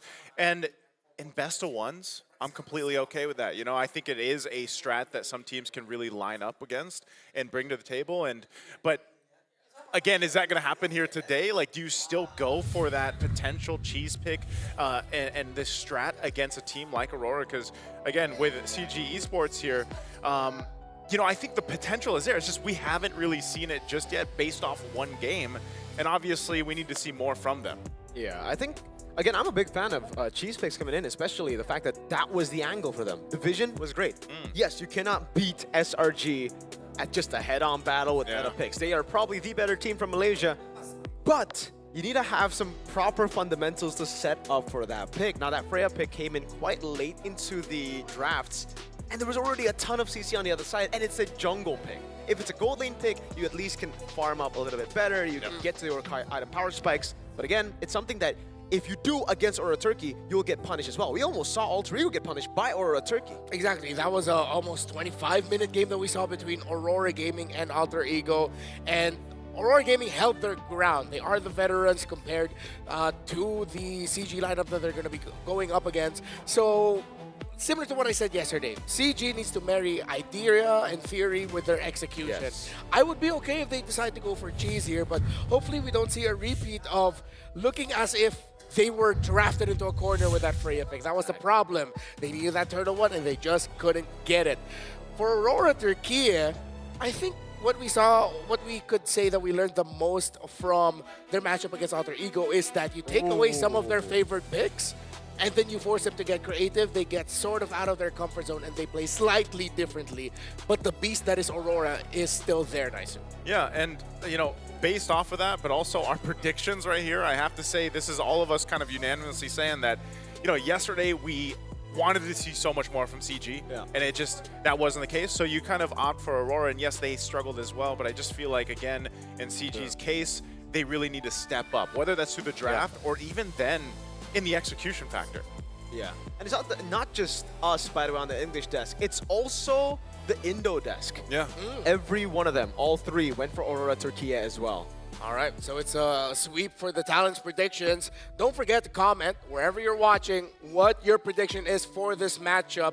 I think because of the performance we got to see between these two, again, it's not a far cry to go for that Aurora prediction because we did not get to see G yesterday. Yeah. We saw something, but that wasn't what we expected from CG. Hopefully this time it's much more competitive. But at the same time, I'm like, my hopes have been dashed so many times. Do I still hope even more? You hope. You always hope, man. You gotta hope. You gotta keep the hope going here. We're gonna go into this draft. When does hope? Hey. When does hope and cope begin? Hope and cope? When does hope stop and cope begin? You can have both at the same time. Okay. Hope and hope starts and ends with BTR. That's one of the deepest things I've ever heard said about BTR. And of course, it comes from you. Trust me, I'm experienced. Put that on the shirt. Aurora removed the Eve, Kimmy, and Hilda, while it's mid lane focus for CG. Understandable, it's Rosa. You take away Juicin and the Selena. Yeah, you gotta also watch out for how they want to go ahead and play against TNC specifically in the jungle. I think that's something that CG is going to consider here. Again, we saw this yesterday in the match against Aurora where the Leo Mord was taken from TNC, but also just like TNC has multiple heroes that he can play in the jungle. It's just, again, it was not the TNZ we're used to seeing, and also a lot of the bans, if I remember right from yesterday, were targeted to some of those options that TNZ likes to go for. So with first pick being up, Leia being taken out, what are we thinking here for Aurora? Do they actually just go? You notice how also after yesterday, teams have opted not to pick up that Sora so quickly? Yeah. It seems like they are still floating Valentina. Grog gets locked in here, but the Fanny was left open. And I think maybe that's why Aurora decided to pick up the Grog. If ever CG's thinking about the Fanny, they're going to think twice about picking it up. Yep, Gary's crazy good on the Fanny, so that's something that definitely is going to be looked at by CG. They're going to have to think about that. And also, you don't want to be giving it over to TNZ. Yep. We did a piece of content yesterday, and I remember being asked about which team I think relies too heavily on comfort picks. And without a second thought, I just went for Aurora Gaming. Because, dude, when TNZ gets a Lancelot, the Fanny, when Rosa gets a Lina, Juicin, it just feels like the team knows what to do in every single moment of the game. And again, something that CG will definitely have to think about. Do not give them their comfort picks. Are they going to take the Fanny here, or will they decide to play into it and just try to counter it with their own picks? They're going to match Assassin for Assassin if ever they pick up the Yu Zhong. Let's see what they do here. The Lancelot, Yu Zhong, solid choices, especially. There you go. Yeah, so hey, they'll just trade it out. But it's still going to be Assassin for Assassin. We saw Fanny just in the last match too, so I feel like some of the teams, it's so weird, man, because again, Utility's in a weird spot where it was more of a, I would say almost like a 60-40 before we got into M7, but now I feel like Utility junglers have really kind of taken a back seat again, and that's just because of the nature of like XP lane, but as well as the roam options, kind of the way they cover the grounds. Yes, you're still going to see the Fredrin and Baksha pop up here and there, but nonetheless, because you have these bulwark heroes like the Ernest that gets picked up too, so, in a way, you're in a really good position already for these first 3 picks here for Aurora. Yeah. So they have an Expediter that will be active. They have strong crowd control through the Grok and whatever maybe mid laner that they end up with. Fanny should have enough help. Yep. Now with these two, it's just that if CG might apply even more pressure, similar to picking up a Joe for Balance maybe later on if they want to really match the Grok in rotational aggression. Okay, so what is it going to be? Mid-prio also definitely something they have to think about here, because Aurora Turkey, just with the Grok, it's already a lot of good clear. The Farsa is the answer. Pretty solid one to deal with the clear of the Grok and the Uranus, but very vulnerable against Tianzi. That Fanny's just gonna have a great meal day.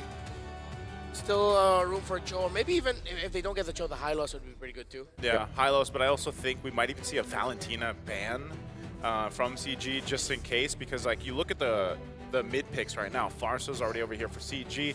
It was actually Aurora that takes out the Eve and the Kimmy. So, you know, left on the block here for mid laners that we're used to seeing is still, you know, Valentina might pop up. Farsa's already taken. Interesting though too, Lilia, one of the few heroes, or I should say teams, that can potentially pick up the Lilia. Plus, if I remember right, she got a little bit of a buff in the recent patch. Yeah. Very small one, but nonetheless still actually capable of kind of putting enough damage down, I would say. Now, the problem with this is, again, you got to be able to match what the Farsa can bring to the table in terms of early game pressure. Yes, your Fanny can do that in the physical department, but, you know, we know that teams with Fannies can also just, they're taking a huge risk to make it work. So, Badang's going to be banned out here, narrowing down the roam options for CG. Yeah, not going to be seeing a Badang Bang here. Badang I mean, Bang. It is one of the best heroes that you could just pick up against that Fanny to give it problems. If they're eyeing that, then maybe the high loss and or the Cho will come in as a ban. But then, as you mentioned, I mean, they wouldn't want to ban the Valentina. They banned the Lilia. I wonder if they're just going to keep taking out mid heroes. Oh, no. It makes a lot of sense to take out the Claude. We don't see the Marksman matchup yet. Could be open for carry to get picked up by CG, considering that they do have the Uranus to deal with. Yeah. I'm thinking right now for CG, it's also the way to deny the Fanny. You don't really have a lot of deny right now. So the Moskov usually is an option with the Ruby too. So right now I think both those options are up for grabs for Amzik. I'm just wondering if they want to go and double down on the Roamer lock as well, right? Or would that be too much? Too much roam? Yeah, I feel like it might be a bit too much. Because there's always going to be an option. One of the options is going to slip through. If they ban out the Roamer, it's probably because they're just like, we don't really don't want to go up against that. We'll see if it is still going to be a roam here. Last one is going to be the carry. Yeah, so both targeting a bit of that gold lane too. So might be interesting, you know, to see what actually gets put in the gold lane on both sides. But this is the response from CG. What they want to pick up, probably, if they want to, just pick up that roam now. Wait for that gold lane pick. Oh, I mean, Moskov is still open. Moscow's still open. That's probably the safest, I would say, right, against the Fanny. Yeah, and like back home, that's what we usually see. Yeah. Fanny on one side, Moskov on the other side. But if not the Moskov, you potentially, I was gonna say, just take a fighter, like just a Ruby, so you're not gonna, you know, have to deal with too much pressure in that lane. But still, with a Grok on their side too. There you go. There it is. This is the Moskov they were expecting. Yep. Because with a Grok there, like you can almost force any gank that you want to on these side lanes if they're actually able to play it correctly. So they'll leave that roam for the last pick for CG. So far standard though, you know, This is more of a standard draft that we're seeing for CG. So we saw the cheese yesterday, well now more standard, unless that last pick once again is going to surprise us. For Aurora on the other hand, we'll see gold lane and their mid lane option. I'm still wondering, is this just going to be a Valentina? So Harith in the gold, and they go a Lunox. Okay. Strong damage, burst based for both. But the fact that Aurora is very close range, this seems like it's very dependent on the Fanny to really pop off. Yeah. I don't know if I like the Lunox too much here, because I just feel like their Brilliance is going to be used too quickly with the potential that CG has, whether that's the Yuzhong putting pressure there, a Lancelot's mobility, even hell, the Feathered Airstrike, you know? Like, there's just so much that I feel like will make it really difficult for the Lunox to work in the hands of Aurora here. Last pick, though, once again for CG, still needing that roam option. There's a whole lot they can... I don't think they'd go like a Kufra here. It looks like they're going to go Cho. So they go a Cho pick. This is also just...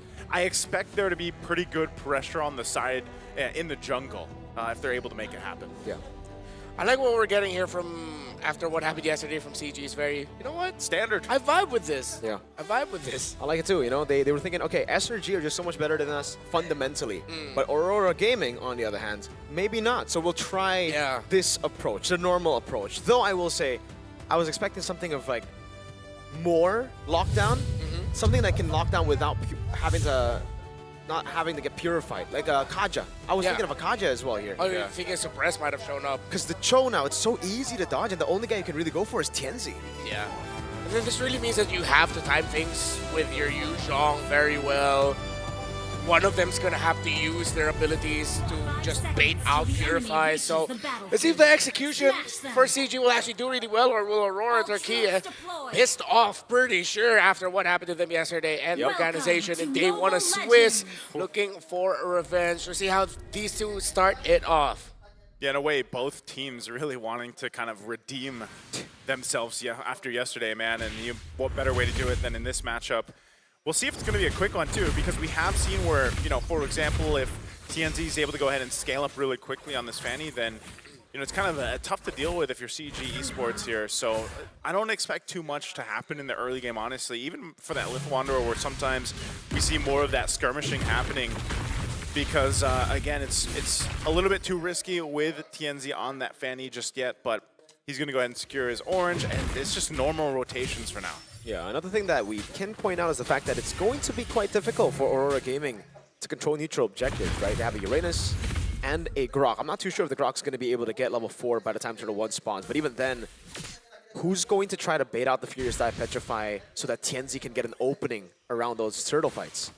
Seems like something about the Aurora Gaming lineup also screams that, you know what, let's let CG come to us and then let's see how we're going to answer after that. I mean, that's one of the best qualities of Aurora Gaming this year, not just here in M7 with the one game that we saw in MSC, is that they really can gauge fights incredibly well. And if you overheat, use all of your toolkit, then they're going to punish you really hard for that. Yeah, even with this, looking at the emblems, pretty standard.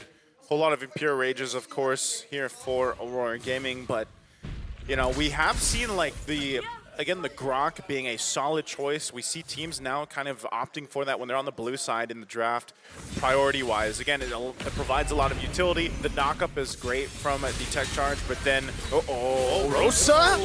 Way too aggressive, gets caught by the puncture, and Pagu wasn't anywhere close to help. This is what I was saying, man. I was exactly about that. The Lunox dealing with this kind of mobility that comes with a lineup that CG has is tough. Great for the airstrike by Chiku. That's, man, almost just a sacrifice, but it works out in the end. That's going to be A3 with a Fierce Dive. Now, I'm seeing SOD all the way from downtown, able to land it on Tianzi, and that means no turtle, no purple buff as well.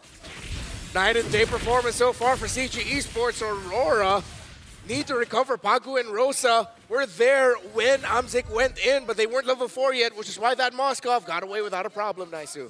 That feels bad, man. Yeah, when that happens, like, you dealt with what Chico already put the pressure on, you get your buff, and then you unfortunately die. So right now, CG Esports in a good position. And now that you have a level 4 available for Valens, he can decide to go for these kicks, these setups if he wants to, and especially in the early portion of the game. Wow. Okay, well, I was about to say he made Bowie. He made up for that one, man. He at least gets a kill in his hands here over to Aurora. They're angry, man. Yeah, they had to. No purple, no turtle. Rosa getting done dirty like that. All right, at least they're on the board now. Yeah, they needed to do that while CG Esports, the slight lead that they have, they are playing around the Cho. Still, they should not be comfortable. Trying to see where they can find an opening. Lunar's handling the Yu Zhong pretty well. Even in the jungle, slight pressure as well now from Pagu. So Aurora Gaming are trying to recover by applying pressure in so many parts that CG cannot find an opening. Even here, Sigiboom, with Chico deciding to go down, not going to be able to find a start on the Harith. Yeah, it's really going to... I mean, even if you try to make a play down there for Valens on the Cho, you know that you have to get through a Purify, right? So sometimes you want to... You show yourself in that lane just to go ahead and kind of give the second guess to Sigiboom, but mostly he's going to be safe. They're going to have to fight around the objective coming up next here. So this one, we'll see if it plays out better. It should be a full-on fight. You've got some resets going up on the XP lane. A3 gets back to the base and they'll join this one. Lunar does take a bit of a hit here. Getting some damage, actually really good already early on. The stalemate for the turtle, though, as TNT will look for his own opening. Again, with this expanding rivers can help them rotate. Oh, Chiku, wings by wings, he's fine. And just Pagu's going to keep that turtle there. Yeah, good chunk of damage earlier. He's trying to poke down Chiku. Make sure he cannot go with that airstrike now. Balance goes in with the Dragon Flicker combo into it. But the barrier was able to cancel it now as TNC goes into the backline. There's no more lockdown. Chiku has to flicker off. Balance gets taken out by Rosa. As Yen 3 with the Petrify and the Furious dive over. Gets the passive proc, but now has to go under turret. It's a 1-for-1. Rosa for Valens. But Lunar still holding on to the turtle. Gary on it already. Tienzi gonna look for the retribution as well. It's Tienzi who wins it out. Gary 1 HP barriered away. And Lunar gets the kill. You shall not pass. That, man, the Rampart, so many times whenever you see the Grok, you know that that's going to come in clutch from time to time. So now, with all that just happened, Aurora will get themselves that turtle. They'll go ahead and take this purple buff as well, and it went over to Lunar. So he's going to have a fun time with that, at least for now. But this is the thing, you know, you got to be cautious. Oh, hold on, Sequel. Goes for the way of the dragon, but the Purify is available. Oh. They actually do get a Spear of Misery, but they don't decide to commit, and that actually might hurt them. Rosa walks up the barrier again. Valens trying to escape. One last hit. He's burning. He's taking down the glowing one. Doesn't do enough. Valens stays alive. I feel like that barrier actually hurt the attempt to take down the Joe. It gave him just enough space between him and the Lunox, so seems like Rosa might tell Pac with their hand, so be careful with your walls just a little bit. Good try. Maybe next time. You know, I said they fix it just a bit. Came in clutch earlier. Well, that time, maybe not so clutch, but, you know, surviving there, that's great for Valens. He's going to go ahead and build up again into more of that hybrid defense because you need it across the board. You've got great physical and magical damage on the profile here for Aurora Game, especially in the early portion of the game as we're seeing. But still, nonetheless, as this game unfolds, we're going to be looking at, especially for Amzik. Oh, as I mentioned, him could be in trouble. Yes, Flicker. That's going to be the Flicker. Tienzi comes in with a cutthroat. Just a hit from Rosa, and they get the pick on Amzik up top. Yeah, great read by Padro. Oh, Chiku, why? He's alone. Valens walks up. Great brilliance now, but Valens still has. Oh, Valens. Rosa still will be taken down, so at least they get something. They got something, man, but that was, that was a little rough. Hey, turtle's up, though. A result is a result in the end, and they're going to be getting to the turtle first. Spear of Destruction is not going to land on the Harith, and the Harith will be able to clear out tower. Aurora and CG will fight for turtle number 3. Okay, turtle's up here. Wow, wait, this is... They have the tempo, they have the control, but they don't want to force it. Oh, no. Hesitation. That's a weird trend that we see again with teams that go up against Uranus. They overthink the Uranus just a little bit. It's just because he's so annoying to deal with, too. Like, I mean, you can provide that vision. You're tanky enough to kind of just sit there and, you know, stay in their face. And so no turtle committed actually just yet, but it looks like Aurora's going to go ahead and start this up. I think still, yeah, they should be able to secure this, actually. The thing is, Tienzi already took the purple buff because in Aurora's minds, they were thinking we're not going to get turtle. We're just going to get a trade. So it was Tienzi purple into bottom lane clear. So Gary is now super behind. Yeah. Maybe partly because since Amzik used... wait a minute. Since Amzik used SOD to try to go back to defend his bot lane tower, the CG was probably thinking, hey, we won't have our Moscow. Gary, no! Great Thorn Rose, though. Great reactions from Gary. Could have been real bad. Yeah, tough, though. I don't know if they want to re-engage here? Kick. Go on to Rosa. Petrified Fierce dive already. That's going to be Rosa taken down for the 4th time this game as Lunar walks up as well with the Black Dragon form. Gets used by Yen 3. So far, just another pick. Tienzi, though, in the bottom lane, looking for the pick off onto Amzik. Spear Misery doesn't stun him up now. Tienzi going to go for the cutthroat. Will be able to do so, and even through it all, Amzik survives, but Lunar walks it up. Now it's Valens. Oh, man, this Uranus is big. That's what I'm saying, man. You know, it might be overthinking, it might not be. I think Uranus is just that annoying to deal with because you can also soak up so much damage, and if you go ahead and look, you know, he's just got he's got 2 items now. He's got the Oracles and that Brute Force, so he's tanky enough to go ahead and continue to do that. And so it gets a little more difficult now for Amzik on this Moscow. Gary is trying to get his buff. He will be able to secure it, but again, Lunar. No Thorn Rose. Consecration gets used up. He finally uses the Thorn Rose. All the peel in the world. But look at the Harith down below. Siggy Boom just picked up a free tier 2. Yeah, his heat map right now is just pretty much all in the bot lane. But it works out for them. I mean, that is now going to be a problem for CG when it comes to the objective fights, and that becomes the far lane when the Lord spawns up top. Fortunately for them, the Lord will be spawning in the lower portion of the river. Pagu now has an Athena's shield, which means the burst dished out by Chiku has to be saved, mainly for Rosa, Tianzi, and Sigiboom. That's what I was saying earlier, man. Amzik is going to be the one they're playing into towards the late game if they can get there, because right now, Aurora Gaming not really giving them much room to breathe. With this shift in focus and the momentum they have now, they should be an easy Lord take for them. You see that. They started up very quickly. Oh, Valence. That way the Dragon was... Okay, Valence now caught the barrier. Yeah, 3 gonna be knocked up as well. That way the Dragon flicker was towards Aurora Gaming. It was a way. It was a way of not the Dragon they were looking for, man. And so what's happening is because they're making these mistakes, they're losing these fights, you don't have any other option but to just let Amzik push across the map. That's about all they can do because these fights just are not going their way at all. And so with that, 4,000 up now for Aurora Gaming, they've, you know, even though Rosa has dealt with a lot of the deaths here, I think it's all part of the plan for this lineup and allows them to go ahead and scale up really well. Because even looking at this, you know, Sigiboom, it's going to be his time to now lock in on this Harith. He's got his Feather of Heaven and Starlium Scythe already, and the Holy Crystal, so that damage now is really online for the Harith, and I think this is going to be a difficult thing to defend for CG, just because, again, what do you do here other than drop down a Feathered Airstrike? Yeah, and even if they drop down the Feathered Airstrike, that becomes like a big signal for Aurora Gaming. Attack here, look, while Gary almost gets bursted down completely by Tianzi up top. Here comes Aurora down bottom. Dude, First Lord, a base turret, and they have a Moskov and Farsa and Lance. This is a comp that you would expect to be able to defend First Lord, at least not lose a base turret. Aurora Gaming are getting everything. Yeah, like I was saying, I think it's just this bulwark of a front line that Aurora Gaming has, and they've got really good opportunities to just kind of take out the rest of the shields as they do. CG Esports will hold on to 2 base turrets, but again, you know, who's going to be the guy to make that play every time Valence has gone in? It's not been the kick that he's looking for. Either is that one. All right. I mean, they forced out Purify, I guess, but that's still 4-0 to Uranus. And that means there's no way the Dragon for Kenzie. He's able to bait them a few of those resources back.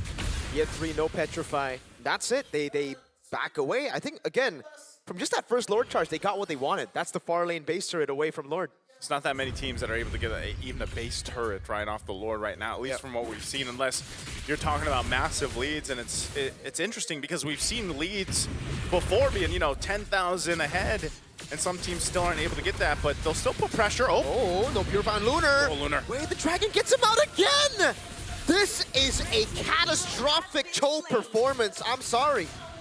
Oh, Valence, you guys already had a kill. Why'd you have to kick him away? Yeah. Yeah, he did not intend that, but at the end, it's not the intention, it's the result. Oh, that was, really rough here for Valence and just CG in general, man. Totally disconnected in the way that they want to approach this, and you know, that's tough to kind of recalibrate from really quickly in this game. Lord's coming up in a couple seconds here, and it's just going to be taken by Aurora Gaming. CG Esports, unless some miracle, I don't want to completely count out an SOD landing and taking the Lord, but it looks like they even want to get in position. They'll keep Amzik on that bottom side of the map across here, and Aurora will take their time. Double tech charge coming down now. Yeah, 3 pops into Black Dragon from. They are able to bait out the Feather Airstrike, but Rosa has used both ultimates. Valence walking up again, getting caught, and now as the shot pull away, the barrier locks him down for a bit as Rosa does a little bit more damage. Shenzi in the back line gets caught in the Petrify now. Libra Cables will be able to get through. Yeah, 3. Okay, they kept the Lord as well. Amzik's pushing. He's been doing this all game. That's about all they can do. Lord secured by TNZ, but at least a tier 2 falls here, or almost does. Amzik. They'll make it right. Lunar. Oh my God! They cancel it. Amzik, how do you escape from this? Pagu's taking a long way to cut him down. Flicker available, SOD as well, but Pagu is not going to give him the chance to do so. TNZ walking up. The way the Dragon will lock TNZ down as Amzik goes over to Spear Ministry, but the tech charge will be able to peel for him, and now Amzik with a jump in over onto Amzik, and he falls. Valence, on the other hand, chased down by Lunar.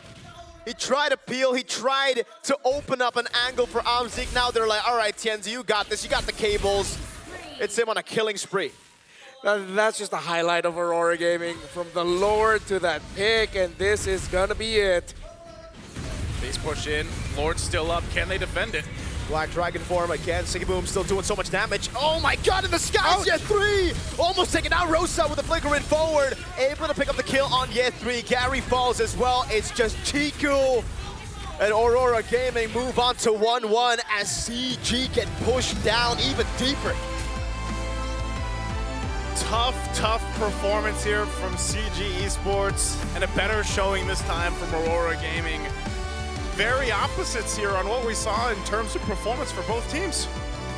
Properly outclassed Aurora after the back-to-back organizational losses yesterday. They start off today with a W, and that was a great performance. I think that big final sequence is a perfect way to really take a good snapshot of this team, how they handled that Lord. They allowed Tienzi to go all the way to the back to chase down that Yu Zhong.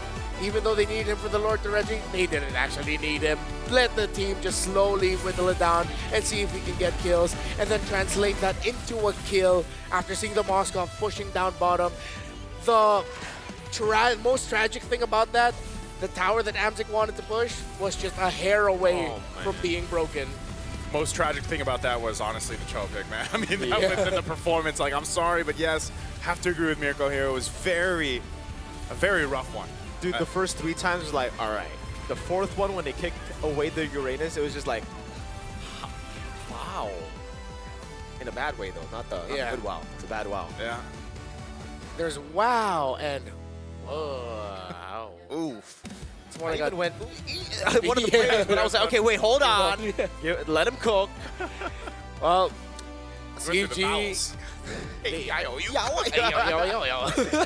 CG's gonna need to do a lot to really bounce back. Can we all please give it up for Aurora Gaming? All right, that was a clean win that you got against CG Esports. Now we have Bad Galsef and Lunar together with us here on stage, and I would like to start this off by asking Bad Galsef.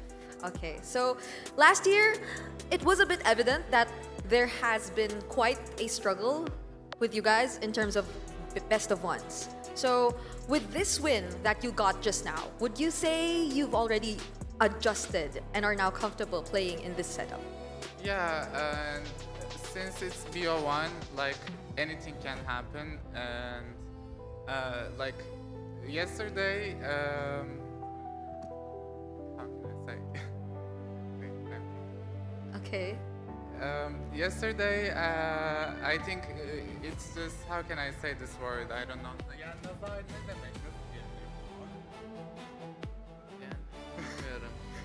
I don't know how to say this word in English, but it was unexpected a little bit. I mean, we could have done better, but today, I think we played almost how we wanted. Okay. We want to show that everyone that we are strong. Okay. Yeah, that's all I want to say. Okay, and I think you did a really great job in this game to show that, so congratulations. And now for Lunar, I want to ask you, how do you feel about the meta in the EXP lane? Like, could you share with us what are your thoughts about the current meta in the EXP lane? I think current meta XP heroes are fine, but that there's not too many heroes on XP playable, so there can be more, I think. All right, okay, I see. Okay, now, I guess I'd want to ask this last question to Bad Galsef once again. So far, you've always been up against powerhouses. So you've been against regions like Indonesia and Malaysia. So considering your performances and the games that you've been through in the past few series that we have, do you think that you could call yourselves, or you could consider yourselves to be on the same level as these powerhouse regions already? Yes. Confidently, yes. No further explanation needed, and that will be their response to that question. Thank you so much to Bad Galsef and Lunar. Thank you for joining us in this interview. And now let's go and throw it over back to our casters.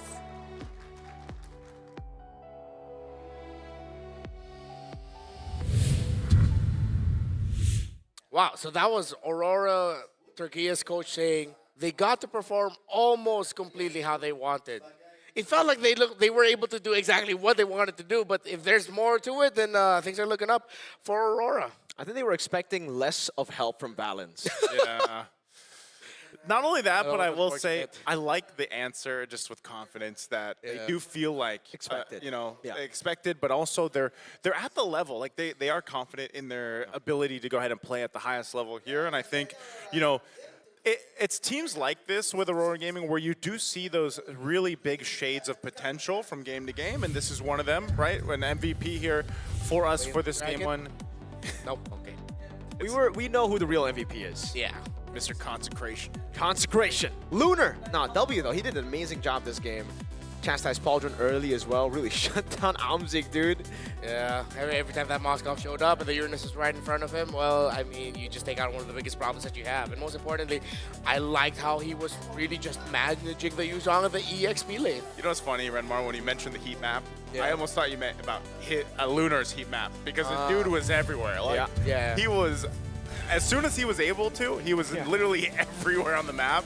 And that's exactly how you want to be on this Uranus pick, providing not only that vision, but also just being a nuisance, And yes, that was about as great of a time that CG Esports had. Like that one play, were they able to get TNZ after that purple buff was it. But, after that, again, in every single lane, they just struggled. And I almost feel bad for Chiku in a way because it's like his Farsa just, like he had the damage. He was able to go ahead and actually get some of the kills here too, but it was just unfortunate because there was a disconnection with the team as a whole here, and they just weren't able to execute the way they wanted to.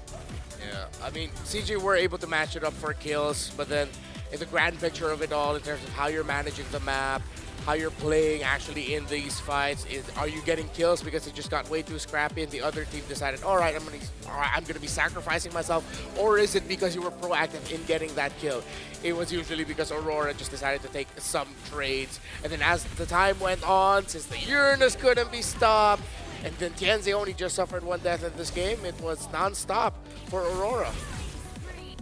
Oof. Again, like even when you look at this, it might have been scrappy, but I don't know. I just almost wonder because in any competition that we have, you also have to consider teams like if you look at the loser in a competition, you're like, okay, they made more mistakes, more errors than the opposing team, and I think that's really kind of one of the big things in this matchup, at least specifically here. It almost makes you wonder, like, what if there weren't so many errors as a team from CG Esports here? Like, would it have been different because? Yeah, as a team. As a team, right? I mean, it's all, there's no I in team. Yeah, that's true, that's true. So, would have been different because I feel like there were moments where if it would have been a kill, then that would have given them some of that momentum that they needed here to not let it get completely out of control against Aurora Gaming. Again, we also, I think a good example for that would be that one turtle that we thought CG would be rushing for immediately with how Tianzi was already thought they wouldn't get the turtle, so they go purple. They went to the bot side clear. It partly could be because Amzik decided to use the Spear of Destruction to try to get back to the bottom lane, and CG might have wanted to have that instead for their turtle, just in case Aurora decided to show up. But then that just goes to show, really, again, the difference between these two in terms of the experience that they've had internationally in most recent memory. Again, CG, as we showed earlier, went from MAL to where they are now. Yes, they made it to the grand finals in MPL MY, but every team just performs differently, a different level when it comes to the international stage. Here's the heat map we were talking about. I was going to say, we did get a heat map. Everywhere. Look at this roaming Uranus, man. Yeah, put them on the other side of the map now.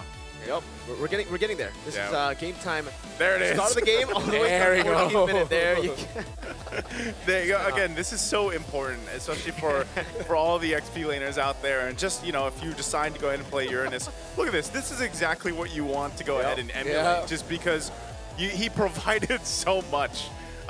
Just to the team as a whole, and he's coloring the map. Yeah, the vision that this provides is phenomenal. Right? And not only that, but also just being able to go ahead and soak up a ton of damage, especially who, other than Chico, is Amzik. like you mentioned, the chastised pauldrons and just kind of being able to post up between that offensiveness that was supposed to be from CG Esports. It was all pretty much dealt with our MVP there, Luna. W Lunar. W Lunar. The Oracle, the BFB that he decided to go for the first two. I think the BFB was also one of his sleeper hits that did really well for him. So we're going to do one of my favorite things to do by saying thank you to our friends. Our friends. Here's a new way to celebrate esports highlights. You got One Play, the official MLB BM Series tournament, trading cards, bringing premium design and modern tech together. Available this January. Head to play.com for early access. Grab yours and hold a real piece of the M Series legacy. Again, another question. How come we don't have... I was just thinking that. Like, we usually maybe have it's a knockout to show stage it thing, off, because right? in MPLID, it was when we got the playoffs that we got the cards. Because you know how that's like a thing right now where like everybody does like the pack opening content? We should do that. We have done that in Like MPLID. the crispy. I'm so interested to see whether I can get like a Bomba signature, you know, the teams from... And then would you trade? Like, would you trade your... I would trade it. If you get a Bomba, what would you want? I wouldn't trade you. Huh? I wouldn't trade you. Oh. If I got a Bomba? No, if you got something else and you didn't like it and you're like, you want to trade, you know? I'd trade for a Kyrie. Okay. Yeah. I would not trade my Kyrie signature. Yeah. I would, whatever signature I end up with, I think I'm just going to be happy for that. By the way, yes, this time it is an MCGG ad read. The World Championship for Magic Chess Go-Go will be coming on January 10th and 11th. The group stage and semifinals will see fierce competition, and on January 25th, the grand finals will take place at the M7 Carnival. So please follow the official channels to get the latest information. Naisu loves MCGG. I do, and I would love to go ahead and join witness to the birth of the first MCGG Worlds. Like that's Go One. That's crazy. Go One. It's called the Go One. Go One. Go One. I don't know why, but a part of me wishes it was just G1. G1. G1. M1, But it's- G1. right? Yeah. But it's Go-Go. Yeah. That's true. It's Magic Chess Go-Go. So Go 2 will literally be Go-Go. yeah. So why aren't we B. B1. Yeah. B1. Go on. B1. B1. Well, marketing, consider it. Consider it. But again, that was Aurora versus CG. Congratulations again to Aurora Turkey for getting that win. CG are now on the 0-2 column. They are one. You need 3 losses, Yeah, right? 3 losses. One loss away. One loss away from them being eliminated from the M7 World Championship. Let's see down the line if CG can recover. Once again, my name is Renmar here with Mirko and Naisu. We're going to be back for the next match. it is SRG versus Team Spirit. I think that's going to be a really good one. History between these two. It was SRG that eliminated Team Spirit when we got on over to Axiata in M6. But this time it's just a BO1, man. It was. You think it's going to be the longest game we'll have for the second shift? On paper, it does look like it's going to be up there. Just with YG and Onyx, though. So those two, I'm expecting long games. Yangon. I love saying that name. Yangon Galacticos. They're very close from being called Young Gun. Young Gun. The Young Gun Galacticos. But that is later. Again, it's SRG versus Team Spirit coming up. We'll see you in a bit.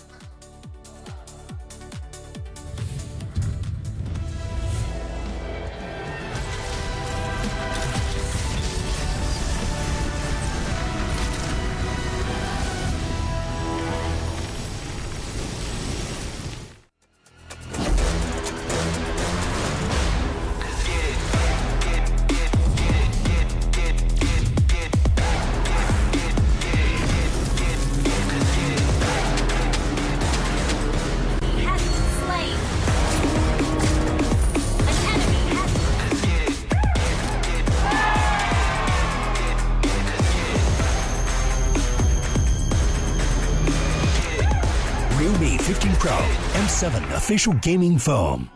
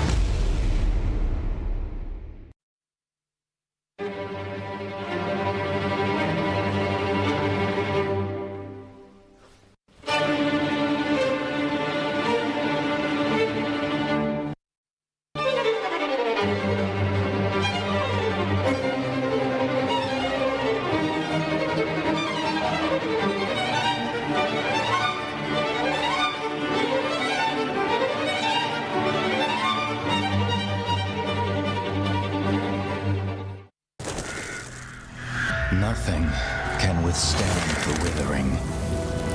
Against the endless erosion, my strength grew weaker by the day.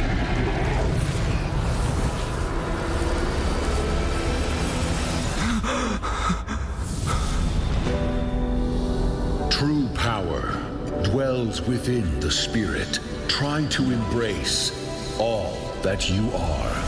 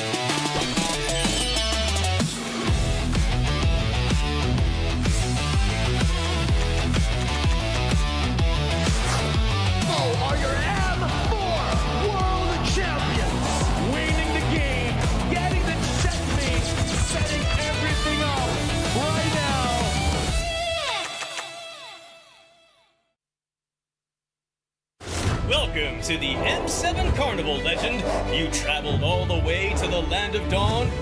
Don't worry, we'll guide you through all the activities and wonderful experiences we have.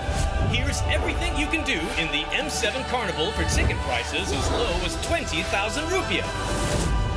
First stop is the Stage of Legends, filled with performances, music, cheers, the biggest M7 watch party, and a special performance from Stephanie Poetry on the final day of the carnival. Game recognizes game in the M7 Carnival, as we'll be collaborating with the NBA. And history is made here at the M7 Carnival, the first ever MCGG World Championship. The Go 1 Grand Final will be hosted here at Stadion Maja Jakarta. So come join us and feel the energy.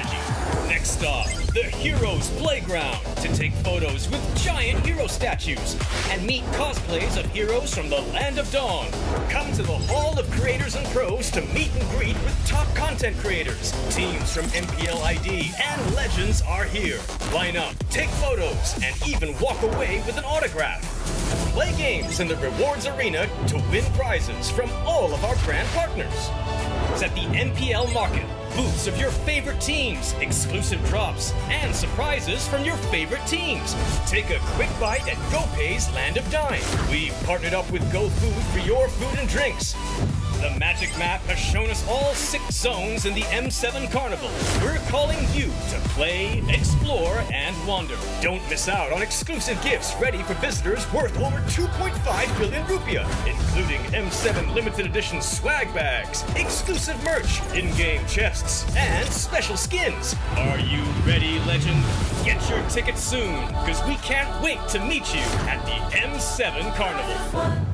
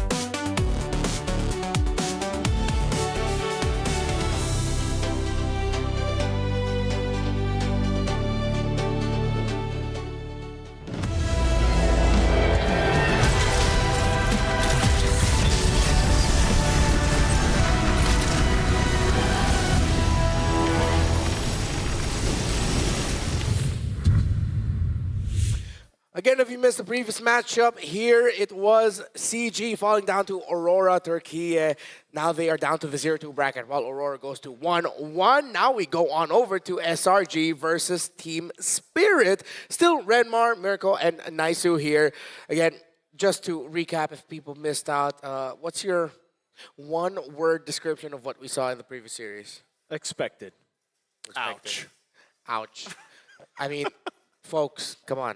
I don't think we need to recap that anymore. Let's go on over to Selling Aura Giants versus Team Spirit.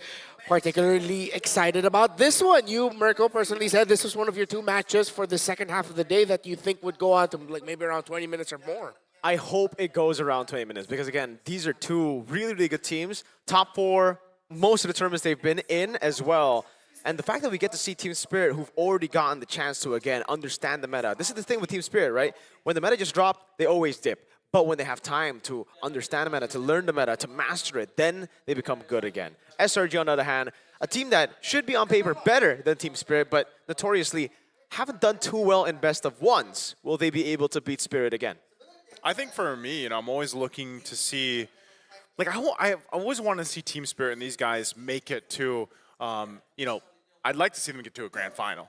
I don't know if we're going to see that maybe Spirit here. Grand Final? Spirit Grand Final, man. I would just like to see it because, again, I'm always a proponent for these regions or these teams, shaking things up. And I feel like that's what some of the teams have wanted to do against a team like SRG because the Red Giants versus the Spirit Dragons, is this going to be redemption or basically a repeat here? Yeah, in M6, SRG put an end to Hiko Mania when they eliminated Team Spirit in the lower bracket semifinals 3-0 once we moved on over to Axiata Arena.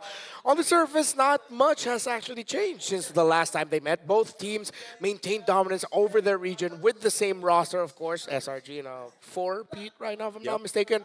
What changed for sure is the meta, as you were talking about. More AXP lane focused. Yeah. Even more requirements from Cram and Kid Bomba to really step up and set the tempo, which, interestingly enough, I gotta say, they both got to do yesterday. Exactly, and it's actually really, really good for both these teams. Spirit and SRG have been very reliant on their XP laners in the past, and when the meta wasn't really fully on the carries on XP, that's when they kind of struggle, right? One thing that was a bigger change compared to SRG for Spirit is the fact that they did change their coaching staff from M6. It was Ren, now they've got a different line of coaching staff. Yeah, domination or redemption, the story between these two.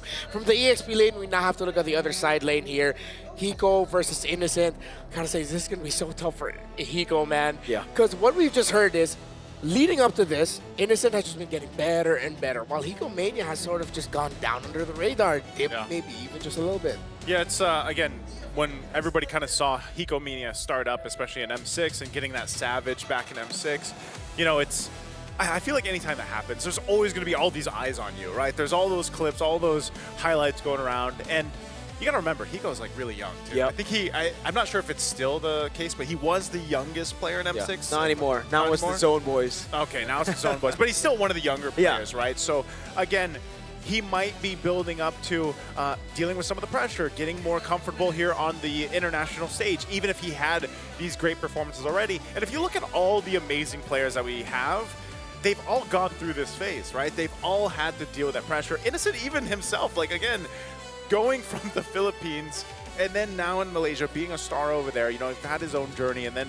these mainstays that have been powerhouses, like, again, Yums, one of the just historic and I think one of the bigger veterans over there, especially that is on SRG. And, him and Sao, by the way, two M-Series veterans. Sao, this is his 6th M-Series. Guys, right? And Yums, this is his 4th M-Series. So they bring a lot of that experience to the table and to the teams that they're both representing here. Yeah. With Yums, we know what kind of performance we're going to get. It's going to be yummy. For Sao, the last time we got to see him, it was not the most impressive. A lot of eyes on him, especially that R-Lot, if y'all remember what I'm talking about. Yeah. I really hope this becomes a redemption game specifically for Sao. If there's anyone here that's going to redeem themselves, or I want to see redeem themselves, it's the roamer of Team Spirit. Because when you're going up against what is arguably one of the most widely lauded and praised mid-trios, alongside, of course, the Sans, Keyboy, Kyrie. Yep. When you look at Sakai, Stormy, and Yums, you just think, wow, that's a really difficult trio to go up against at the center of the map. You're going to need the roamer to really set the tempo for your team if you want to handle the trio of SRG. And that's why I think the roam and then like XP laners, because we talked about this a little bit ago, XP lane is in such a interesting position because you can go and play for example, like we just saw the Uranus, and you would think, okay, it's going to be pretty standard. Like this is the old way that the Uranus and the XP used to be against the Esmeralda time. But now look what you can do, like what Lunar did with the MVP performance. You can see that from a lot of XP laners right now. But then you also have the more action-packed XP laners, the playmakers, if you will. And that can happen here. And I feel like Team Spirit, again, with Kid Bomba, who's known for that play style and that personality, is going to be one of the key components here. But even then, like you mentioned, I agree with you, Renmar. Sao, the roamers really have to step up right now, too. And they are a huge component to making those wins happen. Hey, maybe that's why he played the Cho yesterday. I was like, hey, guys, my Cho's not bad. He can it's pretty good.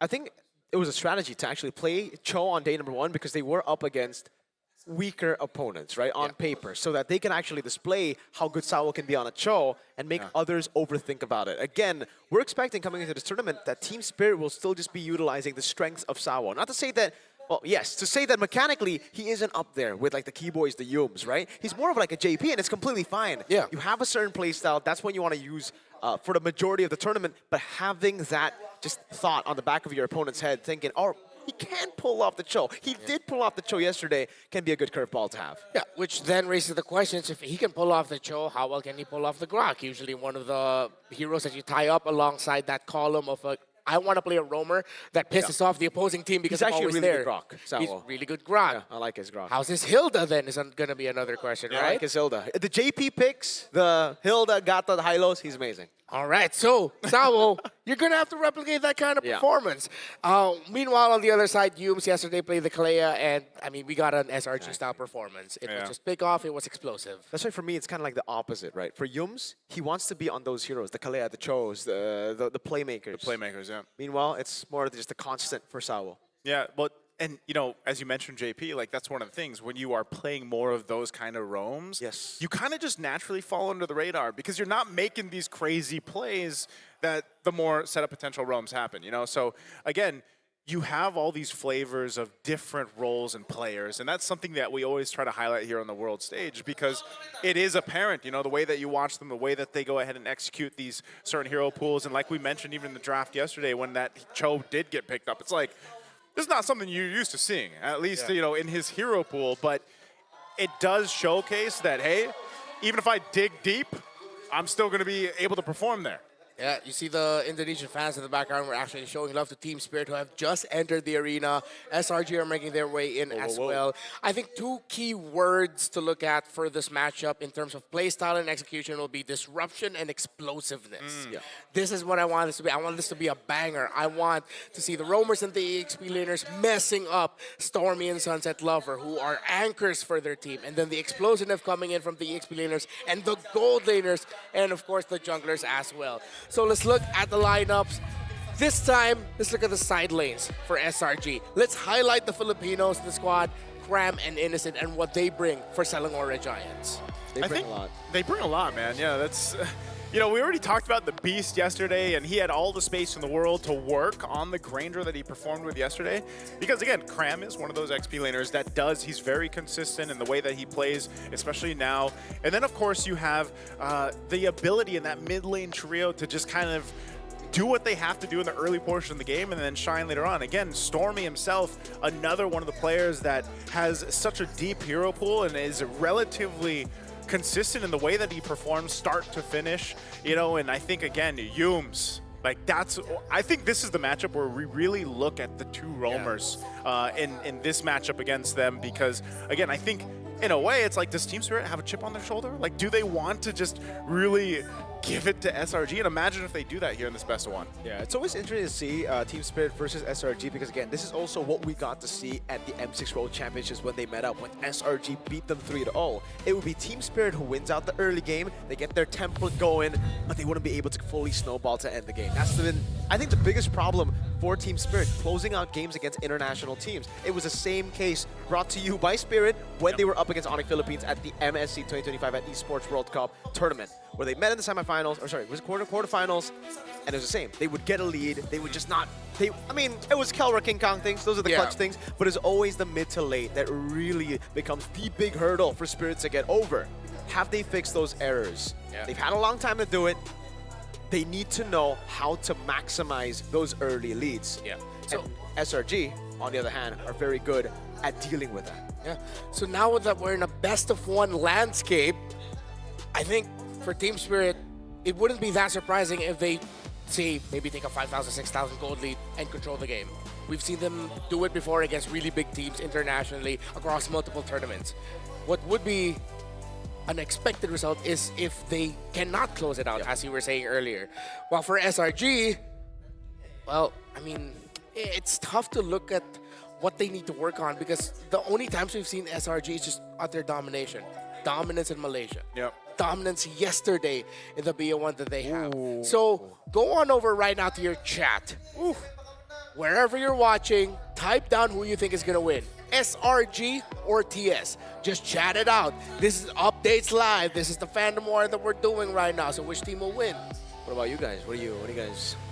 I'm going with TS here. Oh, Yeah, I'm going with TS. Like if our predictions are up here, mine was for TS. My prediction was actually for SRG, but Was in it? terms of teams that I'm rooting for, this is going to be kind of crazy, but luckily we're on the English stream. I'm rooting for the non-ID PH Malaysia teams. I'm all in on Team Spirit, Yangon Galacticos, and the Zone Boys. Oh, okay. So it's like your brain tells you one thing, your heart tells you another. Yeah.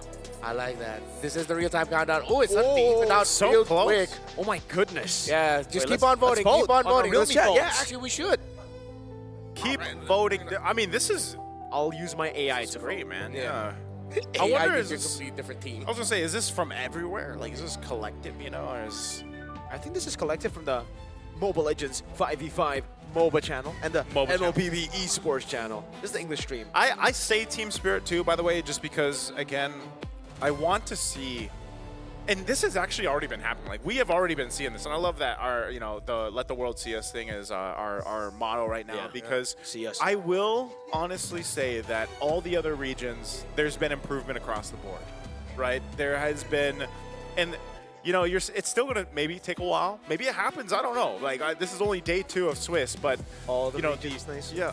Well, I want to say, okay. I'll say majority. Sorry, Majority. you can't have absolutes, Yeah. right? We can't have absolute statements because might end up with a picture of all regions have All improved. regions, and then Yeah. Hey, I will say this, though. This is something that I feel like us casters have been hoping for as well every time we're in this international stage. Better And- coverage of our coats. Yep. And yes. Hey, you've seen it, though, man, okay? Yeah. Our coats, the teams, and everything else. No, but what were you gonna say? No, like the improvement. Like I want to see Team Spirit in the grand final. Like eventually. Like I think they're the best chance of a Southeast Asian team to get there, and they've been going through the ringer for the past years here. Yeah, that's true. I mean, let's revisit real quick as we show you the map what they were able to do in MSC. They made it to the knockout phase. Why can't I find the bracket of the knockout phase for MSC? I know they beat RQ if I'm not mistaken. Yeah. Yeah, they. Oh no, excuse me. No, yeah, because they were taken down by Onyx in the knockouts. Although they did have an impressive showing in the group stage as well. But the past is past. Let's look at the now and let's look at the rivers that are expanding.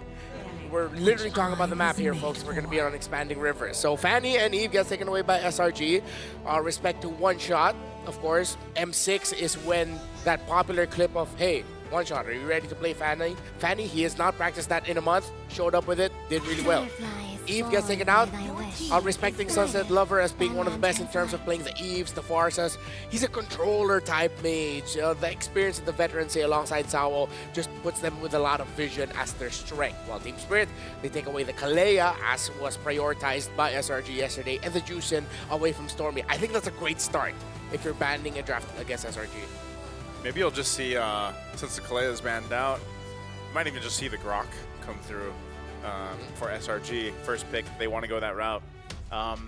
Still seeing exactly, too, what the Roamer matchup will be. But not only that, but I feel like as someone who is sort of rooting for Team Spirit here, if I put it that way, it's got to be Hiko, man. Like, Hiko's got to have some of that comfort. We saw this in the Keys to Victory in their matchup yesterday where it was like, you got to be able to get Hiko one of those heroes, but at the same time, kind of protect him to allow him to get online. And that is a strength, but it's also a weakness. Like, we've seen teams, and SRG is going to do this with Coach Arcadia, and the game plan here is put pressure on Hiko or not even allow Hiko to scale up. We've seen games now today alone be very quick, and the gold laners, especially on traditional marksmen, don't really get to shine much, if it is a 14, 15-minute game even to a sense. So that's going to be a Lancelot ban out. We'll see what SRG picks up.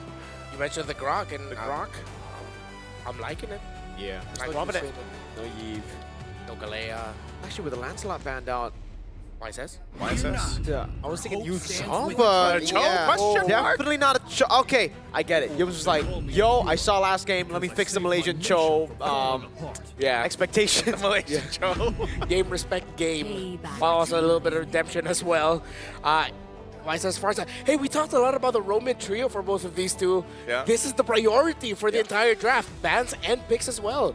I think it needs to be the XP though for Team Spirit because now they've picked up a very vulnerable lineup to a Yu Zhong. Yeah. We know Cram is a pretty strong member of SRG. You know, a lot of people look to him as the carry, especially yesterday picking up an MVP on Phobius. Lots of recalls and stickers. I was gonna say yesterday. I just remember Cram recalling. Yeah, on the I think that's his like, He's aura farming on the Phobius. that's his highest stat line, recalls per second. I was gonna say he's been doing that ever since his time in the Philippines, though, too. Man. That's like, true, he's- that's he true. is the recall guy. Like every combo that he has for the suggestions, like if ever there's contents of players of like, hey, this is the best way to play this hero. You see the combo, it's like skill, recall, skill. Very high APM on that kid right there. Whoa, they don't go for the Yu Zhong. Okay, they go for the Claude and Joy. Both of them have terrific entries against the YSS and Farsa. It's not the EXP, but I like it. It's sort of like the same, it is the same idea. Now, does this mean the Phobius comes through for TS, right? Because you can ban out a lot of the counters to it. You have a very, very good angle to control neutral objectives because the Cho and the Joy will be giving you free passive stacks. Yeah, that would be a really great pickup. But I think they just want to lock in the matchup with the Claude carry right away. And you see it getting hovered here by Team Spirit.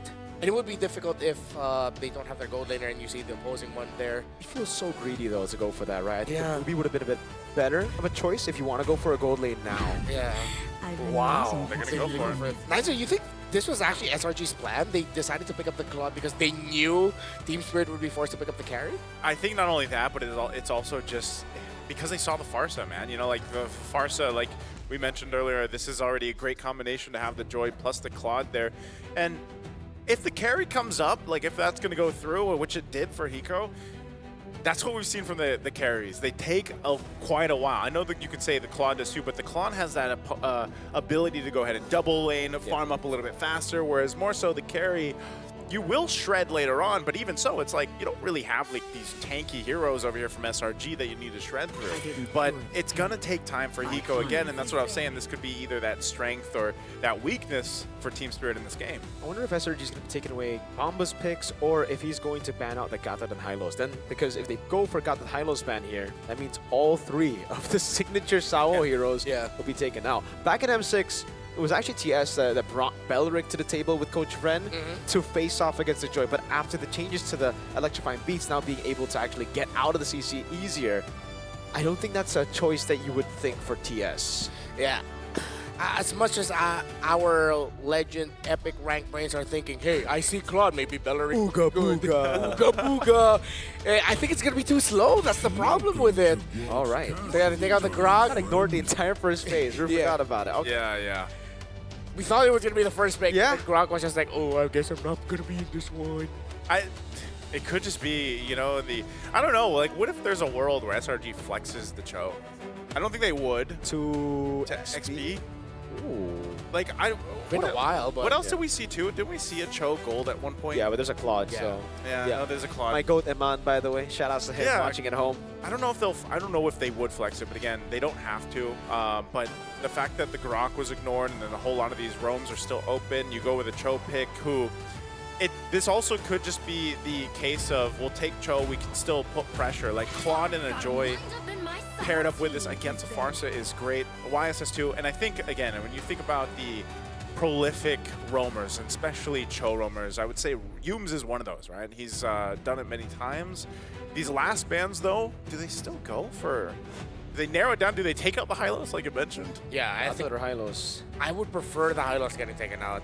I think the Glorious Pathway is annoying. Very, very annoying.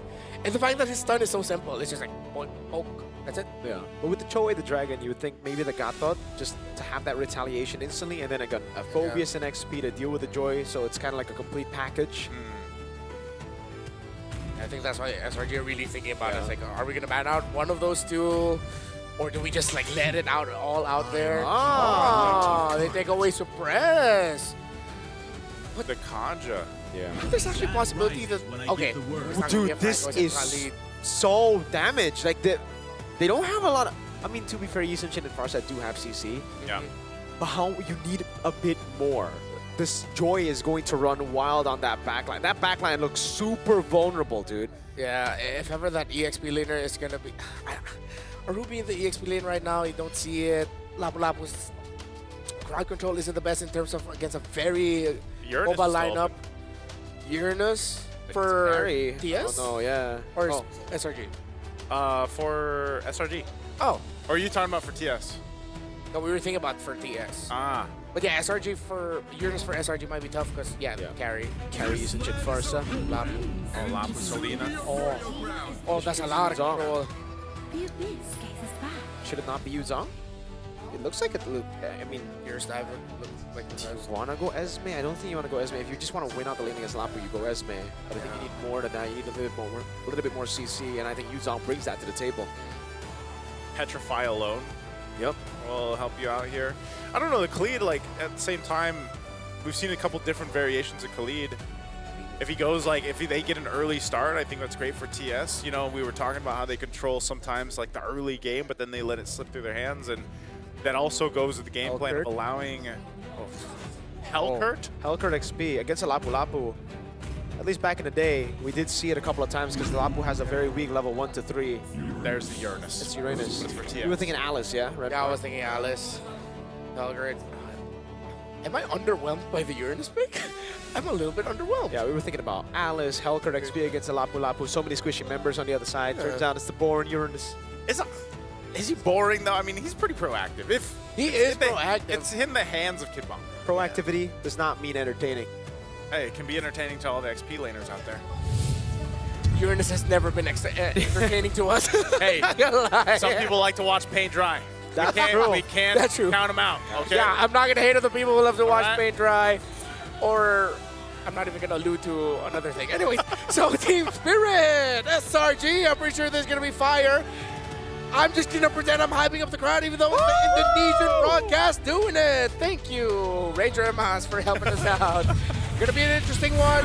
Fire off in the chat. Who walked away with a better draft? Team Spirit or SRG? Welcome to the one and only game between these two massive teams. Who won the fandom, by the way? Because like it was neck and neck earlier, but then it went away. I wonder who won that fandom vote. Hope it comes up again. Yeah, hopefully. But looking at this once again, you know, I think the game plan for Team Spirit is exactly what they had to have happen. I know you guys maybe not fans of the Uranus, but I think the pieces to this puzzle for defeating SRG and getting starting of that revenge is there.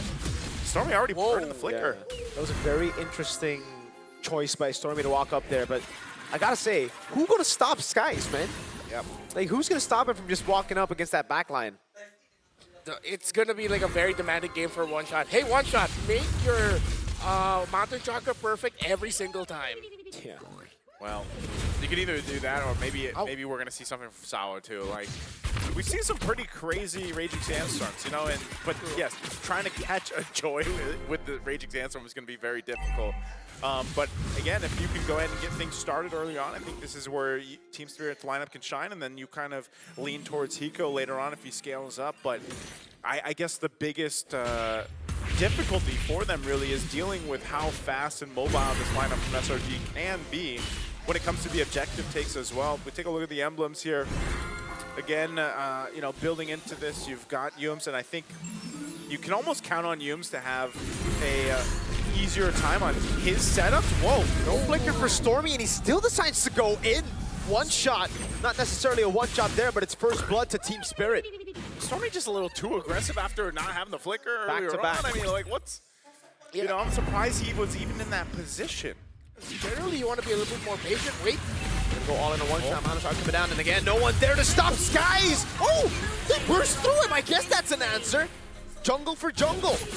Yeah, who needs ground control when you have raw damage power this early on? Yeah, big trade there. Turtle still being up. Look at this focus up here on Cram. They're just going to set up to control the Turtle now. Yum still waiting for that level 4. But again, you got to go grab the buffs here for both junglers, and then we'll see if they meet up. This time around, though, you'll have like those level 4s available. Yum's nearly there. Instant gets his, Stormy as well. So, you know, in a way, you're just playing around the potential window of picking someone off here. This guy's jumping for Sawa. Wait, they're going to find beats on him. Raging Sandstorm over on Yums. The targeting from SRG feels very off. really does. Very uncharacteristic. And Team Spirit, of course, expect them to make no mistakes and punish when the opposing team is making mistakes. Again, they're going to go on Bomba. He's able to flicker out now, but that's the stun. Stormy on the board. Mountain Shocker. Good flicker out by Stormy. As Skies walks up with Ledge beats over to Sunset Lover, but he has to wait by Wings. Gets shot, but it's a red tree win for one shot. Sunset Lover flickering back, and it's Yums plus Cram with a combo to get him down. So that was a whole lot that just happened, and it seemed messy, right? But it was also just that kind of mobility and chaos that this lineup, the SRG has. A kick, though. Great kick, and they all in on him. Sawo down. You know, because when you're thinking about running around and trying to escape, you kind of forget, hey, man, there's going to be arrows flying, right? These abyssal arrows will be a nuisance to deal with. We take a look at the Realme 15 Pro 5G, the M7 official gaming phone. Oh, ooh, unfortunate. I think the arrow, the trap specifically, was not able to land onto him. TS and SRG, I think they need to find some sort of balance at this point. There's been too much happening in the center. They go on Yums, great Mountain Shocker into the airstrike, and even the Raging Sandstorm, man. When they commit, they throw everything. You gotta remember, Sunset Lover, just one of the interesting things about him is he loves this farce. I think every single time we've seen him compete in the internationals, he's at least had an MVP performance on the far side. And right now, timing is showing that, taking a look at the items too here, that Genius Wand is actually built up. So maybe that's part of it, of why this burst of magic damage is happening. Sakai's has one himself too. So again, that's going to work in relation to, you know, having Stormy. And so we'll see how this next turtle does play out. Really good damage there. Hit Bomba, making sure to get a bit more. He go to bottom lane, goes on Innocent! That's away the dragon to lock him down, and it's Innocent who picks up the kill. Call an ambulance, but not for me. He had help. Innocent was not alone. Electrifying beats on one shot. He's actually quite tanky. Dashes away, Mountain Shocker, one shot! Gets the kill on Skies with a helpless Sunset. Now it's Sawo jumping on a Stormy. Has a Raging Sandstorm, and it's a flicker out from Stormy. Sunset Lover is locked in, man. Again with that right on time at stun to help one shot survive that. I know we asked the question earlier on, Mirko, who's going to stop Sakai? Well, so far, Team Spirit has at least had an answer, but how long can they maintain that? The fight for this turtle, though, they do control it. You're not going to be able to contest that. One shot secures the second turtle of the game. You could definitely feel the nerf on Lapu Lapu, dude. If it was the old Lapu, Cram would have had the ult back up. They maybe would have been able to contest, but again, it was on cooldown for a lot longer, and he's going to have to deal with that. Yeah, hence why Sakai just decided, I'm not even going to go near the turtle. We're not going to have our ultimate on the Lapu back in time. I'm just going to go ahead and go back to my jungling pattern. Team Spirit might be moving a little bit too fast, weirdly enough, for SRG with how fast their lineup goes. Way the dragon, but it's on just on Sawo. Bomba jumps to the back line. They've already used a lot of their resources now as one shot goes for the chase with Bomba. It's now Cram who gets targeted down. The Abyssal Arrow doesn't land. The Cram stun as well. Okay, they keep it together. Sawo going down there. You know, this is what we were talking about. That might be the struggle with the Khalid. Taken again, once, look at the items here, DHS only. Both one items here locked in for both gold laners, but that will be a turret that goes down. So you see that 1,000 gold now in the hands of Innocent against Hiko. This is why I was saying, part of that game plan of Team Spirit, they've got to allow Hiko to come online and be able to plan to that. Now, the problem with that is if Hiko's putting himself in a position where he's getting further behind, that gets even more increasingly difficult to deal with. Yeah, and I think Hiko has been the one that suffered with this playstyle that Team Spirit brought with wanting to control a lot of the objectives and the center of the map, is that they really couldn't help their carry as much as they wanted to. It's a 1,000 gold deficit for Hiko, and for Team Spirit, you know, I'm really starting to see the value of this Uranus. I think I'm going to reel back a little bit on my, no, I wouldn't say hate on the hero, but my slight dislike. I guess it's just, you know, again, it's one of those heroes that if you want to play the XP lane in a specific way, there's not many heroes that do it better than Uranus in terms of, like, being able to stand against multiple. There's a kick. Yep, it's on to Sawo again. This time it's Yums who picks up the kill with the Way to Dragon.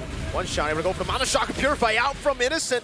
The Abyssal Arrow goes wide. Sunset, really good dodge. I was also just thinking, oh wait, I think there might be more action, but SRG thinking it's slow. Yeah, they're gonna go on Bomba here. The Abyssal Arrow earlier as well. Cram's gonna be looking for the play now. Has to stun! That's gonna be Sunset Level with Flicker out now as that's Innocent jumping in with a BMI. Cram now caught It's Hiko able to dash away. Well, right now, too, just controlling this side of the jungle. Is Bulma trying to help out. Look at the arrow from the side now. Hiko going to be trapped. Raging Sandstorm Bananas. Hiko will fall to the trap as Cram comes in as well. That's another arrow from Stormy. Sunset Lover forced back, and now it's Bomba trying to go for some kills. Stormy very, very low. Bomba just needs a few more hits. It's Stormy! Juking away, but can he survive? Sawo with the flicker in, able to get the kill on Stormy. Now it's Yums on the Cho. Jikudo gets him out of there. Crab, bravest fighter, takes away the gold crab and backs off. Oh, and there's more happening up top, too. Sky's popping the beats. They're going to force him out of the jungle. He should be able to get away just fine unless Sao wants to do something about it. Doesn't have the Raging Sandstorm, so even with the Feathered Airstrike, no follow-up through there. But you're seeing what's happening. Even under the supposedly protection of the turrets, they have to keep their head on a swivel, man. There's arrows flying around. There's electrifying beats everywhere. Yums is trying to kick and a Blaze into it. And then even Cram, man. 3-0-3 right now on this Lapu Lapu. He's been able to find the stuns where he needs to, and is just providing a lot of that durability up in the front line. Dude, Innocent is so far ahead. Yeah. He got to the Trinity way faster compared to Hiko, a level ahead of him. Hiko's still barely able to scratch for the last item. I think the DHS is the only thing that he's lacking right now in his build. Already up to the Golden Staff and the Corrosion. Yep. I think we're going to start seeing Team Spirit form themselves like this a little bit more. If Salwa's going to be there, they're going to make sure that Sunset are not... What? Goes in solo kill up top! Yums! Way out the Dragon, the Raging Sandstorm comes in, and again it's Innocent with a double. Make it 3 as he picks up a kill on Sawo. A triple kill for the Beast again. There's more. Both Innocent and Cram styling on the map for members of Spirit down, and it is a red map. Redmar, you mentioned the side lanes of SRG. Well, there you go. That's their highlight. We also brought up the fact that Hiko, after M6, seemed to have dipped down under the radar, a little bit more low-key, and his performance has been here and there. Innocent, he's not just the beast. What was it? Half man, half beast. Half man, half beast. Oh! Way the Dragon, baiting out the Raging Sandstorm. That's value. The Consecration also baited out. Sunset Lover trying to deal damage. Cram again jumps in with the Bravest Spider. One shot taken down by the music of Skies. Hiko falls as well to Innocent and Cram. 0-4-0. No Hiko Mania in M7.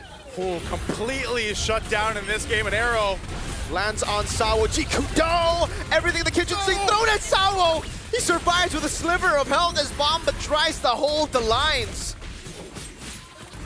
Yikes, it's completely slipped out of the hands of Team Spirit and SRG, continuing their streak of domination from yesterday. 6,000 gold lead and counting. They have been clean, they have been on point, they've been layering their crowd control and initiations perfectly as a team. And Team Spirit, who have been roaming around the map, who have forgotten their gold laner, are getting punished for their overextensions and rotations. Okay, what can Team Spirit do to stay in this game? The problem, once again, and that's been the whole case, is from every angle, every opening, whether it's in front of them or behind them, Yums gonna jump in. Way the Dragon finding him again, and Sunset Lover falling Innocent with a blazing duet tears through them. Sawo in the mid lane just trying to survive, but Skies walks up, and Hiko will get slain by Cram. He falls as well. It's a big shutdown, at least for one shot. But take a look at the base turrets. One down in the mid lane, a second one up top, and now the last one in the bottom lane getting worked on by Innocent. Bomba and one shot. Can they defend? The arrow doesn't land. Good trace this out. Sky's building up the stacks now to look for the X-Fine beat. Innocent going through him. Abyssal arrow doesn't land again. They clear up the waves, but they lose 3 base turrets. Base turrets down, a base exposed. Team Spirit looking for any spirit they can find in this game against SRG. Complete dominance in the past minutes here. You know, we're only 12 and a half minutes in. That's the crazy thing. I was thinking this would go with the 20-minute mark, but man, look at the difference here across the lanes, and yes, especially the gold lane, man. Innocent 3.5K ahead of Hiko. That is about as shut down as you get. Okay, way the Dragon. Oh, Innocent! Tearing through the back line of Spirit, and now it's just Sawo and Bomba that have to take it, that are forced to take it. Bomba. The Uranus is tanky, but against 4 members, there ain't no way you survive, and now it's just one shot. One shot, all left alone against the full force of the Giants. Ring the bell, ring the bell. It's GG throwing the towel. Team Spirit cannot handle Selangor Red Giants. What a game again for SRG. Looking clean as ever, not given that chance of Team Spirit to get any sense of revenge. The Giants continue to tame the Dragons internationally. Will the strength continue? Will we somehow see them go up against each other? Well, for now, their paths will split as SRG will go to the 2-0 column while Team Spirit will go to the 1-1 column. And that changes the picture greatly for the draw that we'll have later tonight. But Selangor Red Giants can stand tall as they always do, as they usually do, because they are looking really terrifying. Man, 2-0 start to the Swiss stage. This is the opposite of what happened in M6. I don't know, man. I like, again, it's starting to look like a pattern, guys. Yeah. You know, for Hiko, unfortunately, and for Team Spirit, and I feel like it all started with that when he thought he had Innocent. Maybe he just like tunnel vision too hard on the fact that he was potentially going to kill Innocent and get that lead in the lane, but as soon as that happened, it was just, you know, death after death, and just really difficult for Team Spirit to kind of come back from. You know, again, when you are drafted that way too, again, the draft was a part of that where, you know, if you fall too far behind in your goal lane, which you're really playing into, then it's just unfortunate. Yes, the Farsa was good in the early, but you got to have more than that. Once again, could we please give it up for SRG? Today we are joined by Cram and Yums. Congratulations after that win. Okay. So my first question is actually for Cram. Okay, so you guys denied Kid Bomba and Team Spirit of their revenge. Now, my question is, what do you think is lacking in Team Spirit that you guys in SRG have? For me, I don't know what's really happened in their team, but for us, we just focus on our strength and focus on ourselves and gameplay. All right, I see. Okay, so next question is for Yums. Hello, Yums. Okay.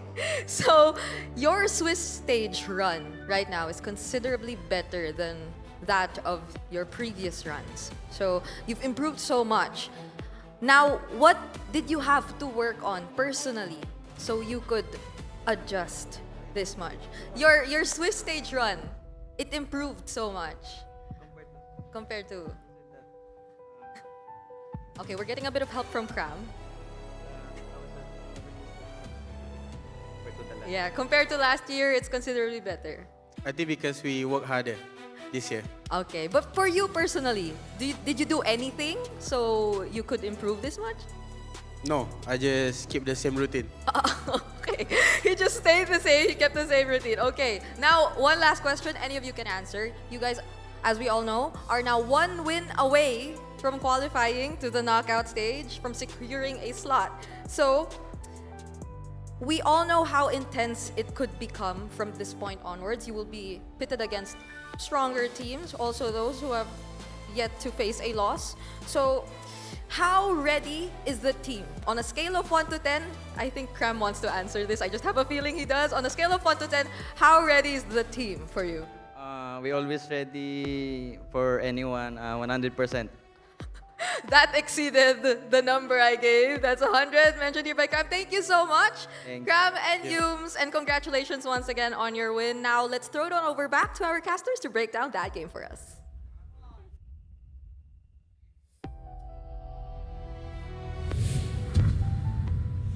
100% ready for anyone, and they looked exactly just like that.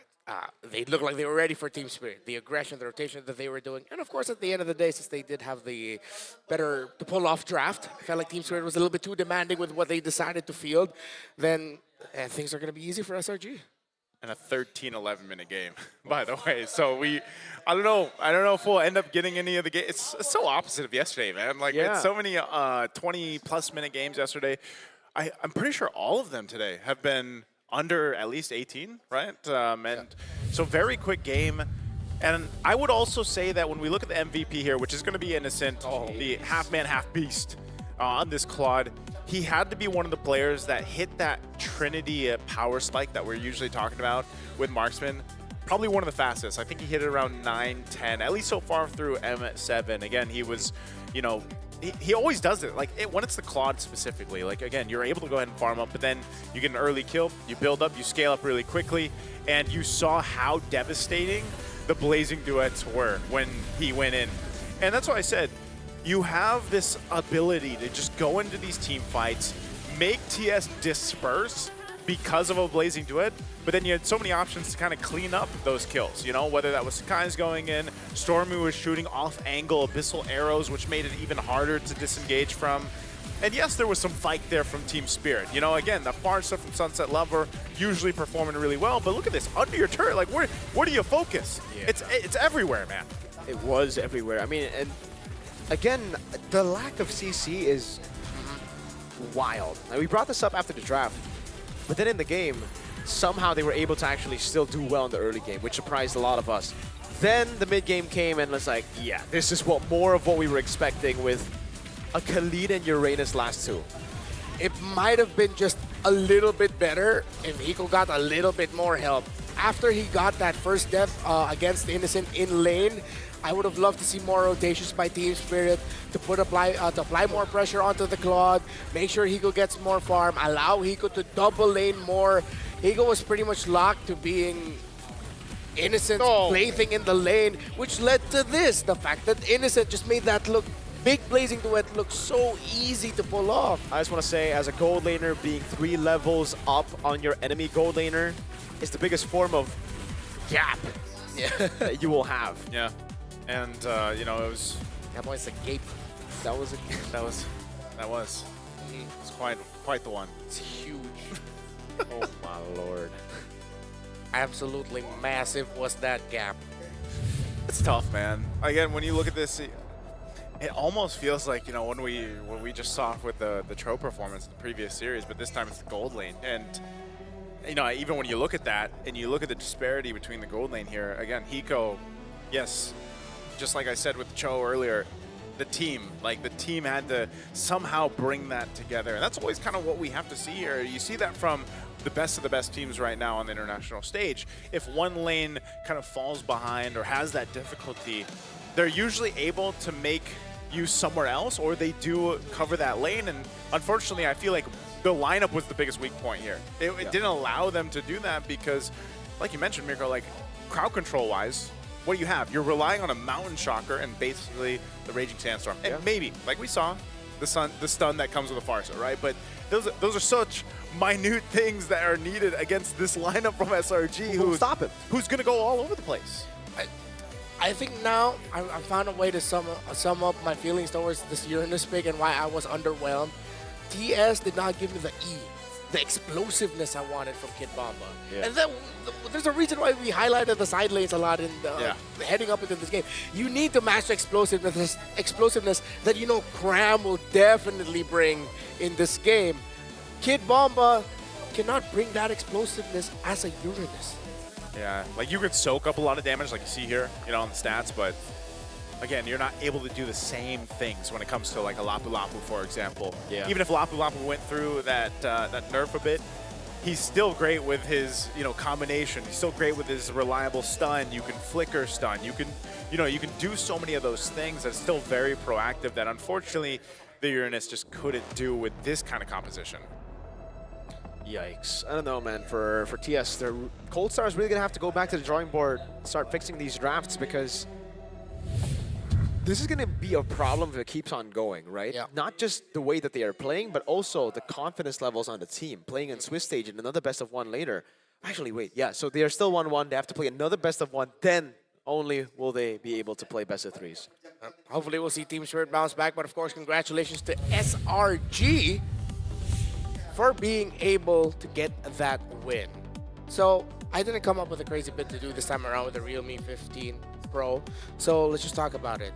AI insights, win rate predictions. Let's utilize Naisu here. Can we utilize Naisu? We have a free, okay, instead of me doing it, I will pass it to Naisu, and I would like Naisu to be the focus here. We'll just voice over, and we'll use Naisu.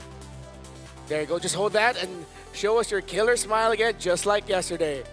This right here is the AI gaming coach that is available in the Realme 15 Pro 5G. It doesn't stop there. Accents too. When the fight breaks out, its consecutive skills feature lets you unleash a perfect preset combo with just one tap. My name is Joseph Charles. It guides your strategy and elevates your execution. That's a full AI-powered edge.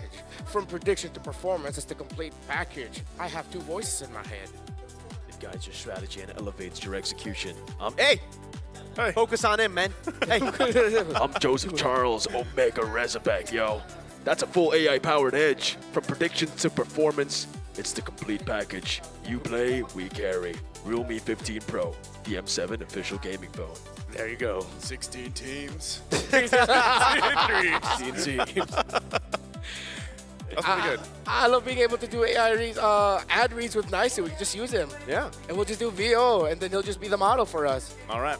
How about this one? All right, this one, I'm not going to mention something like yesterday. MLBB. Thank you. This is the MLBB Rising Open. MRO Season 5. It's open to everyone and flexible to join. Now with major upgrades, there's a lot more rewards. You can earn hero power with victories. So make sure you can climb the weekly championships to qualify for the championship, win bigger prizes, and keep the M7 passion alive. You even get MRO coins, win or lose, to redeem permanent skins, exclusive avatar borders, and more. That is MRO for MLBB. Yes. Yes. Not MCGG. Not MCGG. MCGG, we have our own thing there for the go-goers. This one specifically is for the bang-bangers. So, recap, Mirko's putting it up. SRG, that's it. And it I'm led just gonna thumbs up. to that. What do I have here? Thumbs up. And, okay, this is gonna hurt, but I mean, this is... Yeah, that's good. That's that's the recap with emojis. Like that's how we do it now in 2026. Yeah, like if you just joined us today, here you go. Yeah. Oh, this happy. It's not no. Yeah, I was gonna say that's not. Oh wait, Joe, yeah. Yeah. Went really. Sound like a goose. That's pretty good. Onyx versus Yago at Galacticos is coming up. We'll see you after the break.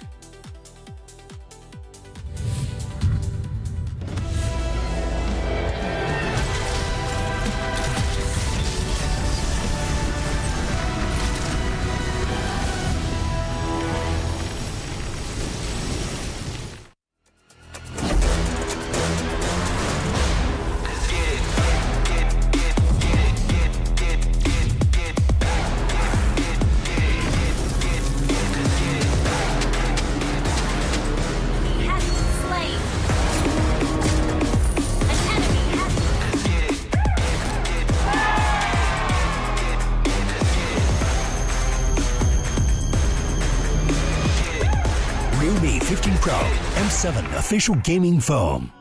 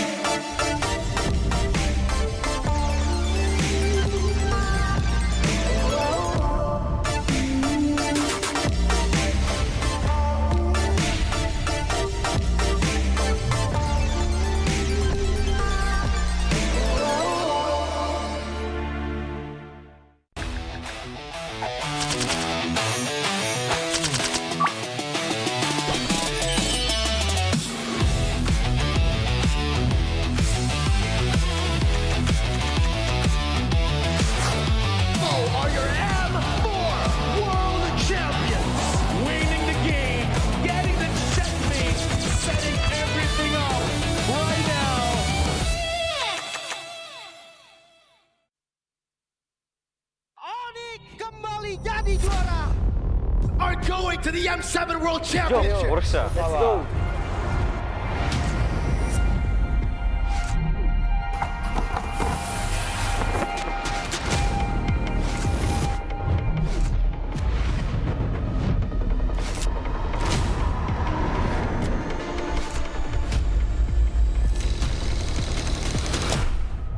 Futbol uğraşıyordum, futbolcu olmak istiyordum. Ama pandemi girdikten sonra futbola ara verdim. Birazcık da Mobile Legends oynamaya başladım o zamanlar yani yaklaşık. Que nosotros empezamos desde la MDL, la ganamos, después subimos a la MPL, también la ganamos y ahora estamos en el Mundial y también esperamos ganar. I think Team Zone is underdog in M7. Nobody expected us to be here. Evo was once a dark horse and we break through the expectation of everyone. They broke history. Even though we are coming in as a newcomer, we are not just coming in here for experience. We know we have power, that's all, we are good.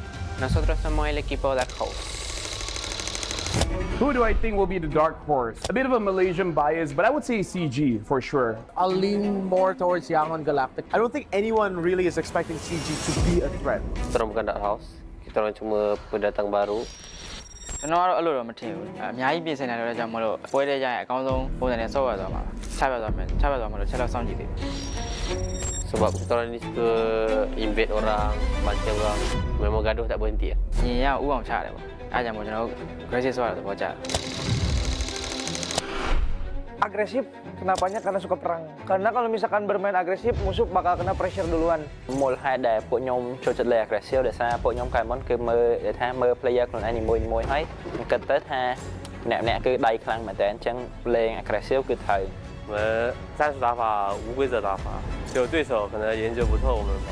We are not that serious. We just playing for fun because it helps us not get pressure. If you play for real, we get a high pressure international. 可以打进世界赛的关键之一是早睡早起，保持好身体。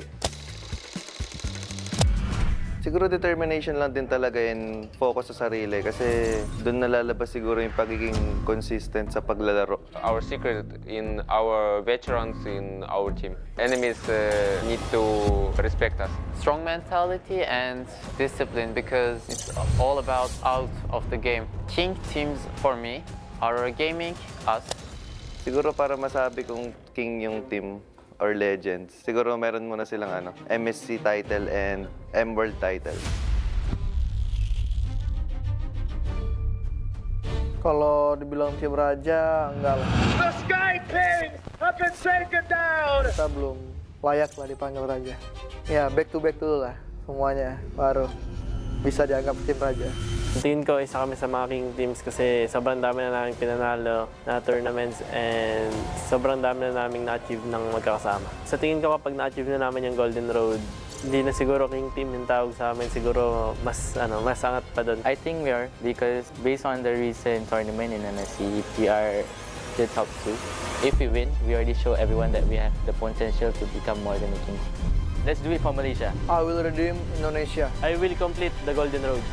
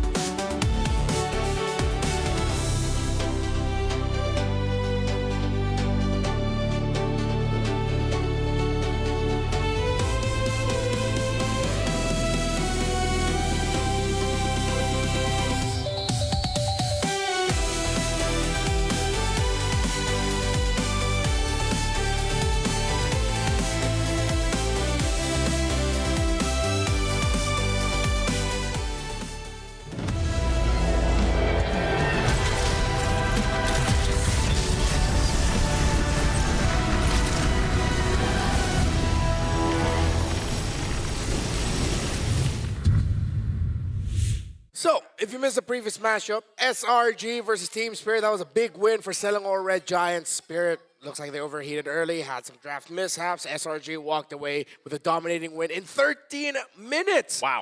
Compared to yesterday, as we're heading into the second to the last match of the day, it's only 7:30 here in Indonesia. Yeah. At this point last night, it was like around 9 p.m. Yeah, Was we it? Ended at we ended at 10:30, Yeah, I think we it was. ended at Yeah. Or was it 10:30. 11? For best of ones, that's pretty crazy, yo. Yeah, pretty crazy, but it's a significantly faster day. And yes, it's myself, Redmar, Miracle, and Naisu back here on the desk to continue calling the shots. This time, it's Onyx versus Yangon Galacticos. Now I'm going to need your help here thinking about this matchup, Miracle, because yesterday, when we were watching the draw, I was with a bunch of other Indonesian members of our crew, and when they saw the Yangon draw, I thought that they'd be a bit more excited. I mean, Onyx is Onyx. But then they saw Yangon, and then they went, oh, man, sure, okay, but why do you think? Well, for me, I think that way because I know what happens behind the scenes, like in scrims and all that. And Young Galacticos have been a very, very strong contender even before we got into M7. Before they even made it to M7, a lot of people were already saying, hey, they're really, really good. But coming into the Swiss stage, a lot of streamers who are pro players, Albert, a lot of the players who didn't make it to M7, who've been streaming, have also been talking about how good Young Galacticos are on scrims. So again, that leads to a lot more public awareness of how good Yangon are.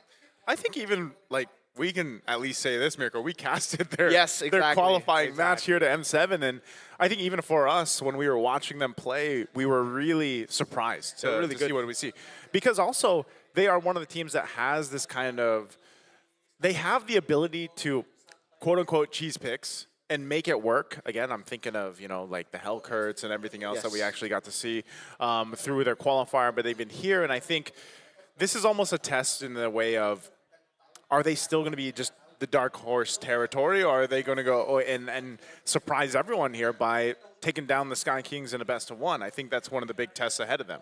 Yep. So let's watch this video to learn a little bit more about Yangon Galacticos, the mission to surpass the Sky Kings.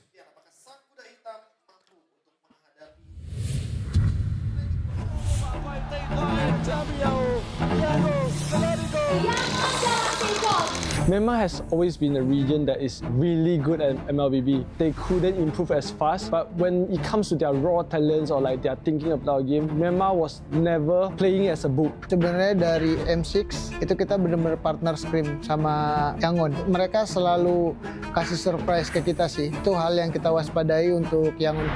I like the fearlessness that they play with, although for a majority of the time when it comes to the big international stages, it's usually considered as unorthodox. I've always really just looked at Stitch and Blink. Even though they haven't been able to translate it into a lot of international success, I feel like they are players that just you can count on to deliver in their roles for Myanmar. A lot of other pro players as well have already spoken about scrim results, them doing really well against top MPLID teams, top MPL Philippine teams. So most people are looking at YG as an actual threat. ကျွန်တော်အတွက်ကတော့ကျွန်တော်လူတွေနဲ့ကျွန်တော်တင်ရလူတွေနဲ့ကျွန်တော်တင်လို့ပဲထင်တယ်ကျွန်တော်အတွက်ကတော့ပထမဦးဆုံးတင်နေနေဆိုရင် on ID တော့နောက်တင်ရတော့ကျွန်တော်တို့တင်ပြတဲ့ရန်ကုန်ပြည်လေးကိုလို့ပဲထင်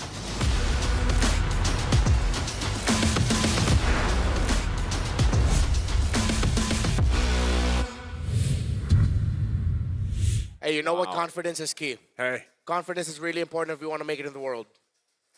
Make it into the world. Yeah. He said top two teams. Number one is Onyx, and then it's us, Yangon Galacticos. I like that. I like that confidence. I like that. Yeah, I mean, if you're a team confident enough to play Hellcurt in the Rome, who I've been, you know this, nice, a very staunch hater of for the longest time since I started seeing it. Yeah. You hate Beloisky? Yeah, he hates Okay, not really. Okay. Okay. Just the pick. I didn't say I hate Beloisky. Don't call me on that. Beloisky hates you. I'm watching some of you. Okay, maybe. I don't know if he hates me or not. But yeah. I'm sure we're chill. But yeah, I think since you guys casted it, when you guys got to cast MSL, were you able to cast the one that had the Hellcurt game in it? Yes. Every Yangon Galacticos game had a Hellcurt in it. Whether it was banned or picked, this was just YG style. And we had to discover it all over again. I mean, we've seen our fair share of Hellcurt roams. I saw a lot of them in MPLID, Beloisky, Alter Ego with Alec. But YG, it was just completely different because we were like, okay, this only works when they have utility mid and utility jungle. Then they took away utility mid, still comes in. We're like, okay, one utility and the Hellcurt worked. They took away the utility jungle, it was an assassin jungle, and they still played Hellcurt roam. So it's something that they just want to play. This doesn't really matter what they have on the other side of the map or on the other side of the roles. So I almost expect if we're probably going to see a ban towards the Hellcurt. Like, it should be, because it's the best one, right? So you might as well just go ahead and ban it out. But again, across the board, whether it was Blink, Stitch, you know, and even Lena, for example, which we're familiar with some of these names in the past, I just think it is that play style. They mentioned it in the video, you know, Myanmar is always one of those regions that just, yeah, they're normally like a dark horse in the international stages, but they've also just been able to really perform and surprise a lot of people. And I think Yangon Galacticos is that next name, that next organization that will be able to continue to surprise a lot of our international viewers here that might be seeing them just for the first time now. Yeah. That's why I want to bring up the point of, for Myanmar teams, for me, after seeing their runs in M4, in M5, I've always kind of looked at Myanmar teams at just like their mechanics. Mechanically, they're amazing. But outside of that, it's the intelligence that made them special in M2. I see that in Yangon Galacticos. They're a good mix of mechanics, macro, everything. They're very well-rounded. Filipinos have learned from history, never underestimated a Myanmar team ever again. Every time we see one in the international stage, even if they didn't perform to our expectations, a lot of respect from the Filipinos towards this nation and the representatives they bring up. Even members of Onyx themselves mentioned they look at the raw talent. Coach Adi himself respects the raw talent that is brought out. But now we're looking back at the matchup that Onyx had against Boostgate. Onyx had to crawl back against Boostgate. Boostgate looked like they were just going to win it overall against Onyx, but then they overheat and then they got punished. Now for Yangon Galacticos against Team Zone, to control. Team Zone weren't able to deliver what they delivered in the wild card because of the domination and the comfort surrounding this Roam Hellcurt. Yeah. And yes, I'm in agreement here with the whole panel. Just ban it out, Onyx. Don't give it to Yangon. Yeah, I think that's a safe choice. In this game where he goes and gets all these kills, by the way, He went Sky Piercer. He went Sky Piercer, and then he didn't even use the execute for like the first half. Yeah. Like, he was just getting those kills, and when we were watching it in the talent room, we were like, yeah, this is kind of what we saw with their whole qualifier here. So yeah, I think you take that out. So maybe in a way too, if you expect that to be a ban, this is also more of a test to Blink himself to see like what else he has in his repertoire in terms of being able to do the same thing and be that effective, because I feel like that is a cornerstone of what made Yangon Galacticos so successful in their journey here. And I was so scared for Yangon Galacticos coming into M7 because I heard that Coach Marv's, the head coach, actually lost his passport. But then he made it, so it's all good, but also we have a celebration. Whoa. Yeah. Actually, the birthday. Oh no!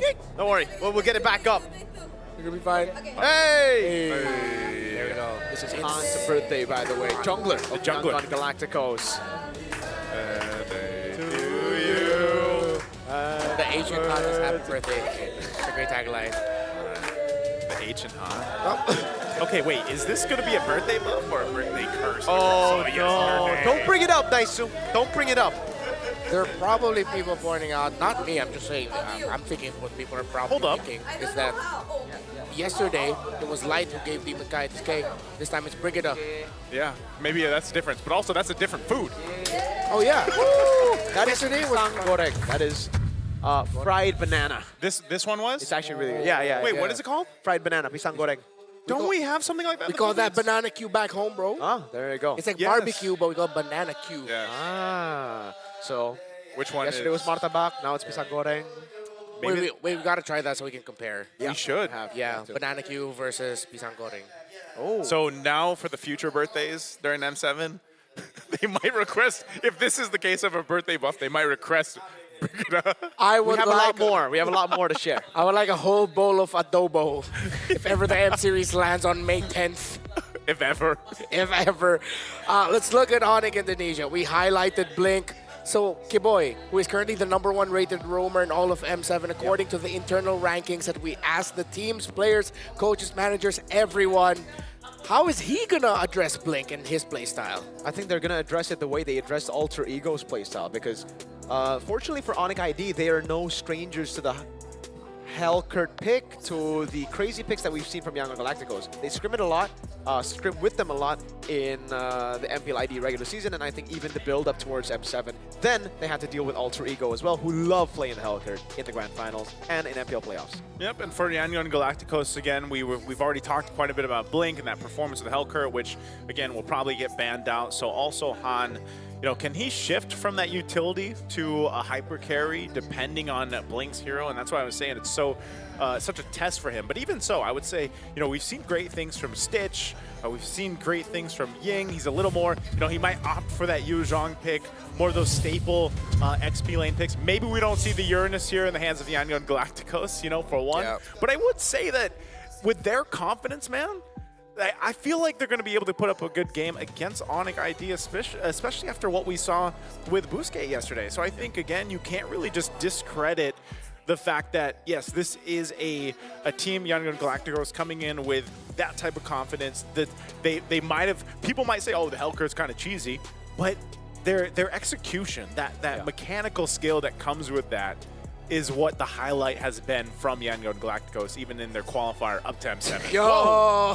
Speaking of, Mike, that is one of the jankiest but funniest edits I've ever seen. We should have added like a little bit of like, you know, shadow. Yeah, this looks, oh, hey, that's Blink.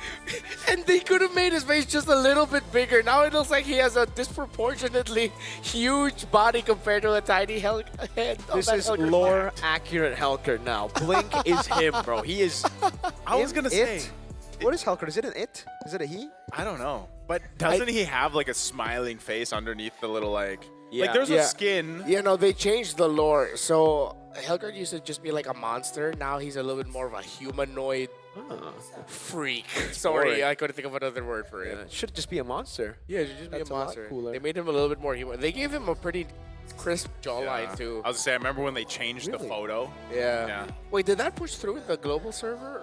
I don't think he has. I think it's still like a. It's still, I don't Maybe know. that's just a meme you're thinking. Yeah. I think it was a meme when they released. Oh yeah, okay. And he was like, he's still an it. So what you could do right now is put it on the chat. Onyx versus YG. Onyx or YG. Type Onyx if you think YG will win, and type YG if you think Onyx will win. Okay. I'm kidding. Don't do that. Don't do that. Yeah. Onyx for Onyx, YG for YG. There you go. Yeah, this is a stomp in the prediction battle, I guess, in the chat. Onyx fans definitely a lot more, but the Burmese, come on. Where's the Yangon Galacticos fan? If it gets flipped suddenly, I think it's my fault. Yeah. You know, there's a handful of people in the chat too just typing Kyrie. Yep. Yeah. Yep. You know, so. And other completely unrelated stuff for sure. For sure. There's Probably a lot of hate on each other. Yeah, and 5 all dudes that. snapping TNC. Yeah. The string of emojis. The string of people telling us to start the game. Yep. Casters, shut up. Start the game. All right. There, I started the map reveal. Sorry, guys. It works like that. Yeah, that's exactly how it works every time. Ooh, broken walls. If it was dangerous grass, it would be very, very fun to see, like, if Hellcurt gets left open and Kadira. Then it would be like, okay, who's going to ambush better? And I'm pretty sure if that's the case, both teams would just like to leave it open. Yeah. Make it fun for everyone. I'm glad you mentioned the Kadira, though. I think that's going to be a factor definitely in the draft for Onyx that YG Whoa. consider. It's not banned out. Wow. Gentlemen.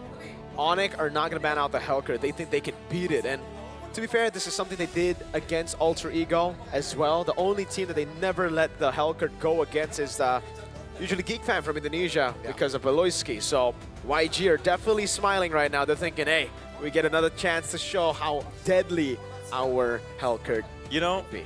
But what if it's open and they just don't pick it? Maybe, because like they've taken a different approach. They've actually banned out the Baksha now, right? So they're thinking, all right, maybe you made it work against the other Burmese teams without a utility jungle. Yeah. Against us, that's not going to happen. Yeah. I like this ban on the Kalea. Respect the Yangon. Right away, the Sora gets picked up. Wow. And Onyx might actually have room to pick up the Valentina. Yangon might not even consider a Valentina rush for the first 2 on the red side. Seen how that turned out before. And it doesn't necessarily mean you have to go for it, but hey, they go for it. Yeah. Okay. Valentina and the Claude, really, really good answers here by Yangon Galactico. So Onyx, what's the approach coming in after seeing all this? They pick up the Sora, But the roamers have been banned again. The Kalea that worked so well for Kibo yesterday, star of the show, definitely the guy who actually clutched up to actually turn the game around. And even Skylar's Claude gets the night away. It's the carry. Oh, and the Leo Mord, Onyx! Wow. Taking a page out of Alter Ego's book. Exactly. They like to see how it worked yesterday. Yeah. I mean, they go with the Leomard here, and I think, you know, in a way, I was wondering, because of the whole change that Leomard went in the patch, you know, that, you know, he's able to be a little more aggressive. That crit, obviously, being a big part of it, too. You're kind of surprised with the amount of damage that he can do. And then if it's paired up well, again, depending on what the rest of this lineup is, this also gives space for the carry to go ahead and scale up for Skylar, you know, and that's one of the things that we see the struggle of the carry picks is you need to be able to go and get to that point. Oh, and a Fanny is going to be the answer. So this is really interesting already in the jungle matchup alone. Yeah, 100% win rate on that Fanny. 2 times it's been picked up, and I believe it was both today, right? Like we saw the Fanny earlier from TNC. And the Fanny earlier today, was it? Or was it actually yesterday? No, it was Can't earlier confirm. today. Yeah. Right? So The times you saw it yesterday, it was banned. okay, so it was today. Both picks. Now 3 picks on Fanny. Yep. Okay, so they should be limiting more of these lockdown heroes. Now, Keyboy, we know him for the Cho. I think the Cho here can actually still work. You are going to be giving away a big ult to the Valentina, but I think right now the Valentina is something that will probably just be going for Sora ult. So again, good ban by YG there. Mid-prior would have been big too. They're going to have to find a different angle to go for pickoffs. Kaja is another pick that we've seen from Keyboy to deal with a Fanny and combo with a carry. See, other than the Kaja, what else would you want to? Yeah, I was gonna. Well, the Grok is. They ban out the Grok. Yeah.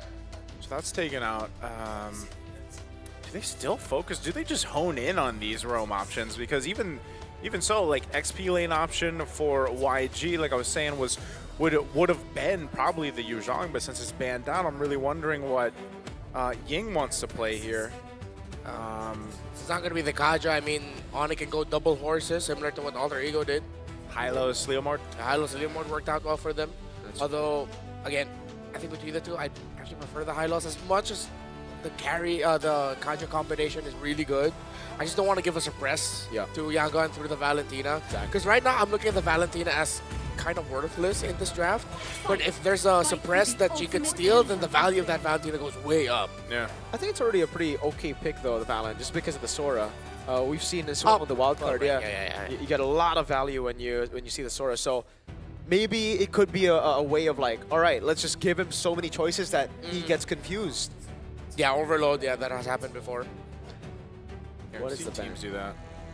Last ban, is this still going to be a roam? Because then this leaves the question of like these roam options, and Hylos probably being one of the closer ones. I don't know if like Keyboy would want to actually go with a Tigreal in this lineup. Yeah.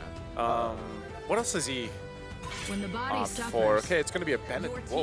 Interesting. Yeah, the XP Benedetta that they played that packed Petrify. Is it safe to say already that there's not going to be a Helker, or is there still a chance for there to be a Helker, right? There are 3 damage dealers already. I feel like one is it's technically too risky. utility. It is risky, But very if you're risky. confident like them, I think you last pick it though if you do want to go for it, right? You go for an XP lane first. Now, Yu Zhang's been banned out. No Benedetta as well. Yeah. I guess the Lapu Lapu and the CC are the 2 heroes that usually you would expect, but they take the Hylos away, so they don't ban it. Rather, they deny it away from Onyx. So Onyx will not have that Alter Ego double horse comp. Do they go for the Karita, get the Petrifier locked in? If they're going to go Kaja, I don't really think the Karada is like that good against Val and Claude, right? And even the Fanny. Can't really lock them down that easily. Purify and Val just gets out. Just go for... Go Kimmy. Not really. Going Farsight is also kind of a struggle. There's a lot of Lunox? Is Lunox just the answer you would it go might for? actually. If they're On that strong targeting as well that you could just utilize with Assault Hopper. like Farsa is still open. I don't know if they want to. Crazy do they want to go? Like, yeah, there's a Farsa. Alright, so it's a Farsa Gata. Despite the fact that it's a lot of dive, again, we know that good Farsas can still get away. Yeah. So there you go. That's Onyx composition. The peel will come through them just walking up. So again, it's the best defense is offense type deal for Onyx. They're looking to just overload YG with damage. And we don't get to see the Helker, but we will get to see Lina on the Luoyi. So, okay, Lina on the Luoyi. And then you have we seen that much? Valentina XP. Valentina XP? Yep. When was the last time we saw a Valentina XP? It was back when Lucas was meta, man. Yeah, it's been a minute. Card, if I'm not mistaken. Oh, right. I mean, did you see it in wildcard? Yeah. We were talking about it, but I believe it was mostly mid. We didn't get to see maybe one. Yeah, I think we floated the option. Yeah, I personally really like the composition coming in from YG. There's a very well-balanced composition. Ying on the Valentina as well will probably not go for a glass cannon build, which makes it very good for the Sora later on, the Sora ultimate and abilities that he's going to steal. Unique approaches by both of these two teams. Can Yangon Galacticos rise above expectations and prove their own identity of themselves as strong contenders alongside the Sky Kings of Indonesia and Onyx Philippines? It's the best of one between these two. Onyx Indonesia. Excuse me. Wrong one. I'm very used to saying Onyx PH. That happens a lot. Onyx Indonesia. Thank you very much. Here we go, folks. Welcome to the land of Dawn for a best of one between YG, one of the most feared best of one teams in the tournament, against one of the favorites, Onyx. Looking at the emblem straight up, it's actually a concussive blast choice for Lutpi. Now that's already different from the usual that we see from Sora. He's going to be looking for Prio for the most part here to rotate and help the team. And maybe it's also because he's up against the Valentina that he just wants to have more tempo over brawling it out against the Valen. Interesting, like there, right? So Tank Emblem, Concussive Blast, Festival of Blood, Rook's got the Rupture. And, you know, it's not a matchup that you see too often, at least currently. And I feel like even Sora as a hero, you know, teams have still been trying to figure out the best way to utilize this hero. Yes, there's a whole lot of crowd control that you do get with it, but again, well, usually when I've seen it, I've been like, man, it's a whole lot of show and fireworks, but you need that follow-up potential with that Sora on your lineup. So, interestingly enough, that this will be the case, and I think even with this lineup, you just wait for that turtle to break out just because they don't really have the setup potential. So one little ranged minion missed out there by Lina. Good freeze. Ooh, really good taunt. Just that though for now. Yeah. It's Young and Galacticos getting pressure on the map, but you gotta remember Lutpi earlier got the XP crab, so they are really setting up for a Lutpi level 4 into a fight before Ying gets to rotate. I like the slower approach Onyx ID are taking to handling the middle, making sure that they could stop Lina from hitting level 4. There you go. Level 4 advantage for Onyx on Lutpi, but Ying is going to be falling through. Turtle's up, half health. Steve's going to be dropped down too. Ying's going to jump in. Kyrie will secure the turtle. Still going to break out here. A whole lot of damage around the pit still, but with a revitalized, Ying's going to go down at first blood. Lina gets a kill though. A trade the 1-for-1 turtle to Onyx. Might have been a little bit too aggressive there for Yangon Galacticos up against a killing spree on that Leomord. It had revitalized as well. Great entry win by Kyrie. Yeah, and again, it was all set up by the tempo for Onyx. The reason they went Concussive Blast, right? Early on, Lutpi, a really good read to freeze up the lane, to get that prio, get a rotation in, and secure XP Crab. After that, it was about clearing the wave quicker, getting level 4, and instantly rotating to a very fast turtle take. And that's what really stopped Yangon Galacticos from being able to retaliate. Remember, they want to react, but if they're not given the opportunity to react, it gets really tough for this comp.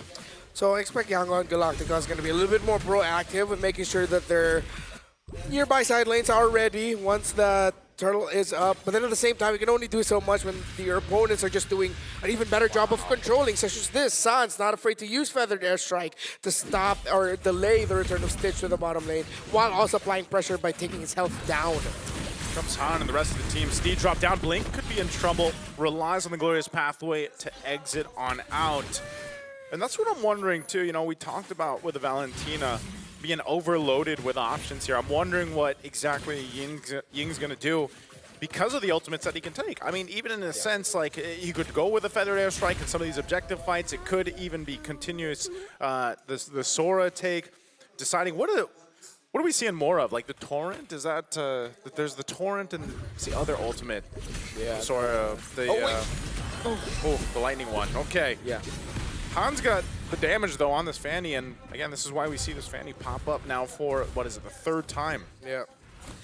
Yangon Galacticos just have zero map presence right now. It's all Onyx ID, setting the tempo, Kiboy might get punished. Oh, that duality. It's going to bring Kiboy back in. I don't think he's escaping God. this. He does Oh, have no. the... Oh. He does. He's got the Avatar of the Guardian. He is fine. No Revitalize, though. That is a very expensive resource to burn out before Turtle 2. Okay. Turtle's up. They might just have to give this up. I'm not sure if Kyrie wants to give the go on this. It looks like they're going to go for Blink anyway. Dragging them back. Glorious Pathway drop down. A feathered airstrike to cut them off too as Keyboy falls. Han gets the turtle. Fight still going. Kyrie could be in trouble and Han finds an opening. Will take a kill. Kyrie falls as well. Yangon Galacticos gets a whole lot. What an amazing shift in tempo by Yangon Galacticos. They saw what Onyx did Turtle 1. They adapted to it. They know it was all about speed. Who got there first? Again, I'd say a little bit of a misplay there for Keyboy to not use the AOG instantly and to wait, because the Revitalized burn is so expensive. We saw how they won Turtle 1 fight. It was actually with the Revitalize. So the fact that the Revitalize wasn't there and Keyboy didn't have AOG, there was no way, aside from, again, brute forcing their way into Turtle with the horse and with Lutpi. And it didn't really pay off for them because it was only on Blink. Calculated for Yangon Galacticos, reading the situation very well heading into that Turtle 2. Now, 5 minutes into the game, still could be anyone's ball game, but compared to what we saw in the previous matchup between SRG and TS, I like how once the sequence and the major objective is done, once they're done at the center of the map, they're putting a lot of value onto helping out Stitch. They're making sure their gold laner is getting farm, is comfortable, and it's not just the Skylar solo show that Onyx was able to do for majority of the time they've had with Skylar, because teams who just let Skylar do his thing in lane, you're not gonna have a great result for your own gold laner. You gotta make sure your gold laner is able to win against Skylar. So far, Yangon, I appreciate how they've been playing things. Yeah, this is kind of what we are used to seeing, you know? We saw them play like this. It's a great start for them, and at the same time, you know, Stitch basically needs to go ahead and continue to farm up like we just saw Innocent do in the last match. You know, get that timing, scale up, but get that Trinity as quickly as possible, because eventually I feel like, you know, these objective fights later on when we're concerned with the Lord could be a little bit different, but so far, you know, we did see Onyx also play from the back foot, like play from that deficit against their match yesterday. So this, you can't, you know, based off the first 5 minutes, I still feel like a whole lot can happen here, obviously, by the time we get to the next turtle.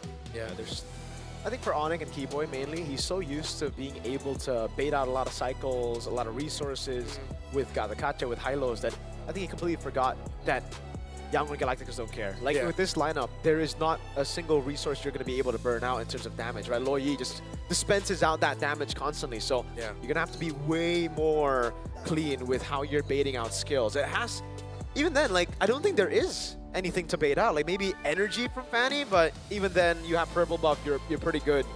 Yeah, that's always one of the risks when you're going up against a Lo Yi that frontliners really have to remember, is that as much as you'd want to force something out of it, if you force, like, let's say, diversions so the Lo Yi will escape, not a lot of Lo Yis will do that. They'd rather just eat it because they know just how important the diversion is. And there's usually the higher risk of you just constantly eating the combination with the duality, everything, constantly getting sucked in. You're not going to be able to escape. And then, similar to what we saw to Kiboy, if you have just one person helping that Lo Yi out, you're going to be spending too much. So maybe that's the adjustment we'll see from Kiboy later on, where he'll get the vision, but he won't try to disrupt way too much unless there's someone else with him. But also, if we just take a look at the compositions, yes, Onyx do have a way to scale up mid to late game, but the way that they can do that is a bit more situational. It's very conditional, right? Because for Onyx, the way the front to back works is the frontliners and the aggressors get so far ahead that offense becomes a very, very good defense. If Lutpi and Kyrie fall behind, which is definitely something that we are seeing happen right now, how is Skylar and Sans gonna get enough room to dish out damage? Meanwhile, for Yangon Galacticos, it's such a well-crafted composition where all of them want to dive in. All of them want to go in together. It's not split up. I think part of this too, like when we've been seeing the way that the rotating has gone, though, you know, I know we mentioned Yangon Galacticos, especially with this Lo Yi playing around the map. Like, how do they make that happen without being too overzealous or overstepping? And, you know, we saw a little glimpse of this yesterday with the Lo Yi in the hands of TL. And that macro presence that you can have eventually is going to be something that Onyx ID wants to watch out for. But so far, it's all been the objectives, you know, and focusing on that. And with this little bit of a lead that's built up now, whoa, and Galacticos will continue on. Yep. See there, defensive items built up for the Valentina. Gets the Black Ice on the way to Domi, but he might be going for the Oracle just first. Get the cooldown reduction locked in, knowing that he is going to be cosplaying Sora for majority of this game. See, even in the mid control, great patience by these two. As Ludwig sees Ying, and now Ying will be able to help Han get closer to the turtle. There's a rush on Lightning Truncheon, by the way, for Suns as well, so not a lot of utility and not a lot to deal with the healing coming down from Yango and Galactico, so Revitalize going to be big. Chastised on Ludwig already. Yep. Oracle picked up here for Ying, so a little bit of difference in the items and the build paths they're going for. The last turtle of the game, there you go. There's the crowd control, gonna bring him back, but Han jumps into the backside. Blink's quite low too, Han forced out. But now Ludwig could be in trouble. He re-engages to crash on in, flickers defensively to get out of there. But Yangon Galacticos is just sustaining through the fight. They'll pick up a kill. Blink's gonna be the trade, but that last turtle goes over to YG.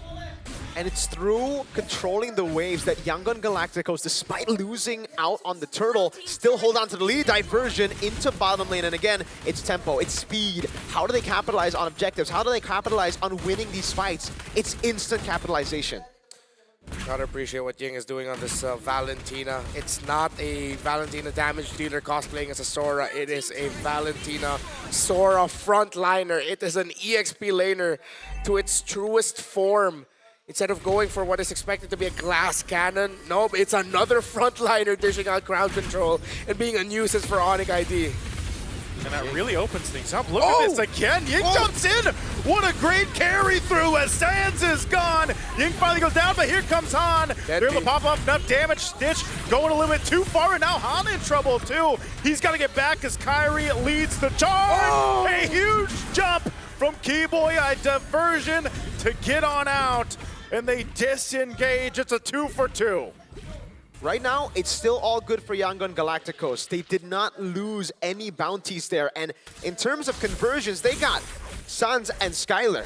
They got the two carries. And again, for Onyx ID, the way they appeal for their backline is through going in, is through being so much of a threat that their backliners get to free hit. You can definitely see that it's not happening right now. YG don't care if Onyx walk up like that with the Phantom Steed, with Sora. Doesn't really matter for now. Appreciate that Yangon Galacticos actually got to minimize their losses there. Could have been a more devastating loss. They're still okay, 2,000 difference. A rush with the Malefic Roar actually for Han in the Fanny. Was Hunter Strike and the War Axe for the Leomord.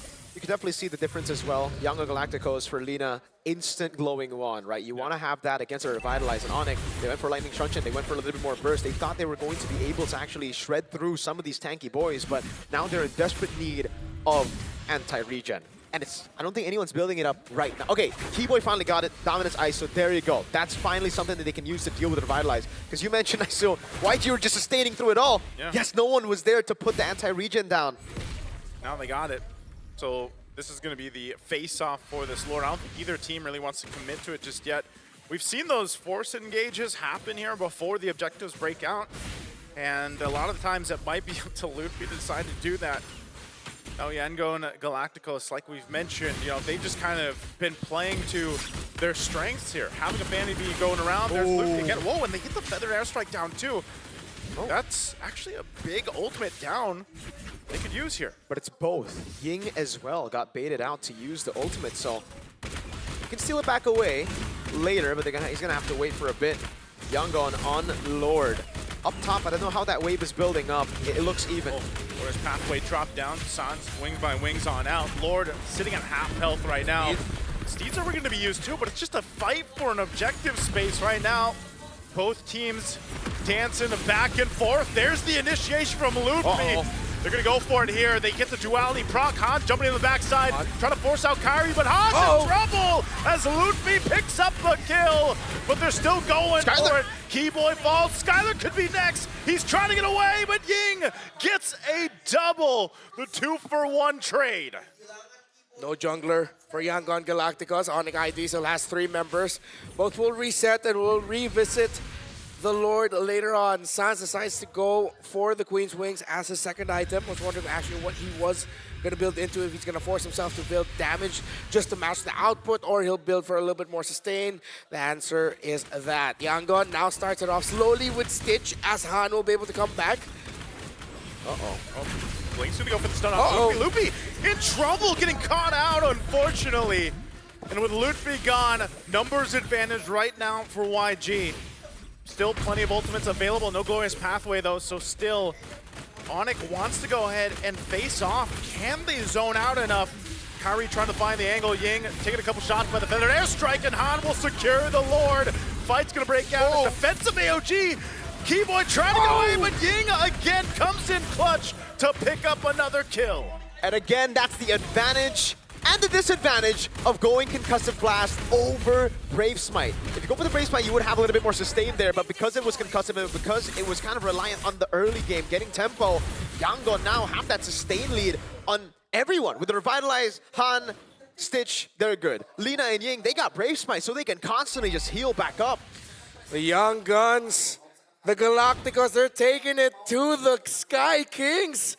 Onyx ID, now I realize exactly just why the Indonesian crew members I got to talk to were hesitant to celebrate that they were gonna go up against YG. They're so good. The patience, the front to back, they check the conditions before they go for the full engage. Lutby quickly got punished. That's the level of team that YG is. On again, gonna start it up. Keyboy caught in the midst of it all, but he's gonna be fine. It does get brought to half health.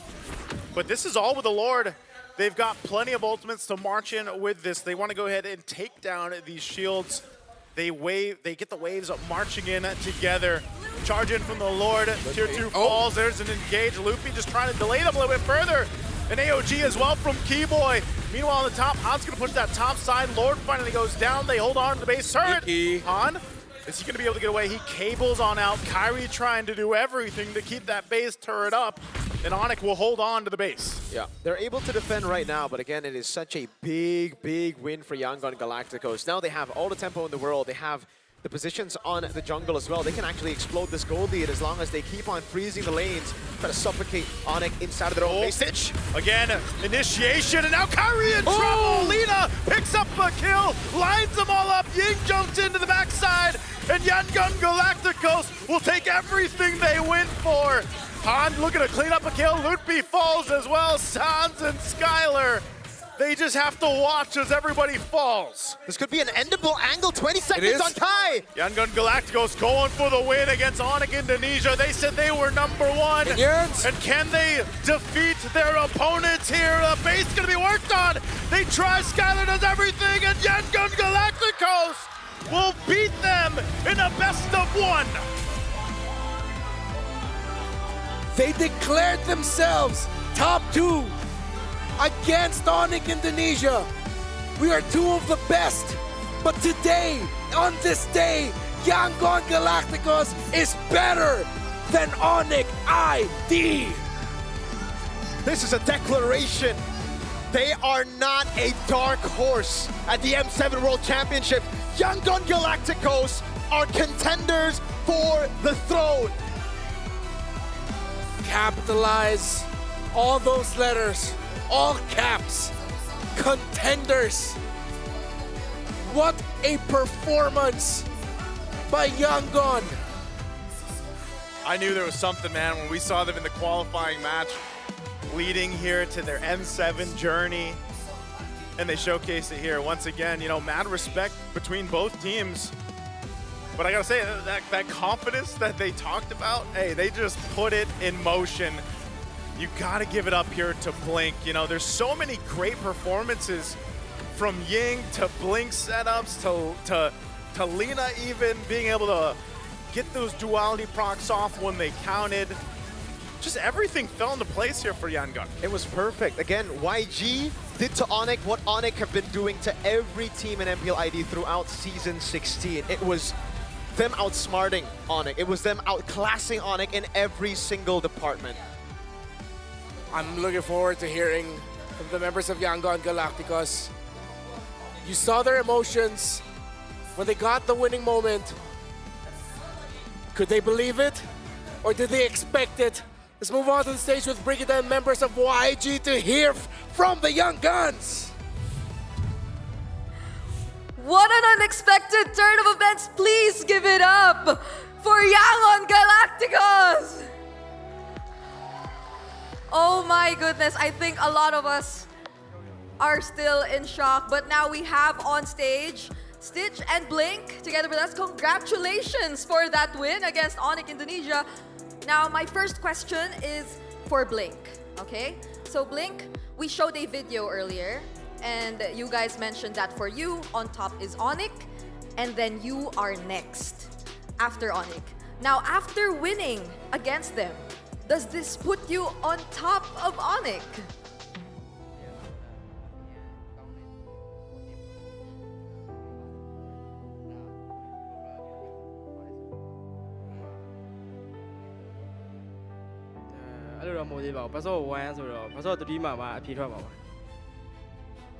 It's just best of one, so like we can't say yes, so we gotta go to best of three to tell.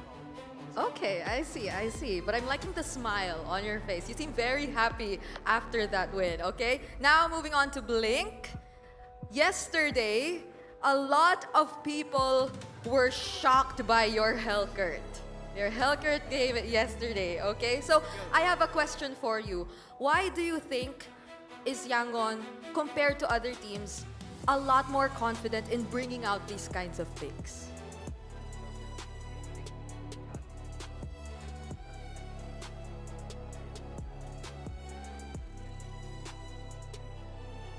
Hacker pick ကတော့ကျွန်တော်တို့က 100% confident ရရှိနေလို့ He's very confident about the Helga pick because like it's his signature. I see. Okay. So now, for my last question. Since you won this match again, do you have anything to say to the other 2-0 teams that you will potentially go up against tomorrow? That includes Liquid, SRG, Alter Ego. Do you have anything to say to these teams who you will potentially go up against?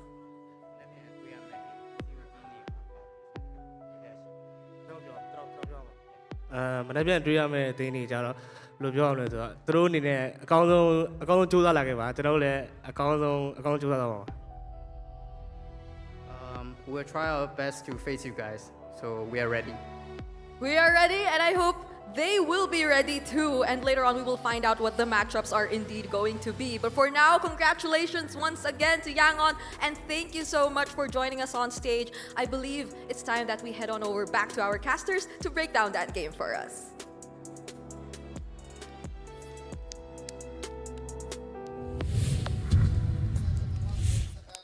Yangon, you guys, I'm excited to see you for the rest of this tournament. They now move up to the 2-0 bracket. They are a game away, a match away, because it's going to be best of three, so it could be two games away, three games away, depending on that, to making it to the knockout stage. They could be the first one to do it as well, depending on how the draws are tomorrow. Later? Later. Yeah, Later. later. Yeah, for tomorrow, the schedule. Yeah. I don't know, man. It makes me wonder, like, exactly how they would do in a best of three. But I think after that performance, that speaks for itself. You know, and that's it was almost hard to choose the MVP of this game because like they all did amazing. Yeah, Yangon. It's just everything. What we said a lot in terms of marrying theory and idea with execution. The reason why Ying was my personal MVP, and behind the scenes, yeah, this was all of our votes. We voted for the same man here. I feel like this pick, how he built it, the items, the play style, this is not a Valentina just wanting to be a glass cannon. This is a Valentina as a pure EXP laner with Brave Smite, Festival of Blood, basic common emblem just in case a little bit more of that hybrid regen. I love this approach by Ying. It's phenomenal, man. And again, that's why in the wildcard as well, we did get to see a glimpse of how the Valentina can actually be a counter to the Sora, but it was always used as a mid laner. We were talking about the idea of it finally going back XP, and even in the wildcard, we saw how the mid laner struggles with the Valentina against a Sora. It's in the late game where you don't have the items that can actually elevate the Sora ultimates, the Sora abilities you take. Here, it's completely different, man. Ludpi, whatever he did, Ying did better. Yeah. He is him, but better every single time. Doing damage, stunning them up, utility, even sustaining, just so that the backline, Lina and Stitch, could hit. Yeah, we were look at talking that. about this all the way from the draft, and it was always, again, for Onyx, very conditional front to back. For YG, it's a very simple composition for them to actually execute. It was either dive together or played front to back and bait out skills. And man, did they bait out skills here. Best example of that happening. Onyx, all of their resources were burnt out to try to look for a pick, and it was just not happening. YG had to revitalize, they had proper disengage. They were just kiting back and forth up until they saw those abilities go on cooldown, then they decided to strike. And even here, where usually you would expect teams to just play it disciplined, YG struck while Onyx weren't expecting it, dude. I think what, when you watch these highlights too, what worked out so well other than Ying is, and it's so funny, having the yin yang, you know, like from Lina, basically that duality proc, when they brought multiple members from Onyx into the fight, and then you have duality procking, and then you have a glorious pathway too. Like, think about how many tools you have to stop Onyx from disengaging. It's almost like you have no choice but to fight us. And that seemed to be the case here. And you can, again, it was very difficult. And I feel like almost frustrating for Onyx in the way that they wanted to approach those fights. Yangon Galacticos, just a brilliant performance overall. Again, we mentioned their itemization. The decision for Han to go rush into the Malefic Roar, I appreciate as well. Usually you see that not all fannies decide to rush the Malefic Roar. Some would save it, like rush it if they're falling behind and they want to catch up. But he said, no, we're going to apply the pressure right away.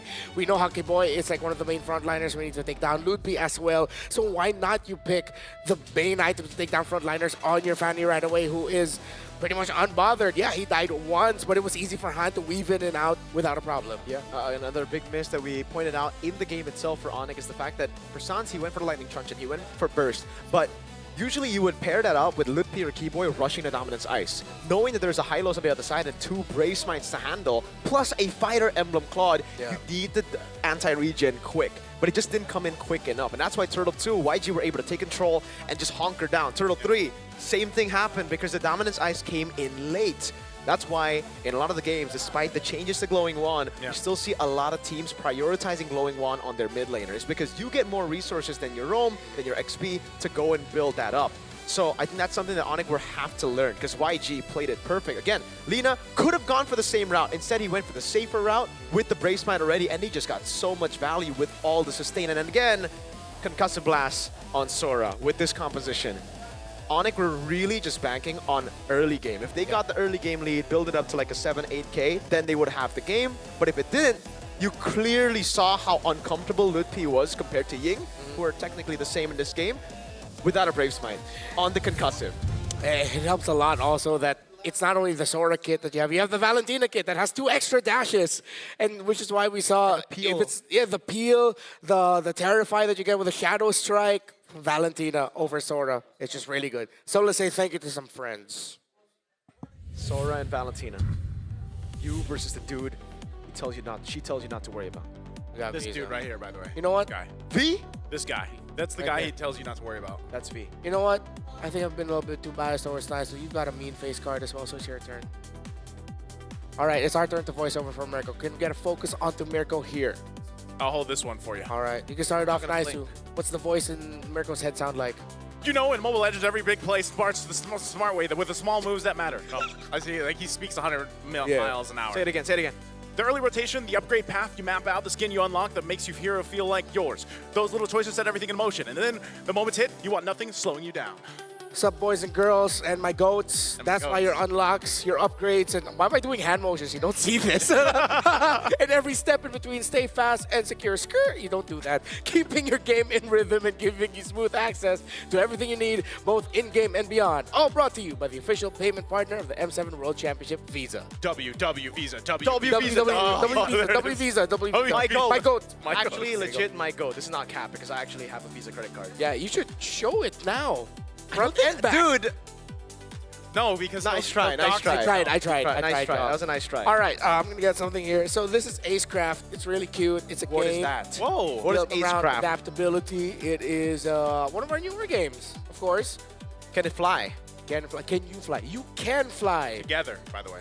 with friends because it's also meant to be played co-op. Woo! I don't know if there is a single player. I should double check. I keep saying I'm gonna download and play Acecraft. I've just been playing MLBB, but play Acecraft as well. Random skills, bullet deflection mechanics, and a retro cartoon style, all designed for fast, skill-driven aerial combat. Jump into Acecraft now for some nostalgic fun. If you're a young gun like me who grew up watching Tom and Jerry. Grew up watching Young Gun. I thought you were just gonna make another one of those puns, dude. I've been saying Young Gun a little bit too much this time around, but yeah.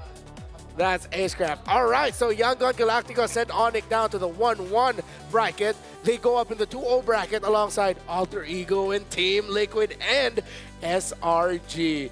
Great company to be a part of. Coming up, it's CFU Gaming versus Aurora Gaming PH. Will this actually be just a really quick day? It might be. Honestly, knowing how good Aurora, PH are and how shaky CFU were from yesterday, this looks like it's going to be the fastest game of the day. Aurora was a little shaky yesterday, though. But that was against TL, bro. Yeah, it's TL. Like, They one look had to good. go against TL, the other had to go against BS. That's true. That's the actual letters. Yeah, guys. Black Sentence. Black Sentence. Guys. What are you all insinuating? We're chill. Why did they zoom in on you when you said that? Do it again. Black Sentence. No, No esports. Just Black Sentence. Black Sentence. BS. All right. Definitely, this next matchup is gonna be a ENGR. I was gonna add another letter, but I realized it's just banger. I don't know what's up with me. It's been a long day, bro. CFU Gaming versus Aurora Gaming Philippines. Yeah, I was gonna say, it's a short day. It's been a long 7 days in Jakarta. There you go. And I can't wait. It's been 9. I Hasn't it can't been wait 9? for more. I can't wait for. Let's go to break. I'm messing up numbers. Let's go.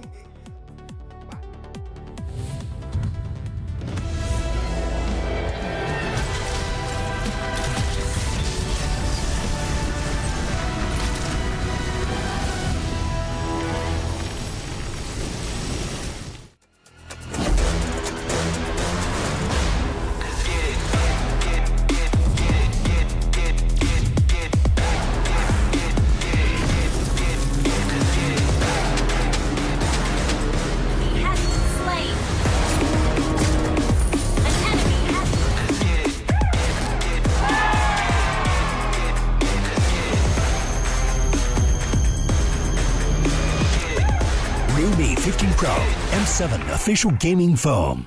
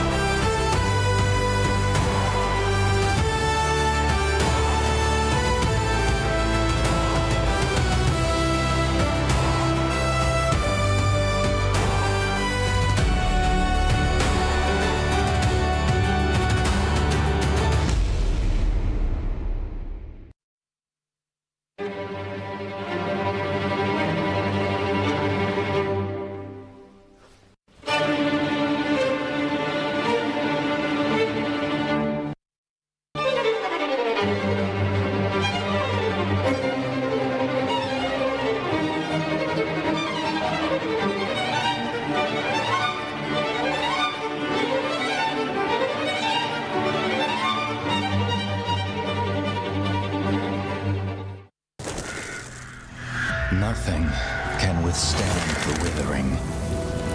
Against the endless erosion, my strength grew weaker by the day.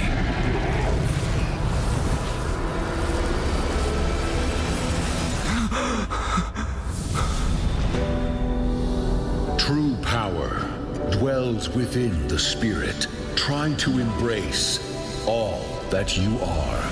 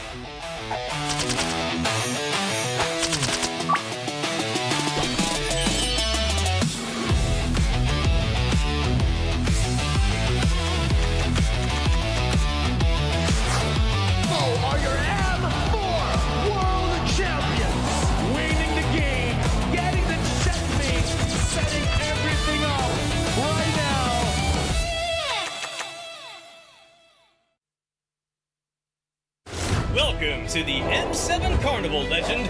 You traveled all the way to the Land of Dawn. Don't worry, we'll guide you through all the activities and wonderful experiences we have. Here's everything you can do in the M7 Carnival for ticket prices as low as 20,000 rupiah. First stop is the Stage of Legends, filled with performances, music, cheers, the biggest M7 watch party, and a special performance from Stephanie Poetry on the final day of the carnival. Game recognizes game in the M7 Carnival, as we'll be collaborating with the NBA. And history is made here at the M7 Carnival, the first ever MCGG World Championship. The Go 1 Grand Final will be hosted here at Stadion Maja Jakarta. So come join us and feel the energy. Next stop, the Heroes Playground, to take photos with giant hero statues and meet cosplays of heroes from the Land of Dawn.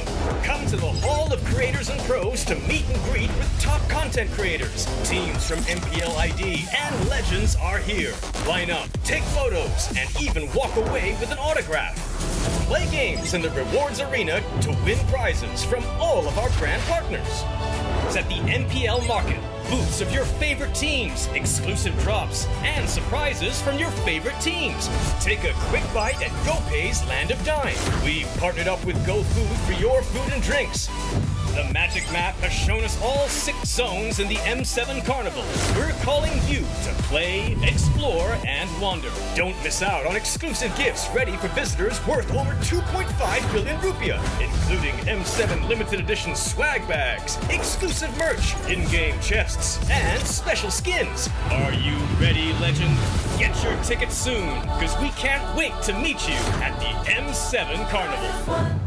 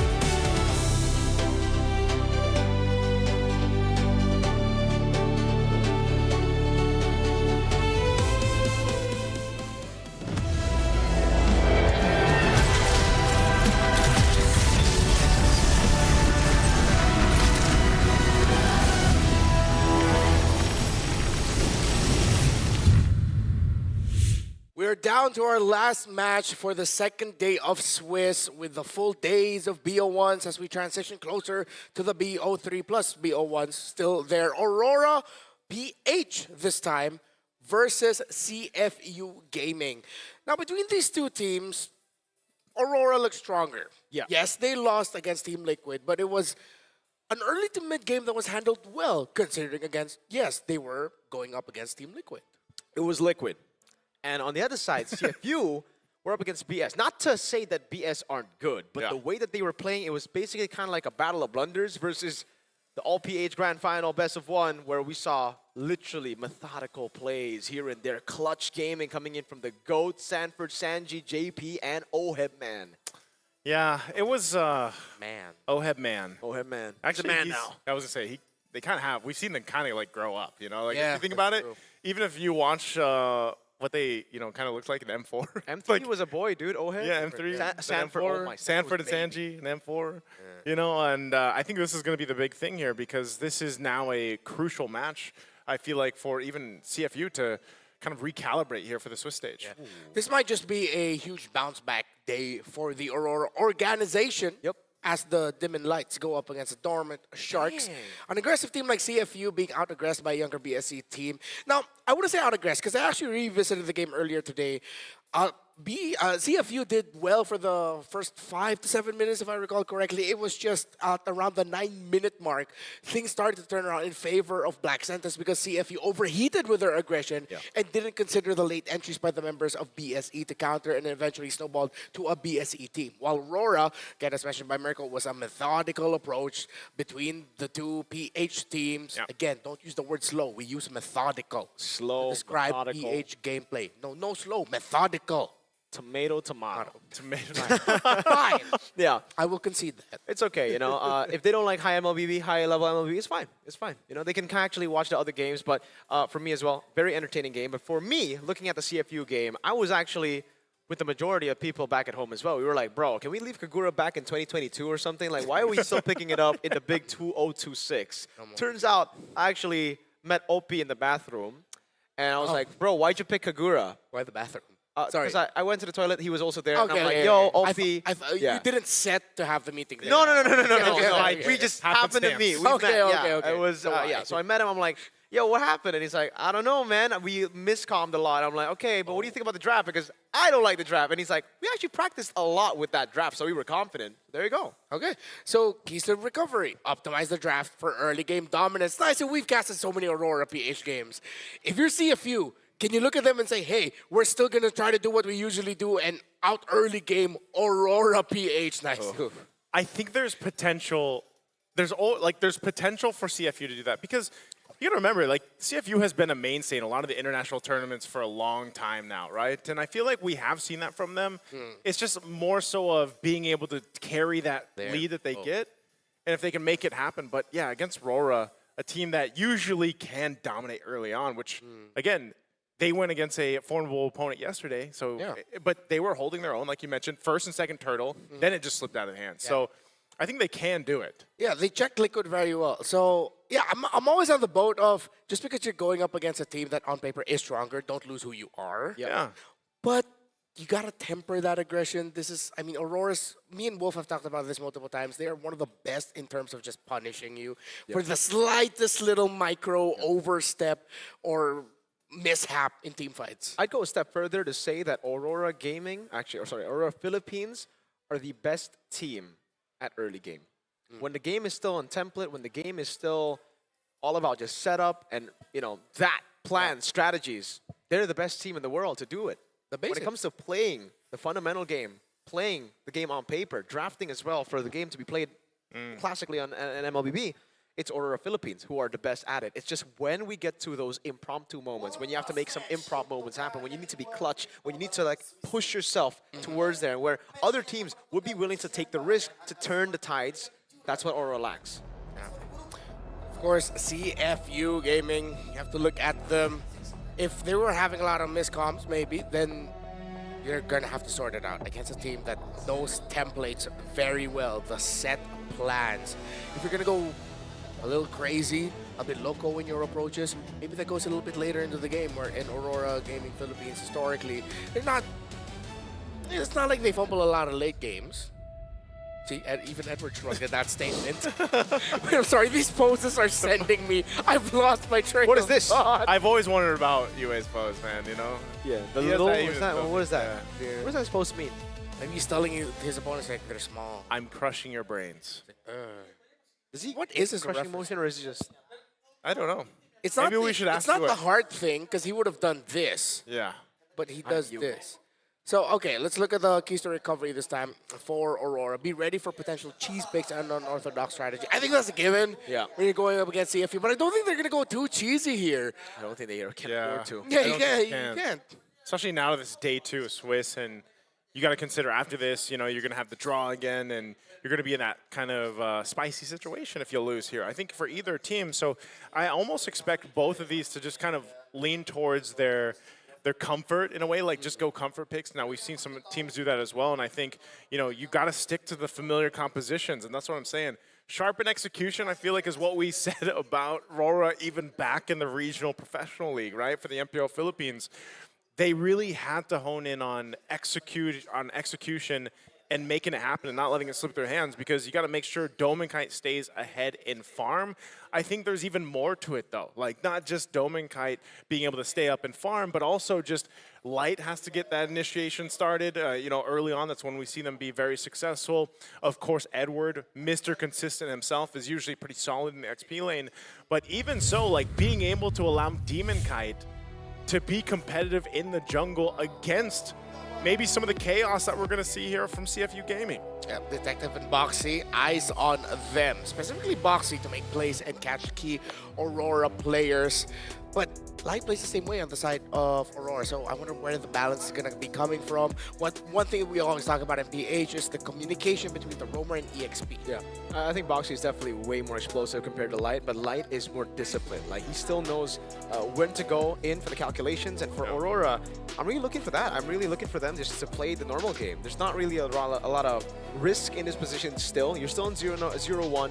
You lost to TLPH. I hope confidence is still high after that loss. I hope they don't go full tilt mode like they did at M6, because really you could definitely see how tilted they were. They would have these early game plans. They would get the early game plans with a check mark, and then they just completely forget what they want to do in mid game, forcing out random fights, forcing out random objective conversion that just did not go their way. This time last year, they were up against Flash, NIP Flash from Singapore, and lost that best of 1 to go down to the 0-2 bracket. Pretty sure they do not want history to repeat itself. Fandom War, put it up in the chats. Nice, you have a very commanding voice. Why don't you tell people? Tell them. All right, Tell 'em. chat, listen up. There's been 16 teams, and right now we're down to these 16 the final day. Oh, no, it's not final day. Day 2 of the Swiss. Yeah. Is it going to be CFU in the chat? Aurora. Yeah, all the sound effects. Right? Put it all on there. Put it in the chat. I don't know why you're looking at me while you say that too, but CFU Aurora in the chat. Let us know who you guys think is going to win this. I'm gonna go Aurora. You're gonna go Aurora? Yeah, because they got my GOAT, XBTR, by the way, Light. All right, I gotta go Aurora. You gotta go Aurora. Because they got my ex-RSG boys. Oh. I gotta go Aurora because I'm Filipino. Okay, so like I'm this, sorry, like we're that. sorry, Cambodians. We're sorry. Sorry, Cambodia. Yeah. Sorry, Cambodia. But hey, You can import an XBTR member, and I will switch over. yeah, you will be one of Breako's many goats, for sure. As we head into the drafting phase, here's some fun facts for you. 100% contention rage. Contention rage? Rate is Yu Zhang. What's up with my brain today? While for Sora, Fraud watch. Sora's on fraud watch. 0-2. He's 0-2. What's happened? It seems like it really was just like what happened to Lucas Valentina. Wait, so it's almost like, is he 0-3 now? Because technically Ying was cosplaying Sora. True. So it's like a half win. Let's give Sora like a half win. Yeah, sure, Valen. They should have really given the Kakashi skin to Valentina. Yeah, right. Oh, yeah. I knew. But they were scared to do it. It's okay. Maybe one of these days. So, CFU take out the Grok and the Fanny. They see again. Aurora, for some reason, a lot of people don't think of them as an early game team. They are really a fantastic early game team. That's why they dominated MPLPH in the regular season. Yep. That's what they're good at. It's a quad first pick. Okay. You're talking about Dome and comfort. I guess it's a comfort. And again, we've been expecting this. I think after watching GOTF especially, a lot of top-tier teams would just prioritize Claude. Earlier as well, 2 times we've seen the Claude prioritize Naisu, and 2 times we've seen the forced matchup in the carry versus Claude. I really don't think the carry is a full counter anymore. Like back in the day, yes, but with the fighter emblem, you can't try to just all in him and kill him. Claude is so sustainable now. Oh, Sora and Val. When I get the best of both worlds. One of these will give us a win. Basically. If it's either 0, oh man, imagine if both lose and it's just because it's an all-in Sora. Wait, which is also thinking, I know it's a comfort for Dominguez, but like, why? Why Claude first? Did they not expect a Valen Sora rush? Probably expecting like one or the other. Yeah, they were like, wait, hey, not both. Yeah, they ban out the Eve. That means they're going to be picking Farsa in the first 2, right? Nope. Hey, they mastered the basics. CFU are not going basic. Yeah, they're going for the cheese. They're going for the unique strategies. Got the gotcha at YSS, all right. Get your early till late settled. How then are you going to empower it? What are you going to give Edward, I think, is my most important question now, later down in the draft. I'm also wondering, on that point that Mirko asked, then what is the best thing right now against Claude, like currently? Since the carry has kind of fallen off a little bit there in terms of that matchup, then what would be the better option in the gold lane? I don't play gold lane, so... Dude, there's no good matchup. Like, he's the best weak side gold laner right now. Because, like, the best case scenario for Claude, you get a solo kill, right? Yeah. Worst case scenario against Claude, he just doesn't die, and he just farms, and he double lanes because of the movement, and that's why it's so annoying to deal with Claude. That's why I think it's going to rise up as we get into later stages of Swiss stage to being first pick prio. I mean, like, the main Claude performance of the day is, of course, there was Innocent, Oheb, and then Innocent as well. It's all Claude's, dude. Yeah, it's all Claude. Earlier as well, it was Stitch on Claude. Hey, dude, he already had his moment in M4. Like, didn't he have... Or wait, it was M6 that he had the statue, right? Was it M6 statue? Who? Innocent? Claude. Oh, yeah. Yeah. So he's just a year late. He's just a year late. Oh, sorry, you're early. All right, so this year it's Granger. Yeah. Right? So But what if next year that means Granger's going to be the hero? Or maybe it was just reversed because Granger got a few crazy moments in M6. M6, Oh, yeah. Right? That's It just reversed. All right. Well, Time confuses me. time is Yeah. a river. Exactly. Thinking of time, it's crazy that in 2026 Leomord is coming back a lot more. Yeah. Pretty cool. I'm happy about it. Like Leomord's always been one of those like cool heroes, but he just never like fit in any of the like main metas in the recent patch. But Yeah, now that outcast cool guy. yeah, and I Right. mean, like look at that armor, man. Yep. He's got... Hey, after the revamp or before revamp, though? After. Okay, I agree. Actually, this, I was looking at it earlier, this version of Leomord, the portrait, looks a lot like Harry. Yeah, that's true. Maybe I he think picked it that's up. what- He's like, yo, yeah, let me pick exactly. myself up. Okay. And he's like, never mind. No, let's let Yazuke do that. CC, though, I really like the CC pick. Sorry, CC ban here, because we have seen that when you're up against a Sora, if it's not the Valentina, it's actually the CC that does well in lane. Nino proved it to us against Aurora Gaming. Yep. And now we see it banned out by CFU. But Rora are still going to take the safe route to ban out the carry. Because, yes, it's not the best matchup, but if you are planning to go for a tanky lineup, you still want to get it out. Oh my gosh, what if Edward just plays a Benedetta or something, man? Yeah, I was thinking that too, because one of the tendencies of Aurora, if they're going into this phase where they show their main carries already, that means they could be preparing something unique for Edward in the EXP lane. And historically, that has been the Benedetta. We might see it if it can round out the draft, but I'm really leaning towards surprise here. This is their tendency. Yeah. Last band's gonna be the Hylos. Narrowing down that roaming option here for CFU. I don't know, man. There's still a lot I feel like that CFU can go ahead and build into this. Even the gold lane, I'm still wondering what they're gonna put there. Let's go Cho again on box here. Cho on the box. Yeah, Cho for Boxy. Yeah. I mean, that is his pick. Yeah. Could be it. Not a lot of targets to go for, though. Yusun Chin plays the CC immune. There's a Purify on Claude, probably. I mean, if you could chain it with someone else, I guess. at least you'll help set up one another. Yeah. So, what's it going to be here? We have Gold and Roam for CFU left to take. The Kalea's banned out already, Hilda as well. Just a Moz comp? I don't know. Like, for the gold lane, Yeah. it seems okay, but it's not the best choice to go up against a Claude. They go for Ranger. The old approach of dealing with... Well, the Claude was actually already kind of like a winning matchup against the Granger. Yeah. And now with the Claude rising because of the Fighter Emblem, Granger falling down, I'm not too sure about this pick anymore. You also need your team, the rest of the team, to enable the Granger for the Granger to work in the current meta. So again, very different playstyle on the Granger. Hopefully Singh plays it well because he has been, you know, dipping recently. I need speed on the side of Aurora. I need something that goes fast. You need a lot of tempo setting. Because you're playing with Claude and YSS already. You showed that early on. Wow. So yeah, it is going to be a lot with really Lunox. fast. Yeah, it's not.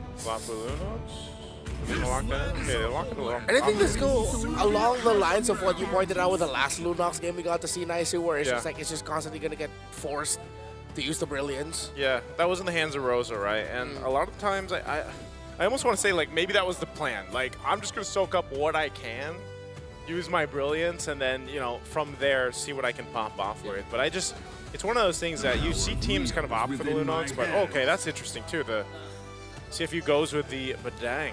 So, both of the things we spoke of did not, I mean, it didn't come through anymore. No longer 100% contention rate for Yuzong. Sora, maybe, might not be 0-2 anymore. 0-3 after, earlier. 0-3, I think. Yeah, with the Valentina. Oh, it's going to be rough. I think one way to look at it is matchup to matchup. First, how well Edward is going to be doing in the EXP lane up against that Sora of Wadu. Yeah, I agree with the lineup rating. I think CFU have got a very good draft here. The login immediately, of course, a surprise pick on the Leomord, one of the little dark horse of all the picks that we have here in M7. The final match of Swiss Stage Day 2. We're both leaning a little bit towards CFU. Naisu, who are you leaning towards? I'm still going for Aurora, man. Those my boys. All right. Let's see if Naisu's boys are going to be doing good here. And make sure the Aurora organization ends it with a 2-0 day, or will CFU be the ones going up and finally getting a win in the column. Thank you for announcing that. Let's go. Here we go. Land of Dawn for the final game of the day. This will also mark one of the final, well, yeah, one of the final best of ones. We will see a few more best of ones tomorrow because there's still 1-1. But now we start having some best of threes. Yeah, it's no longer a full BO1 day. Yeah. I was gonna say, because you always see that. You know, when we open up the stream, people are always like, BO1 question mark? Whoa, OP? Really? Ooh. All right. Playing with fire. Yeah. Yeah, but he decided to go Impure Rage instead of Brave Smite here. So he knows, oh, I thought it was actually going to be a take there. Everything else pretty normal. Nothing too crazy in the emblem department here. Yeah. I guess something that we can talk about is the fact that Boxy went for concussive. Little fight here. Whoa, Boxy. Whoa! Ooh. Even with the flicker, he still gets taken out. Hey, Yue doing it a little bit different this time on the Lunox. Really good stuff there early on. The Lunox isn't really fast, but it can be fast depending on how you play against it, right? Yeah. And see if you decided to go fast against a Lunox early game. Level 1, that's already a sustained advantage. That's why I wanted to talk about the Impure Rage choice. That means you shouldn't really be taking these trades. Usually you do that with Brave Smite, and they pay the price for it. Again, it's also usually like Brave Smite Badang, it's a concussive for clear, so sustain-wise, they're definitely going to lose out. Light didn't even use Revitalize there. Yeah, right now they really should just be looking at, should we clear the minion wave, and then we'll go out, we'll rotate, and then let's wait it out in the mid. Don't take a lot of duels towards the center of the map. So with CFU, still they got detected to level 4, Demon Kite at level 4 as well. Good control in the center, trying to recover just a little bit. See if that's the right way. Bring that down, and then now get into position.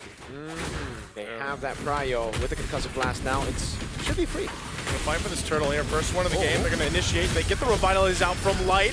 Edward's gonna jump in. Wadu gets the turtle. Defensive flicker too, but now Detective could be in trouble. Crashing on down. Yue gets another kill. Second for him.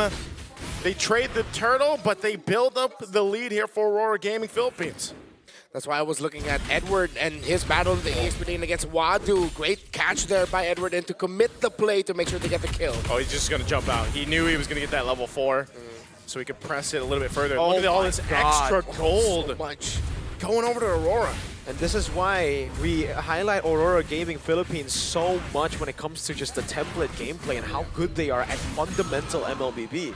When they have a lead, their conversion on objectives, their conversion on extra leads that they can get on the map is so instant. You saw a few mistakes there from CFU. One not zoning Edward, second fighting Light for too long, and you saw instant punishments for Aurora. Look at the gold in mid. It's a 2,000 gold lead with Turtle 1 going to CFU. Exactly what we were talking about earlier, just how good they are. I mean, who does that as a roamer? It's like, I'm going to go all the way to the back, and then, hey, my RSG brother's right there. I'm fine. I'm good. But that's why I think it even more highlights the fact of just how locked in and good TL is right now. Yeah. Dude, like, yes, they're in form. You know, and I think, again, we're going to continue to see that as we get through the M7 tournament, especially the Swiss stages right now. But even looking at this, like you guys mentioned, with this bit of a lead and all across the board, CFU Gaming is going to want to be able to pull off something, I feel like, for this next Turtle.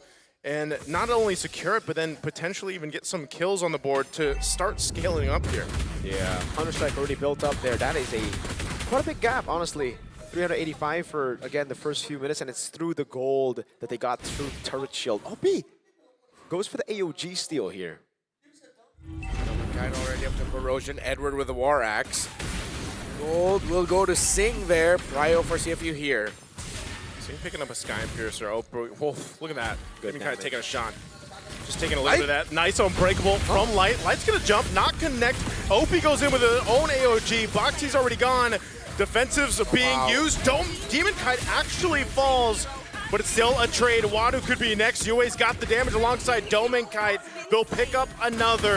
The 3-for-1 trade right now as Aurora Gaming gets the kills that they want, and they'll just wait and delay this Turtle. Questionable jumps here and there, but in the end, you get a favorable result for Aurora. 2.5K, 5 kills already locked in. Edward still locked in on this Lapu Lapu. He's one of the main reasons why CFU Gaming could not fight that comfortably. It was just all in on Detective constantly, man. And on top of that, earlier it was Light popping Revitalize. So Detective was just like, bro, what? I can't deal damage to you. I can't ignore you. I'm just going to take it like a good boy. Concha being a crucial pick right now in the roam. Fighting for the Turtle. They've actually got some control around the space here. They know Domikite's up top. Look at that. Mountain Chakra's going to be used. There's the Steed. They're going to fight for it. Detective will get the Turtle. But now he's kind of zoned out. Yue's actually going to fall here. Good pickup for CFU. The turret does go down up top, but that is a great fight for CFU. Not only the Turtle, but a couple kills. Light could be next. He's trying to do what he can to clear out the lane. What a great turnaround for CFU. Aurora, I guess you're just never going to beat the allegations. What? What happened? We were just complimenting on how good they were at the early game. That was a big lead. Oh, no one got to check Demon Kite enough. No one got to protect him enough. Wadu instantly went for him, similar to how Edwards has been taken down Detective. That's the second death on this Yi-Sun Shin. And just like that, they crumble. CFU Gaming have turned this all around. And it's so bad, especially because you need to deny Granger out. The fact that CFU were behind 2,000 gold at the start of the game means it should already be very typical for the Granger to get stacks, but he got 2. He just got 2, I was going to say. What? He just got the Sky Piercer right before that as well. So like, oh man, the worst timing. You literally just bypassed the nerf. Like that's what the nerf was for. The early game would be weaker, and therefore he wouldn't be able to get stacks earlier. And now he has 2. And it's such an easy pick to play when you have the lead. Now Sing is comfortable. As long as he doesn't flicker forward, it should be very easy for him to just play in the back. And again, Comp, look at the peel that they have. It's so good. CFU Gaming also got to bring the tower in the mid lane first, so that means they're definitely just going to have priority in terms of rotation. Where they go, they will be controlling it, and Aurora will just have to play to the tune of CFU and hope that Dominica's farm hasn't been enough. He went for Corrosion and then the HS, but Wadu will see Doming. Yeah, he's going to be fine. Does go ahead and just try to rotate down. I think they just want to go ahead and have a better positioning for this. They can't have the same result. CFU in a much better fighting position than they were in the last Turtle, so they'll go ahead and start this Turtle up. Again, with broken walls in consideration here, Demon Kite really going to have to be careful. Doesn't decide to actually post up just yet as they fight for the space here. Look at Wadu, man. This could be a nasty set. Doming does not have Purify. Oh, there it is. They're going to go for it. Mountain Shocker going to be used. Boxy has to defensively flicker, but Delmankite as well in trouble with Wadu. Revitalize going to be popped as well. Opie goes to the turret. He's safe. Wadu has to get out of there. Flickers defensively as well. A stun from Edward. Pushing him back. It's a push and pull on both sides, but it looks like Aurora fought and will win this turtle. They at least get the objective. That was beautifully done by Aurora. Oh, they're gonna go for Single Unbreakable. The taunt will come through, and that's the answer to slow down Sing scaling. It was right at the end of the circle, like right at the absolute tip. Yeah, and Sing was just definitely way too greedy, man. The turtle was in the bottom side. He knew that they were members there ready. Yep. Domeng came in, guns blazing. Yeah. Turret's gonna be going down here, so in a matter of that turtle fight and the breakout there, they get themselves that lead. Not as much as they had before, but Aurora Gaming at least swings that pendulum back in their favor here. So CFU definitely going to have to kind of readjust from there.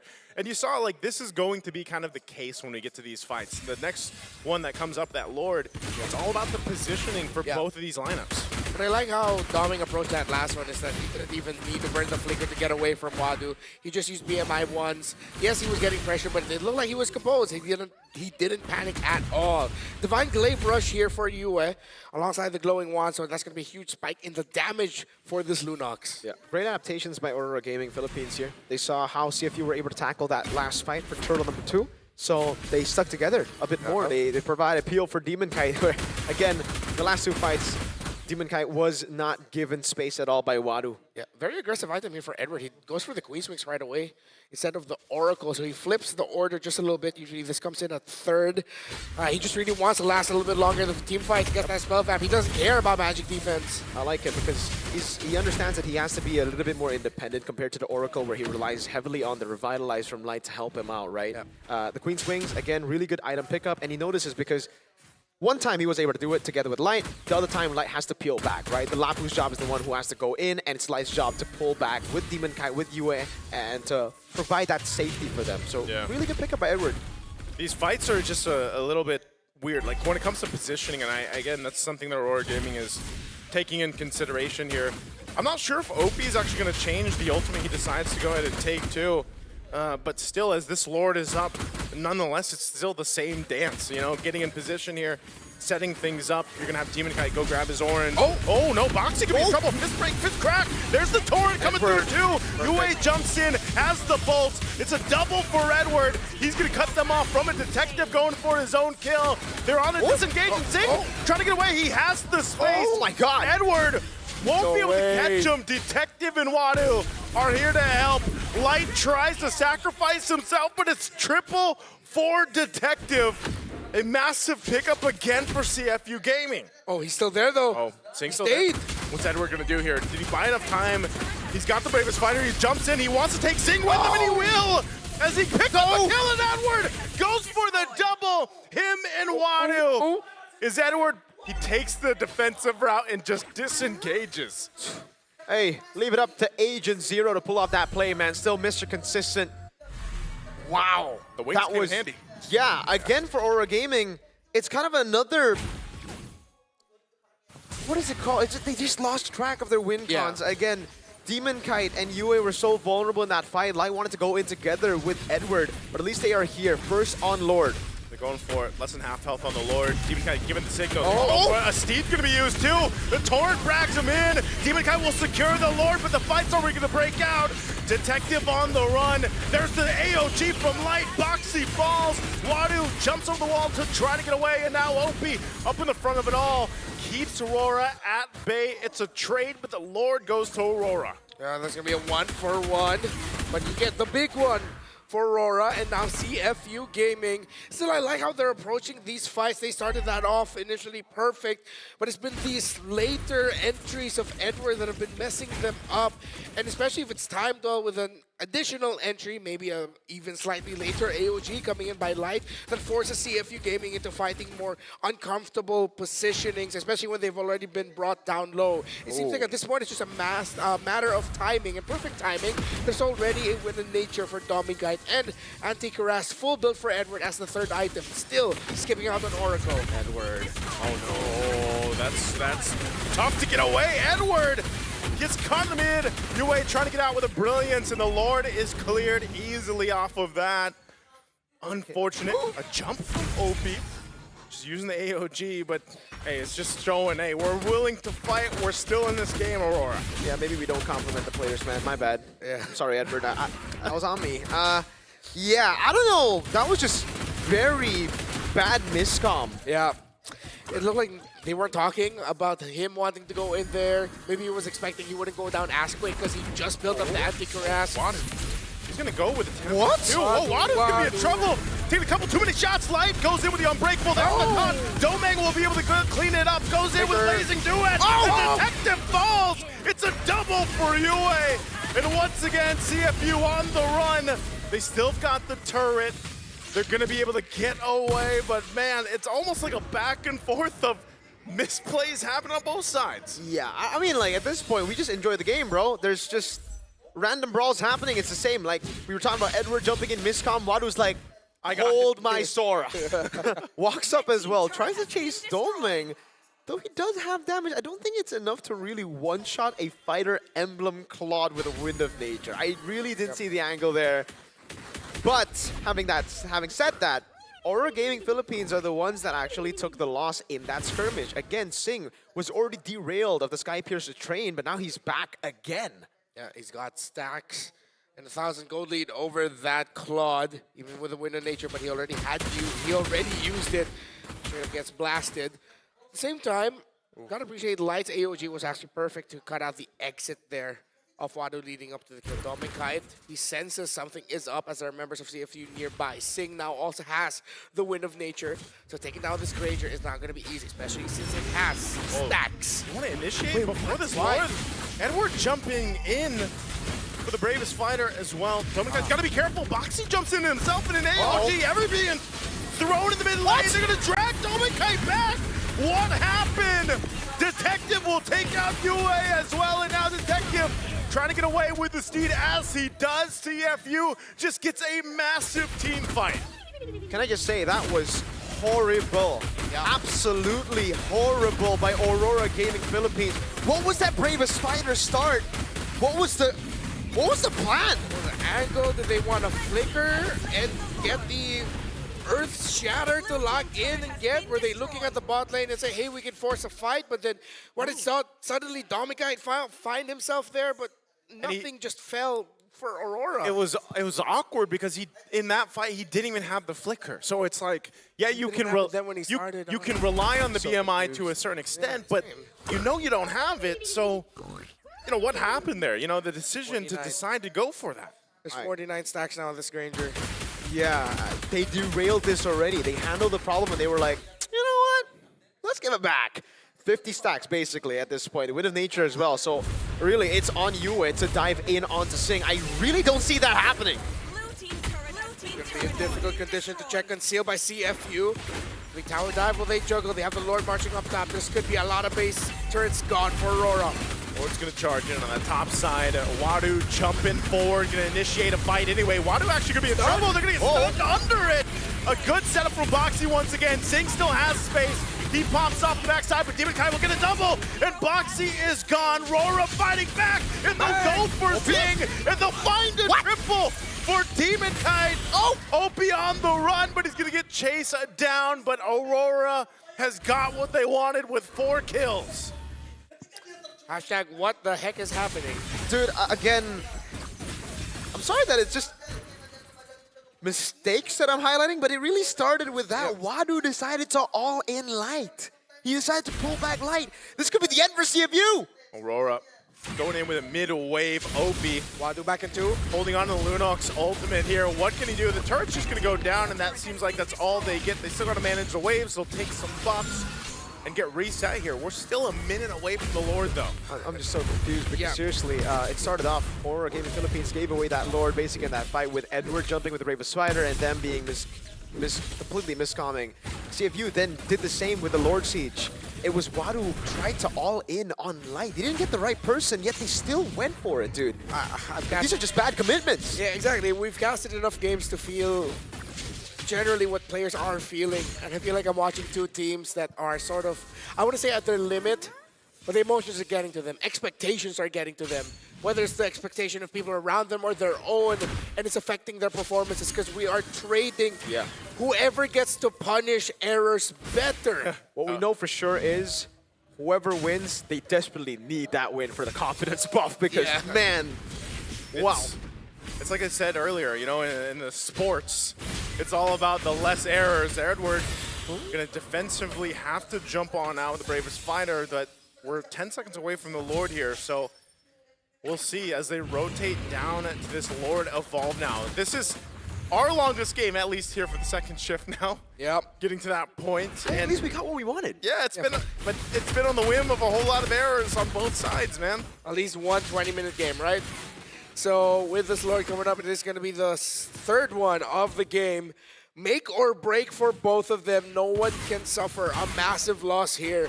Still going to be defendable depending on how many they lose and how many resources they use in this one. So you're seeing both of them just manage minion waves. Both side lanes, though, leaning towards in favor of CFU that needs to be managed by Aurora. Edward jumping in. Light using the conceal. He wants to jump in if he can. Unbreakable, though, on Wadu. Steve's going to come out. They lock down Wadu. Wadu's gone. And they're going to trade it out. A blazing duet from Dome and Kite to force a back box to kick it away. Demon Kite picks up a kill. So far the trade, whole lot of immortalities on both sides, but with 3 down from CFU, this is a Lord opening for Aurora Gaming. Yeah, they can't just try to go for the base. They don't have enough minion waves. Even if they decide to full send with just 2, it's a Granger Valentina. Edward's been juggling around that Oracle. And great job by him. He was the one who jumped off. They're not going to go for the Lord. They're going for the end, yes. They're just going to go for the end. Having these immortalities here, is this the right choice? Zing firing off. Keeping them at bay. They're going to be able to clear it out. They should just go for the Lord. Oh, man. That's going to delay it. I still think they will get it for free. Yeah. Yeah, but like, yes. You see these calls come through. And you're like, okay, you really feel the pressure already for them. This, again, will be free. It won't be contested at all. But yeah, there was an attempt. At least there was an attempt. Yeah. 19-15, 4,000 gold lead. Now Aurora has to manage the minion waves in the side lanes. Okay.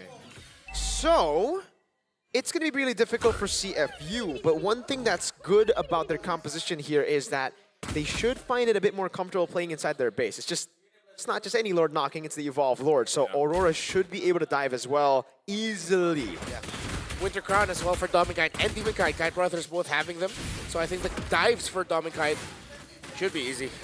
Trying to clear out that bottom wave. Lord pulled over to the side. They're going to force the fight anyway under this turret. Detective trying to get away. Light forces them back. But now Yue's in trouble. Yue's gone. Zing picks up a kill. Firing off on Edward. They're still on the defense. Edward trying to do what he can here. A jump from Opie. Kite pops the winner crown. He'll be able to pick up a kill. And that should be enough. Aurora Gaming Philippines will lock on the base. And they had to work and grind for it. But they will win in this best of 1. GG's, Aurora Gaming Philippines. Though there were a lot of shaky moments from both teams, they were the ones who stayed consistent in the end. They played with the Lord. Initially, I was like, no way. They actually stay away from Lord and go bot. But they went back to the Lord, and they're like, all right, let's use this damage reduction. Yeah, we're gonna need it. And good utilization by Aurora. They get the win over CFU Gaming, who, credits to them, they could be going on a run where, yeah, they're going to go down to 0-2, but I wouldn't be surprised if they could go up to 1-2. Quality game this time around by CFU. Winter Crown, perfect timing there for Dominicai, the entry, but Edward definitely put the team on his back in this one. Mistakes here and there, but that was really damn good. Yeah. Whew. Well played. That was not the cleanest MLBB, man. I mean, definitely not, man. On both sides, and you know, it just really came. And sometimes, like I said, in competition, there's games like that, right? Teams on both sides making clear errors, but at the end of it, you're going to have a victor. And this time, it happens to be Aurora Gaming Philippines. And you know, I don't know if it was the lineup or the composition that CFU had, or just a combination of it all. I think one little detail is, actually looking back in memory, Boxy was a low-key sleeper hit here for CFU. A lot of his entries, the fist break and the fist cracks into the wall, messed up the tempo of Aurora. But at the end, it's Aurora BH that gets the win, and we're going to be hearing from them on the stage alongside Brigida. It's Light and Kite. Belated birthday buff, I guess, is what Demon Kite got. So let's go to the stage. Congratulations to Aurora Gaming!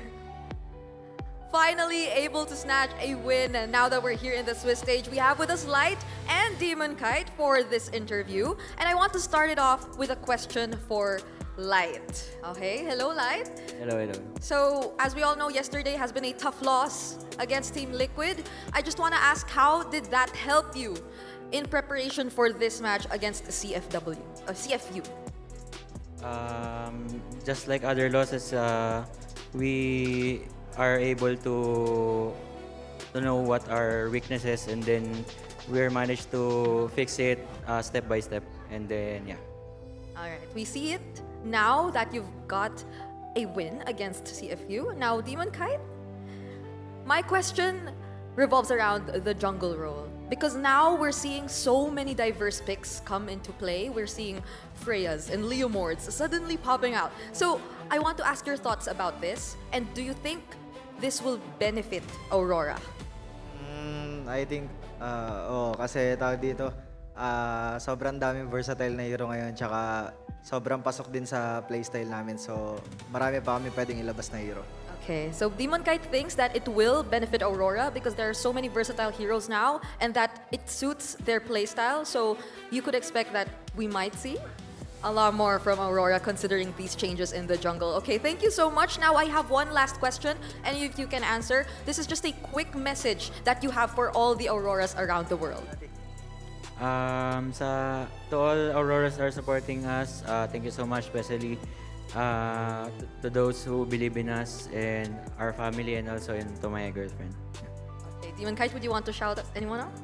Thank you to everyone who is supporting us, and please keep supporting us on our M7 journey. And you can expect that the Auroras indeed will be supporting you all the way. So thank you so much once again to Aurora, and congratulations for that win. That has been the final series for today, and now it's time to throw it back to our casters to discuss that game.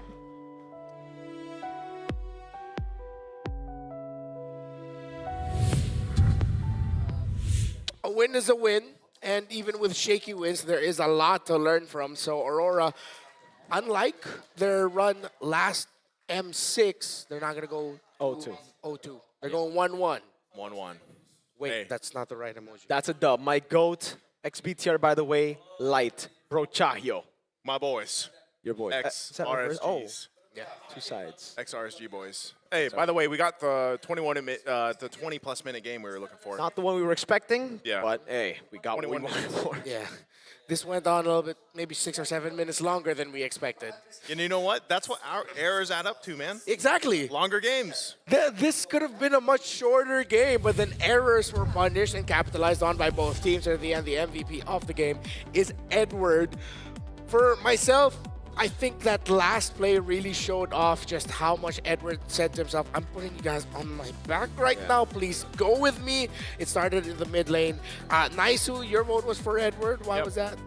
I mean, he just, not only from what he was able to do when he only had the Queen's Wings and that the War Axe, like in that 2v1 up top, but yeah, a lot of times Edward had to be that guy because Light also had to be a little more cautious on how he's positioned, but then also the Revitalize, I feel like, was so crucial here for the rest of the team.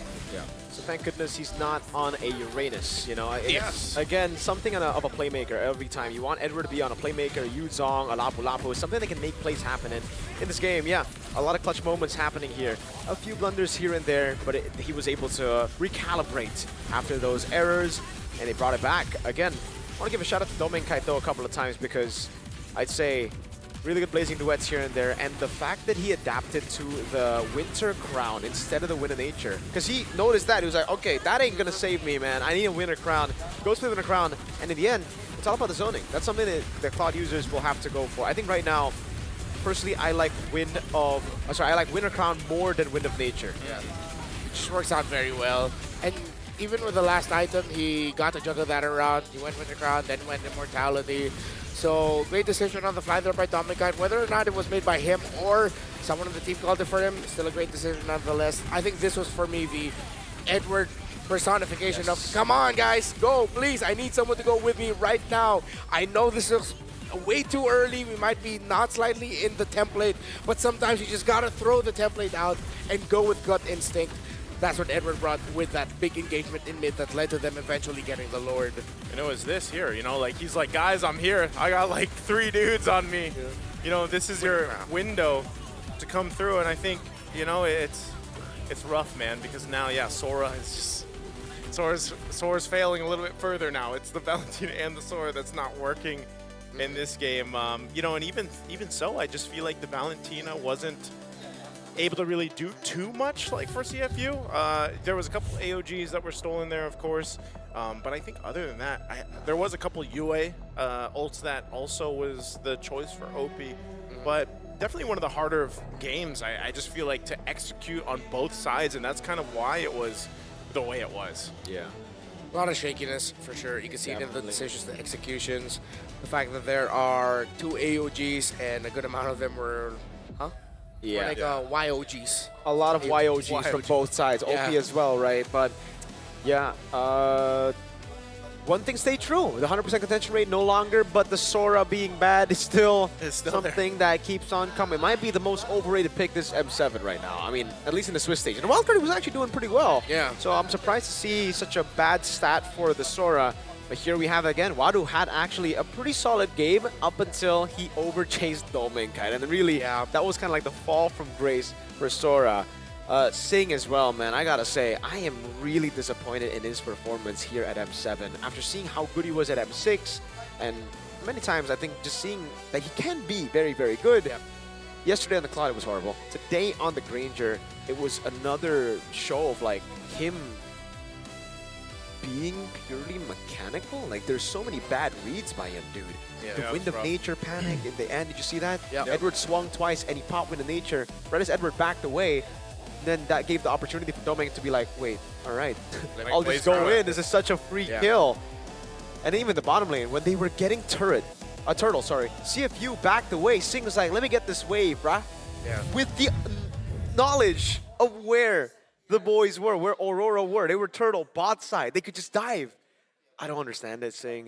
It's time to step up, brother, man. This ain't looking good. Yeah, it's a far cry from what CFU were able to do last year in M6. The run that they could have made. They were really, really good. Maybe, again, it's the nerves, 2 teams that maybe we see them, the pressure starting to get to them. Let's say thank you to some friends. I don't know why that's my default now. Let's say thank you to friends. Thank you to friends. Attention, the MLBB Academy has been fully upgraded. So this is where you can get personal weekly reports, understand your pacing, strengths, and weaknesses, along with a complete match, so that you have less excuses to blame the Hanabi and the Zilong that you end up with. Let's be fair, guys. We will almost always end up with a Hanabi and Zilong. It's about how we adjust to it. The world will not adjust to us. We have our own expectations about what to expect from this world. The world is unfair, but we can make it better. Just going into a whole tangent. Well, we can make it better by improving ourselves in the MLBB Academy. Hey, you can check it out now.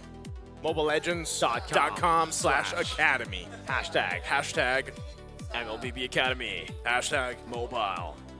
Legends bang bang bang. No, you got a Why is mobile Legends bang bang. All right. Hashtag mobile legends bang bang. Yeah, you're the bang. Oh, I get the You're the bang bang bang. bang. Oh, by the way, in case you want to have more friends, then you should go to the Friend Fest event shop. Sure. Available till January 26th. You get more bonuses when you invite friends over to play on the game. That's the whole thing. If you don't know how marketing works, let's dive into the deep sea and explore underwater treasures. Participate in the restaurant management minigame that we have, Undersea Restaurant, friendship coins, redeem the SpongeBob collab skin, Cyclops, for free from the shop. And of course, you can just go ahead and straight to buy Patrick on the shop. Glue Patrick. Skin. Glue Patrick. I don't know why you said it like that, though. I don't know. I was Yeah, but hey, you casted that game, right? The Patrick Glue? I did. I have The debut. So I have some PTSD from that, man. Like, the glue, the first time, like the day that it was released, by the way, it got picked in that tournament. It was Pagu. W Pagu who got a win today. Hey, Aurora to win. Aurora. It's a double Aurora. Good job, Aurora. Let's go, Aurora. It's an Aurora redemption day for sure. Good job, Aurora. I don't think you beat the allegations Aurora Gaming Philippines, but hey, one step closer. Yeah, one step closer. Not yet, not yet. Shutting it off just now. Our section was wild and out, but hey, a win is a win, and it's good to see that now Swiss will still continue. The draw is coming up. We're going up to the days where it's not just full BO1s, we're going to BO3s and BO1s as well. Days are about to get longer, matches going to get even more intense. Do you think the meta has finally stabilized, or there's still like some crazy things teams can pull off? Some crazy things. Yeah, right? Still, because I think a lot of teams are also still saving their strats, especially if they're doing really well and they're getting easier draws. Yeah. Easier, not going to say which one or which, but you know which one or which, you know, it's happened. Yeah, that's Kaisam Yves No Pueto's fault. And Bentings. Yesterday, right? It's never That's Bentings' true. fault. It's never. It's never Bentings' Never fault. Bentings. It's Never always Bentings' fault. Bentings, I'm sorry. I Bentings apologize. is a saint. Yeah. I apologize. You Nicest you- guy you'll ever meet. Yeah. He's the nicest guy? He's a nice. Yeah, he's he's a one of the really nicest. nice guy. He's nicer than Naisu. He's nicer than Naisu. Nicer than Naisu. Well, he was pretty nice yesterday when I was, giving him questions. Yeah, exactly. Like he's a nice as a green flag. Yeah. Bentings is a verdant flag. Oh, okay. He's Greenland. He's no, Greenland. hey. And Hey. the one thing he has over Nice, he's married. He's married. He's married. Yeah, he's married. And he has a successful coffee business in his hood. Yes. Yo, I want Bentings coffee. I want to try. All right, Bentings, maybe you could find a way to import some back here to Jakarta. But hey, we're going to go for the draw now. My name's Renmar, Mirko Naisu. It's been an honor to deliver this, but the draw is up next. Whoa.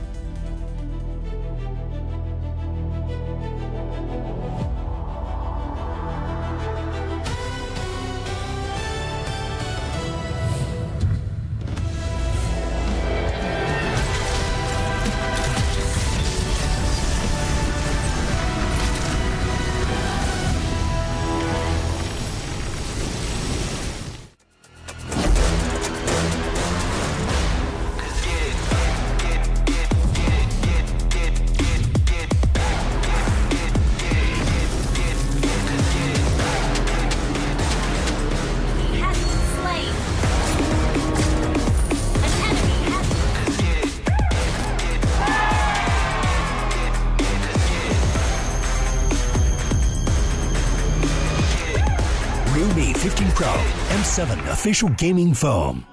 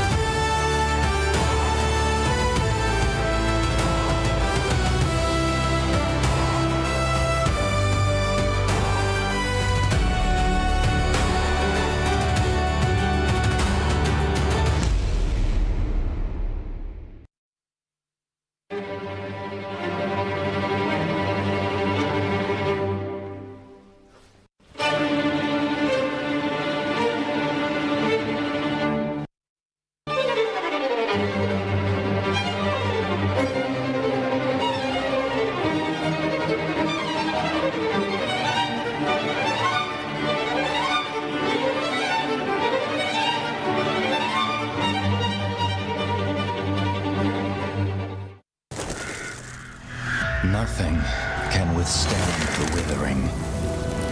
Against the endless erosion, my strength grew weaker by the day.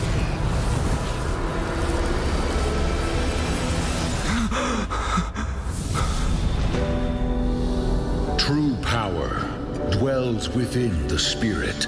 Try to embrace all that you are.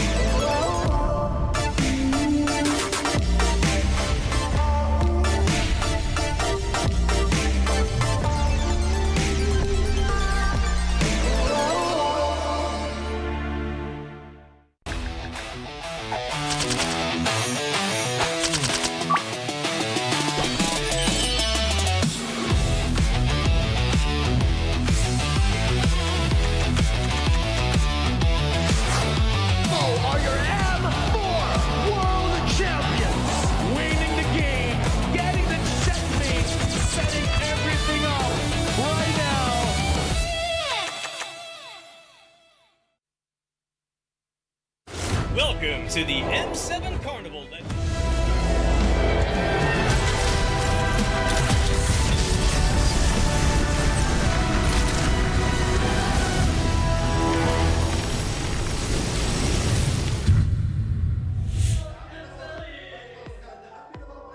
Ladies and gentlemen, we welcome you back to the M7 World Championships. And now we are officially about to enter the Swiss stage draws. And I will be together with Mirko for this one. But you know what? It's not just the two of us doing this. I think it's about time you introduce who our guests are. Yeah, ladies and gentlemen, for those of you watching back at home, we got a legend here. Two very, very, very cool legends. Firstly, we got one M1 World Champion with EVO's Legends. Thank you so much for being here, Juan. And we got my boy, my GOAT, BTR, by the way, mid laner for BTR, my GOAT Moreno.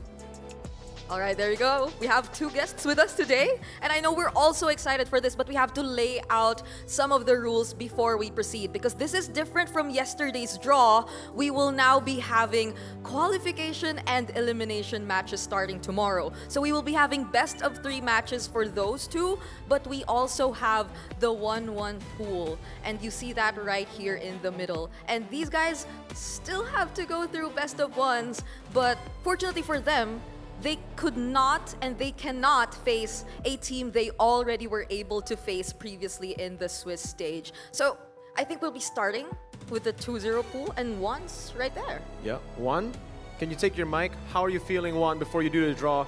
Gimana kabarnya, Juan? Rasanya gimana? Udah bakal ngedraw lagi? Baik, kalau rasa ya agak tegang dikit ya karena ini kan ada AE juga di sini. Oke. Ya, semoga aku bisa kasih yang match terbaik buat AE lah nanti. Okay, so he's a bit nervous because Alter Ego are in the 2-0 pool, so he wants to give Alter Ego a good matchup for them to do better. All right, so it's all up to you now, Juan. So we start with the left side, and then we complete the right side. So are you ready? Udah siap belum? Ready. Okay. Okay, Put the mic down. Boleh taruh mic-nya. And here we go, folks. Juan and Luminaire did the draw earlier in the wild card and the group draws, and it's pretty cool. Okay, go ahead. Shake it up, shake it up. Oh. Okay. Let's see. Oh, he chooses the middle ball. Let's see. What does Juan have in store for us? The first team in 2-0. Okay. Oh. Oh, and he picks it first. Okay. Alter Ego. 1 out of 4 teams. And he picks it first. Yeah. We can go next here, Juan. Hopefully you get the right matchup. He was nervous, ladies and gentlemen, earlier. He said he feels the pressure of having to give Alter Ego a good opponent. That was fast, that was fast. Who is Alter Ego not going up against? He's decisive with it.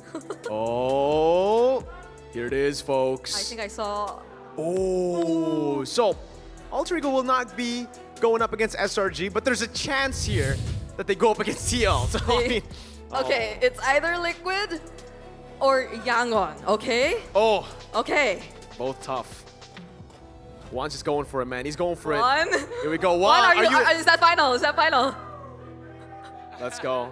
He's pressured, He's man. not changing his mind. Oh. Oh, he's shaking. Oh! Yangon Galacticos will go up against Alter Ego in the 2-0 bracket. You know what? Okay, this is just for formality, but we know what the second matchup is already going to be. It's time you open this, so we just get to set in stone that SRG will be going up against Team Liquid. Okay, before we get move forward here, we have the matchups ready. Moreno, what do we think about the matchup so far? Menurut lu gimana matchupnya sekarang udah untuk pool 2-0?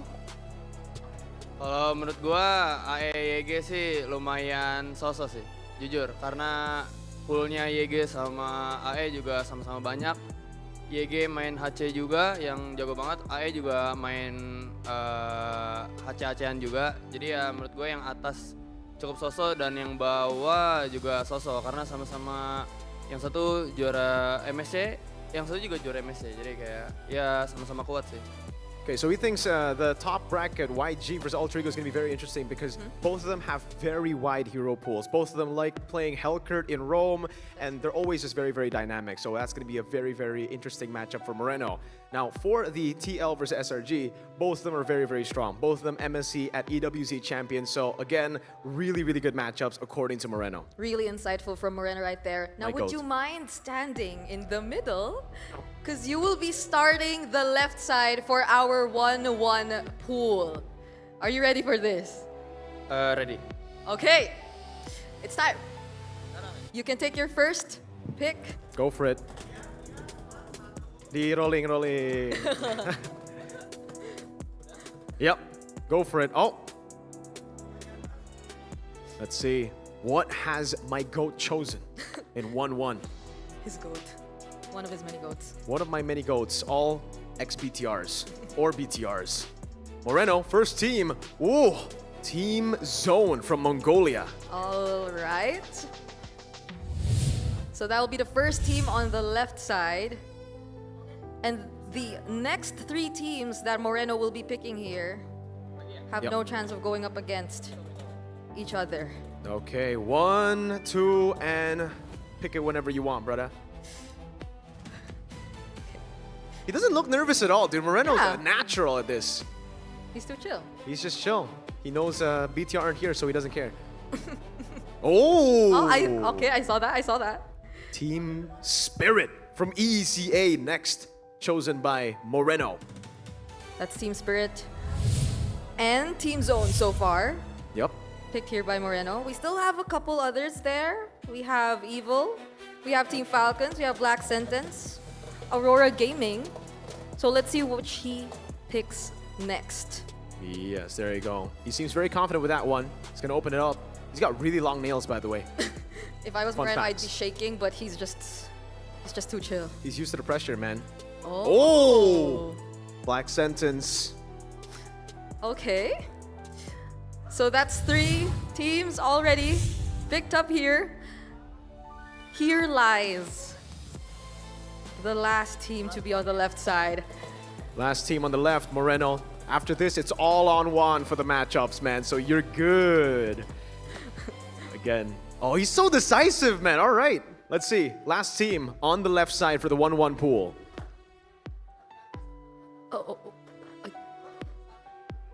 Oh! Team Evil. Okay. Just to recap, we have to double check. So far, Team Zone, Team Spirit, Black Sentence, and Evil have been chosen on the left side. So this confirms it. There's not going to be a civil war between the Auroras. They're both going to be on the right side. So thank you so much, Moreno. You can move back to your 0-2 pool as Mr. Juan will start with his pool. Gimana? Kalau yang ini, lu maunya match up yang mana atau nggak peduli? Nggak peduli. Okay. Pokoknya peduli hanya untuk Indo. Okay, he doesn't care about this one, so he's like, all right, whatever. He only cares about the Indo team, so later, that will be your job, bro. Yeah. If there's anything, Juan has been giving us some really intense matchups. So let's see if that's going to continue in the 1-1 pool. Going up against Team Zone, I wonder who this is. Oh! Aurora! Okay, they're celebrating. My GOAT light there, Mr. Chahyo. Ex-BTR, by the way. He's celebrating. Okay, Aurora PH going up against Team Zone. We can go again. That's still a best of 1, by the way, so who knows what they're going to pick in that match. Yo, Juan's a natural, man. He's getting really good. It's almost like he's a world champion. Who's that?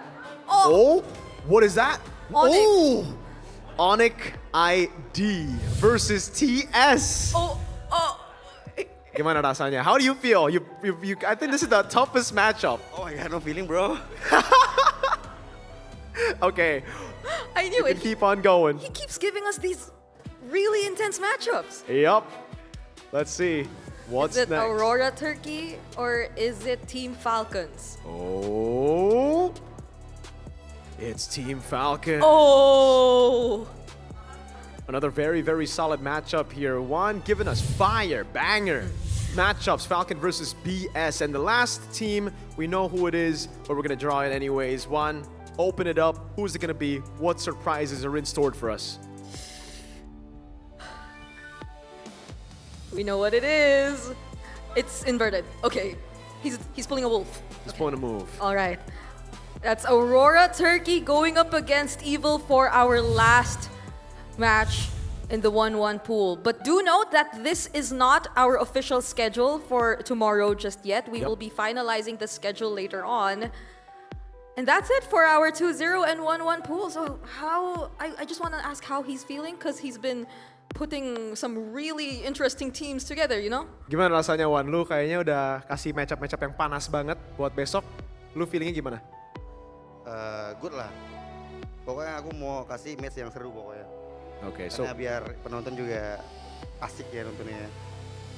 Okay, so he wants to give he wants to get the good matchup so that the viewers back at home get to feel M7. All right. And this is where you feel how intense the matches or elimination matches are about to be. Moreno, it's up to you. How do you feel about how do you feel that the 0-2 teams are gonna have to pray right now that you get a good matchup for them? Gimana rasanya? Karena pool 0-2 timnya itu harus berdoa lu dapat matchup yang bagus buat mereka. Jujur dari gue sendiri tegang sih, karena gue yang nge-roll buat decider match mereka kan. Cuma yang terbaik aja lah buat mereka. Karena ya balik lagi, kalau kalian emang bener-bener kuat ya kalian bisa lawan semuanya sih. Okay, really good message. Yeah, so Moreno thinks, you know, he's nervous. Firstly, he feels like there's a lot of pressure right now, but if the teams are good, they're gonna have to get past any matchup. Really good message. All right, Moreno, are you ready? Ready. Okay. Okay, you can put the mic down and we can start this pool 0-2. Remember, these are gonna be best of threes. Yes. Let's go. Oh, he's feeling the nerves, man.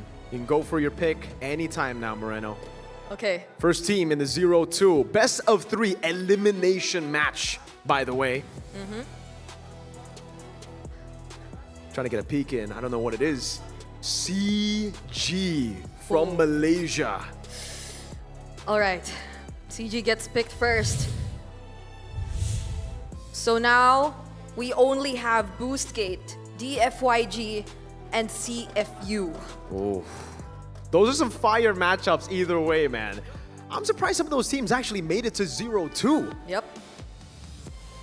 Let's see. Oh, I can see him shake now. He was not nervous earlier for the 1-1s, but here he's feeling the pressure. Okay. Next team. Oh, Boostgate Esports. Boostgate? I've heard they've been improving so much, but for some reason, they have to go through an elimination match as early as tomorrow. Now, who does CG go up against? It's all in your hands, man. A lot of Malaysians are going to be very happy or angry with you, Moreno. He made his choice. What's it going to be? Let's see him open it up. Moreno, who's CG going to be up against? Oh, I got a peek. I did not. This is going to be a very, very cool matchup, folks. All the way from China. Ooh. Tianfeng Yaoguai. I guess now we know what's the last matchup gonna be. Yeah, but we're still gonna do it here, Moreno. Who's it gonna be? We know the matchup, but you know, you never know. Maybe there's another team that's outside of M7 that comes out, you know? Oh, it's a team from M7.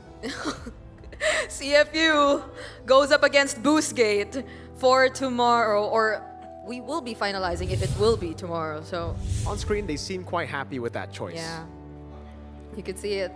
So this is our 0-2 pool. Again, for all 2-0 and 0-2 matches, they will be having best of threes from this point onwards. So that's Moreno's choice. How does he feel about all the elimination matches he already set for us? Gua rasa sosok sih, karena CG lawannya tim China dan itu di situ ada teman gue juga kan. Kayak gue yakin juga sih tim China bisa nyimbangin runner up-nya Malay, dan yang di bawah CFU sama tim underdog kan, tim wildcard harusnya sosok juga, karena dilihat dari gameplaynya CFU juga lagi masih kayak belum stabil kayak gitu. Ya sosok sih buat keduanya menurut gua. Okay, he thinks it's all right. He thinks it's an okay matchup that he's brought up. Again, he has a friend there, my goat as well, Super Ken XBTR, Tianfeng Yaoguai. So he thinks that Tianfeng Yaoguai can actually bring the pressure and a very good match to the runners-up of Malaysia. On the other hand, he also feels like it's a very, very good matchup for Boostgate up against CFU because though Boostgate are coming from the wildcard and they're 0-2, CFU have looked very shaky themselves too. So should be an okay matchup according to Moreno. All right, and last thoughts from Juan. After the entire draw, how are you feeling? And what are your thoughts about the next round that's about to happen here in M7? Gimana rasanya, Wan? Udah ngedraw semua timnya dan untuk besok ekspektasinya apa? Pokoknya ekspektasinya AE menang lah pokoknya. Harus AE menang dan kalau perasaanku sekarang kayak tadi agak keringatan deg-degan gitu ya. Pokoknya doa terbaik buat tim Indo lah. Yang Onyx TS gimana tuh? Onyx lawan Spirit. Apa? Onyx lawan Spirit gimana? Ya pokoknya kalau Onyx kuat emang timnya layak untuk juara, lawan siapapun harusnya is okay bro. Okay, so he's really happy with the alter ego choice. As long as alter ego does well, he's gonna be happy. And he also feels like for Onyx versus TS, it doesn't matter because if they're strong, if they need to be champion, if they want to be champions, they gotta beat the best. I must say, that might be my favorite matchup among all the matchups that we were able to get today. Would you feel the same? I think alter ego YG for me. That's gonna be a banger match. I'm excited.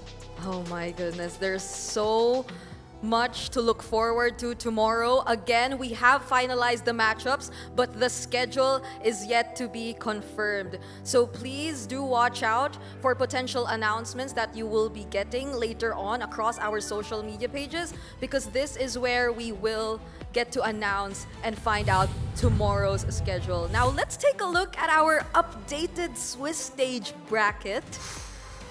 So this just finalizes everything. All right, I might have to take it back. I think SRG versus TL is better. I completely forgot that was That's true. Oh, yeah, that is the best match for me. Well, we didn't specify in which pool our best matchup is, but if you were to look at the 2-0 pool, then that definitely is the best matchup for me. If we were to look at the 1-1 pool, then that's where my previous answer comes to play, but for the 0-2 pool, man, this hurts to see that. Okay. CG versus Dianfeng Yaoguai, I think for me is the favorite matchup in the 0-2 bracket, man. CG have looked very shaky, Dianfeng Yaoguai as well, but there have been some very, very good players like just shining there. So, hey, what about you, Moreno? What do you think? CG versus... what's your highlighted match? Match mana yang menurut lu paling seru dari semua match yang kita ada untuk Day 3? Buat besok? Iya. Gue ambil di SRG sama TLPH sama AE Yangon sih yang sebenarnya underrated match ya kalau menurut gue, karena mereka berdua sebenarnya sama-sama jago banget. Okay, so he thinks it's SRG versus TLPH. That's number one for him, but he thinks an underrated matchup is Alter Ego versus Yangon Galacticos because both of them are really, really good. Yep. Honestly, for me, in the 0-2 bracket, I want to go for Boostgate and CFU because I feel like they haven't really been able to show us their full potential yet, or at least what a lot of teams have been expecting from them in the previous days. So hopefully, now that they're in a best-of-3 setup, we get to see them a bit more capable of adjusting and capable of actually turning things around when needed. But all of this is something we are going to watch out for tomorrow. We once again would like to thank our guests for finishing and doing this draw. We would have not gotten these matchups if it weren't for you guys. So any last message that you have for the teams or for the teams you're supporting here in M7? Ada pesan terakhir nggak buat para fans atau untuk tim yang lu dukung? Pesannya lebih ke kayak harapan sih. Tetap harapan ya. Semoga Indonesia M7 ini bisa bawa balik piala kali ini. Okay. His message is more like just hope from him. He hopes that the Indonesian teams will be able to bring back the trophy to Indonesia and keep it here actually. Moreno, gimana rasa lu untuk ini M7? Dan pesan terakhir buat tim Indo. Buat tim Indo dan buat fans. Dari draw sih kelihatan harusnya gue ngerasa buat tim Indo sih udah cukup dimudahin sama Wan sama gue juga, kayak dari bracketnya ya semangat lah, bisa lah kita bawa balik lagi piala M7 ini. He feels like him and Juan have given the Indonesian teams very, very good matchups, so it's all up to them now to bring the trophy back. All right. And I know we're all looking forward to see these matches. Once again, thank you so much to Juan. Thank you so much to Moreno, Mirko's GOAT, My goat. For joining us here in the Swiss stage draw. We're all looking forward to see more, and thank you so much too for Mirko's translations. You're welcome. And joining us here on stage. And that has been the second day of the Swiss stage here at the M7 World Championships. But we'll definitely be seeing you for more tomorrow. So please join us as we witness more action between all the teams struggling to stay and struggling to advance to the knockout stage. This has been Brigitte, your host, and we'll see you for day number 3.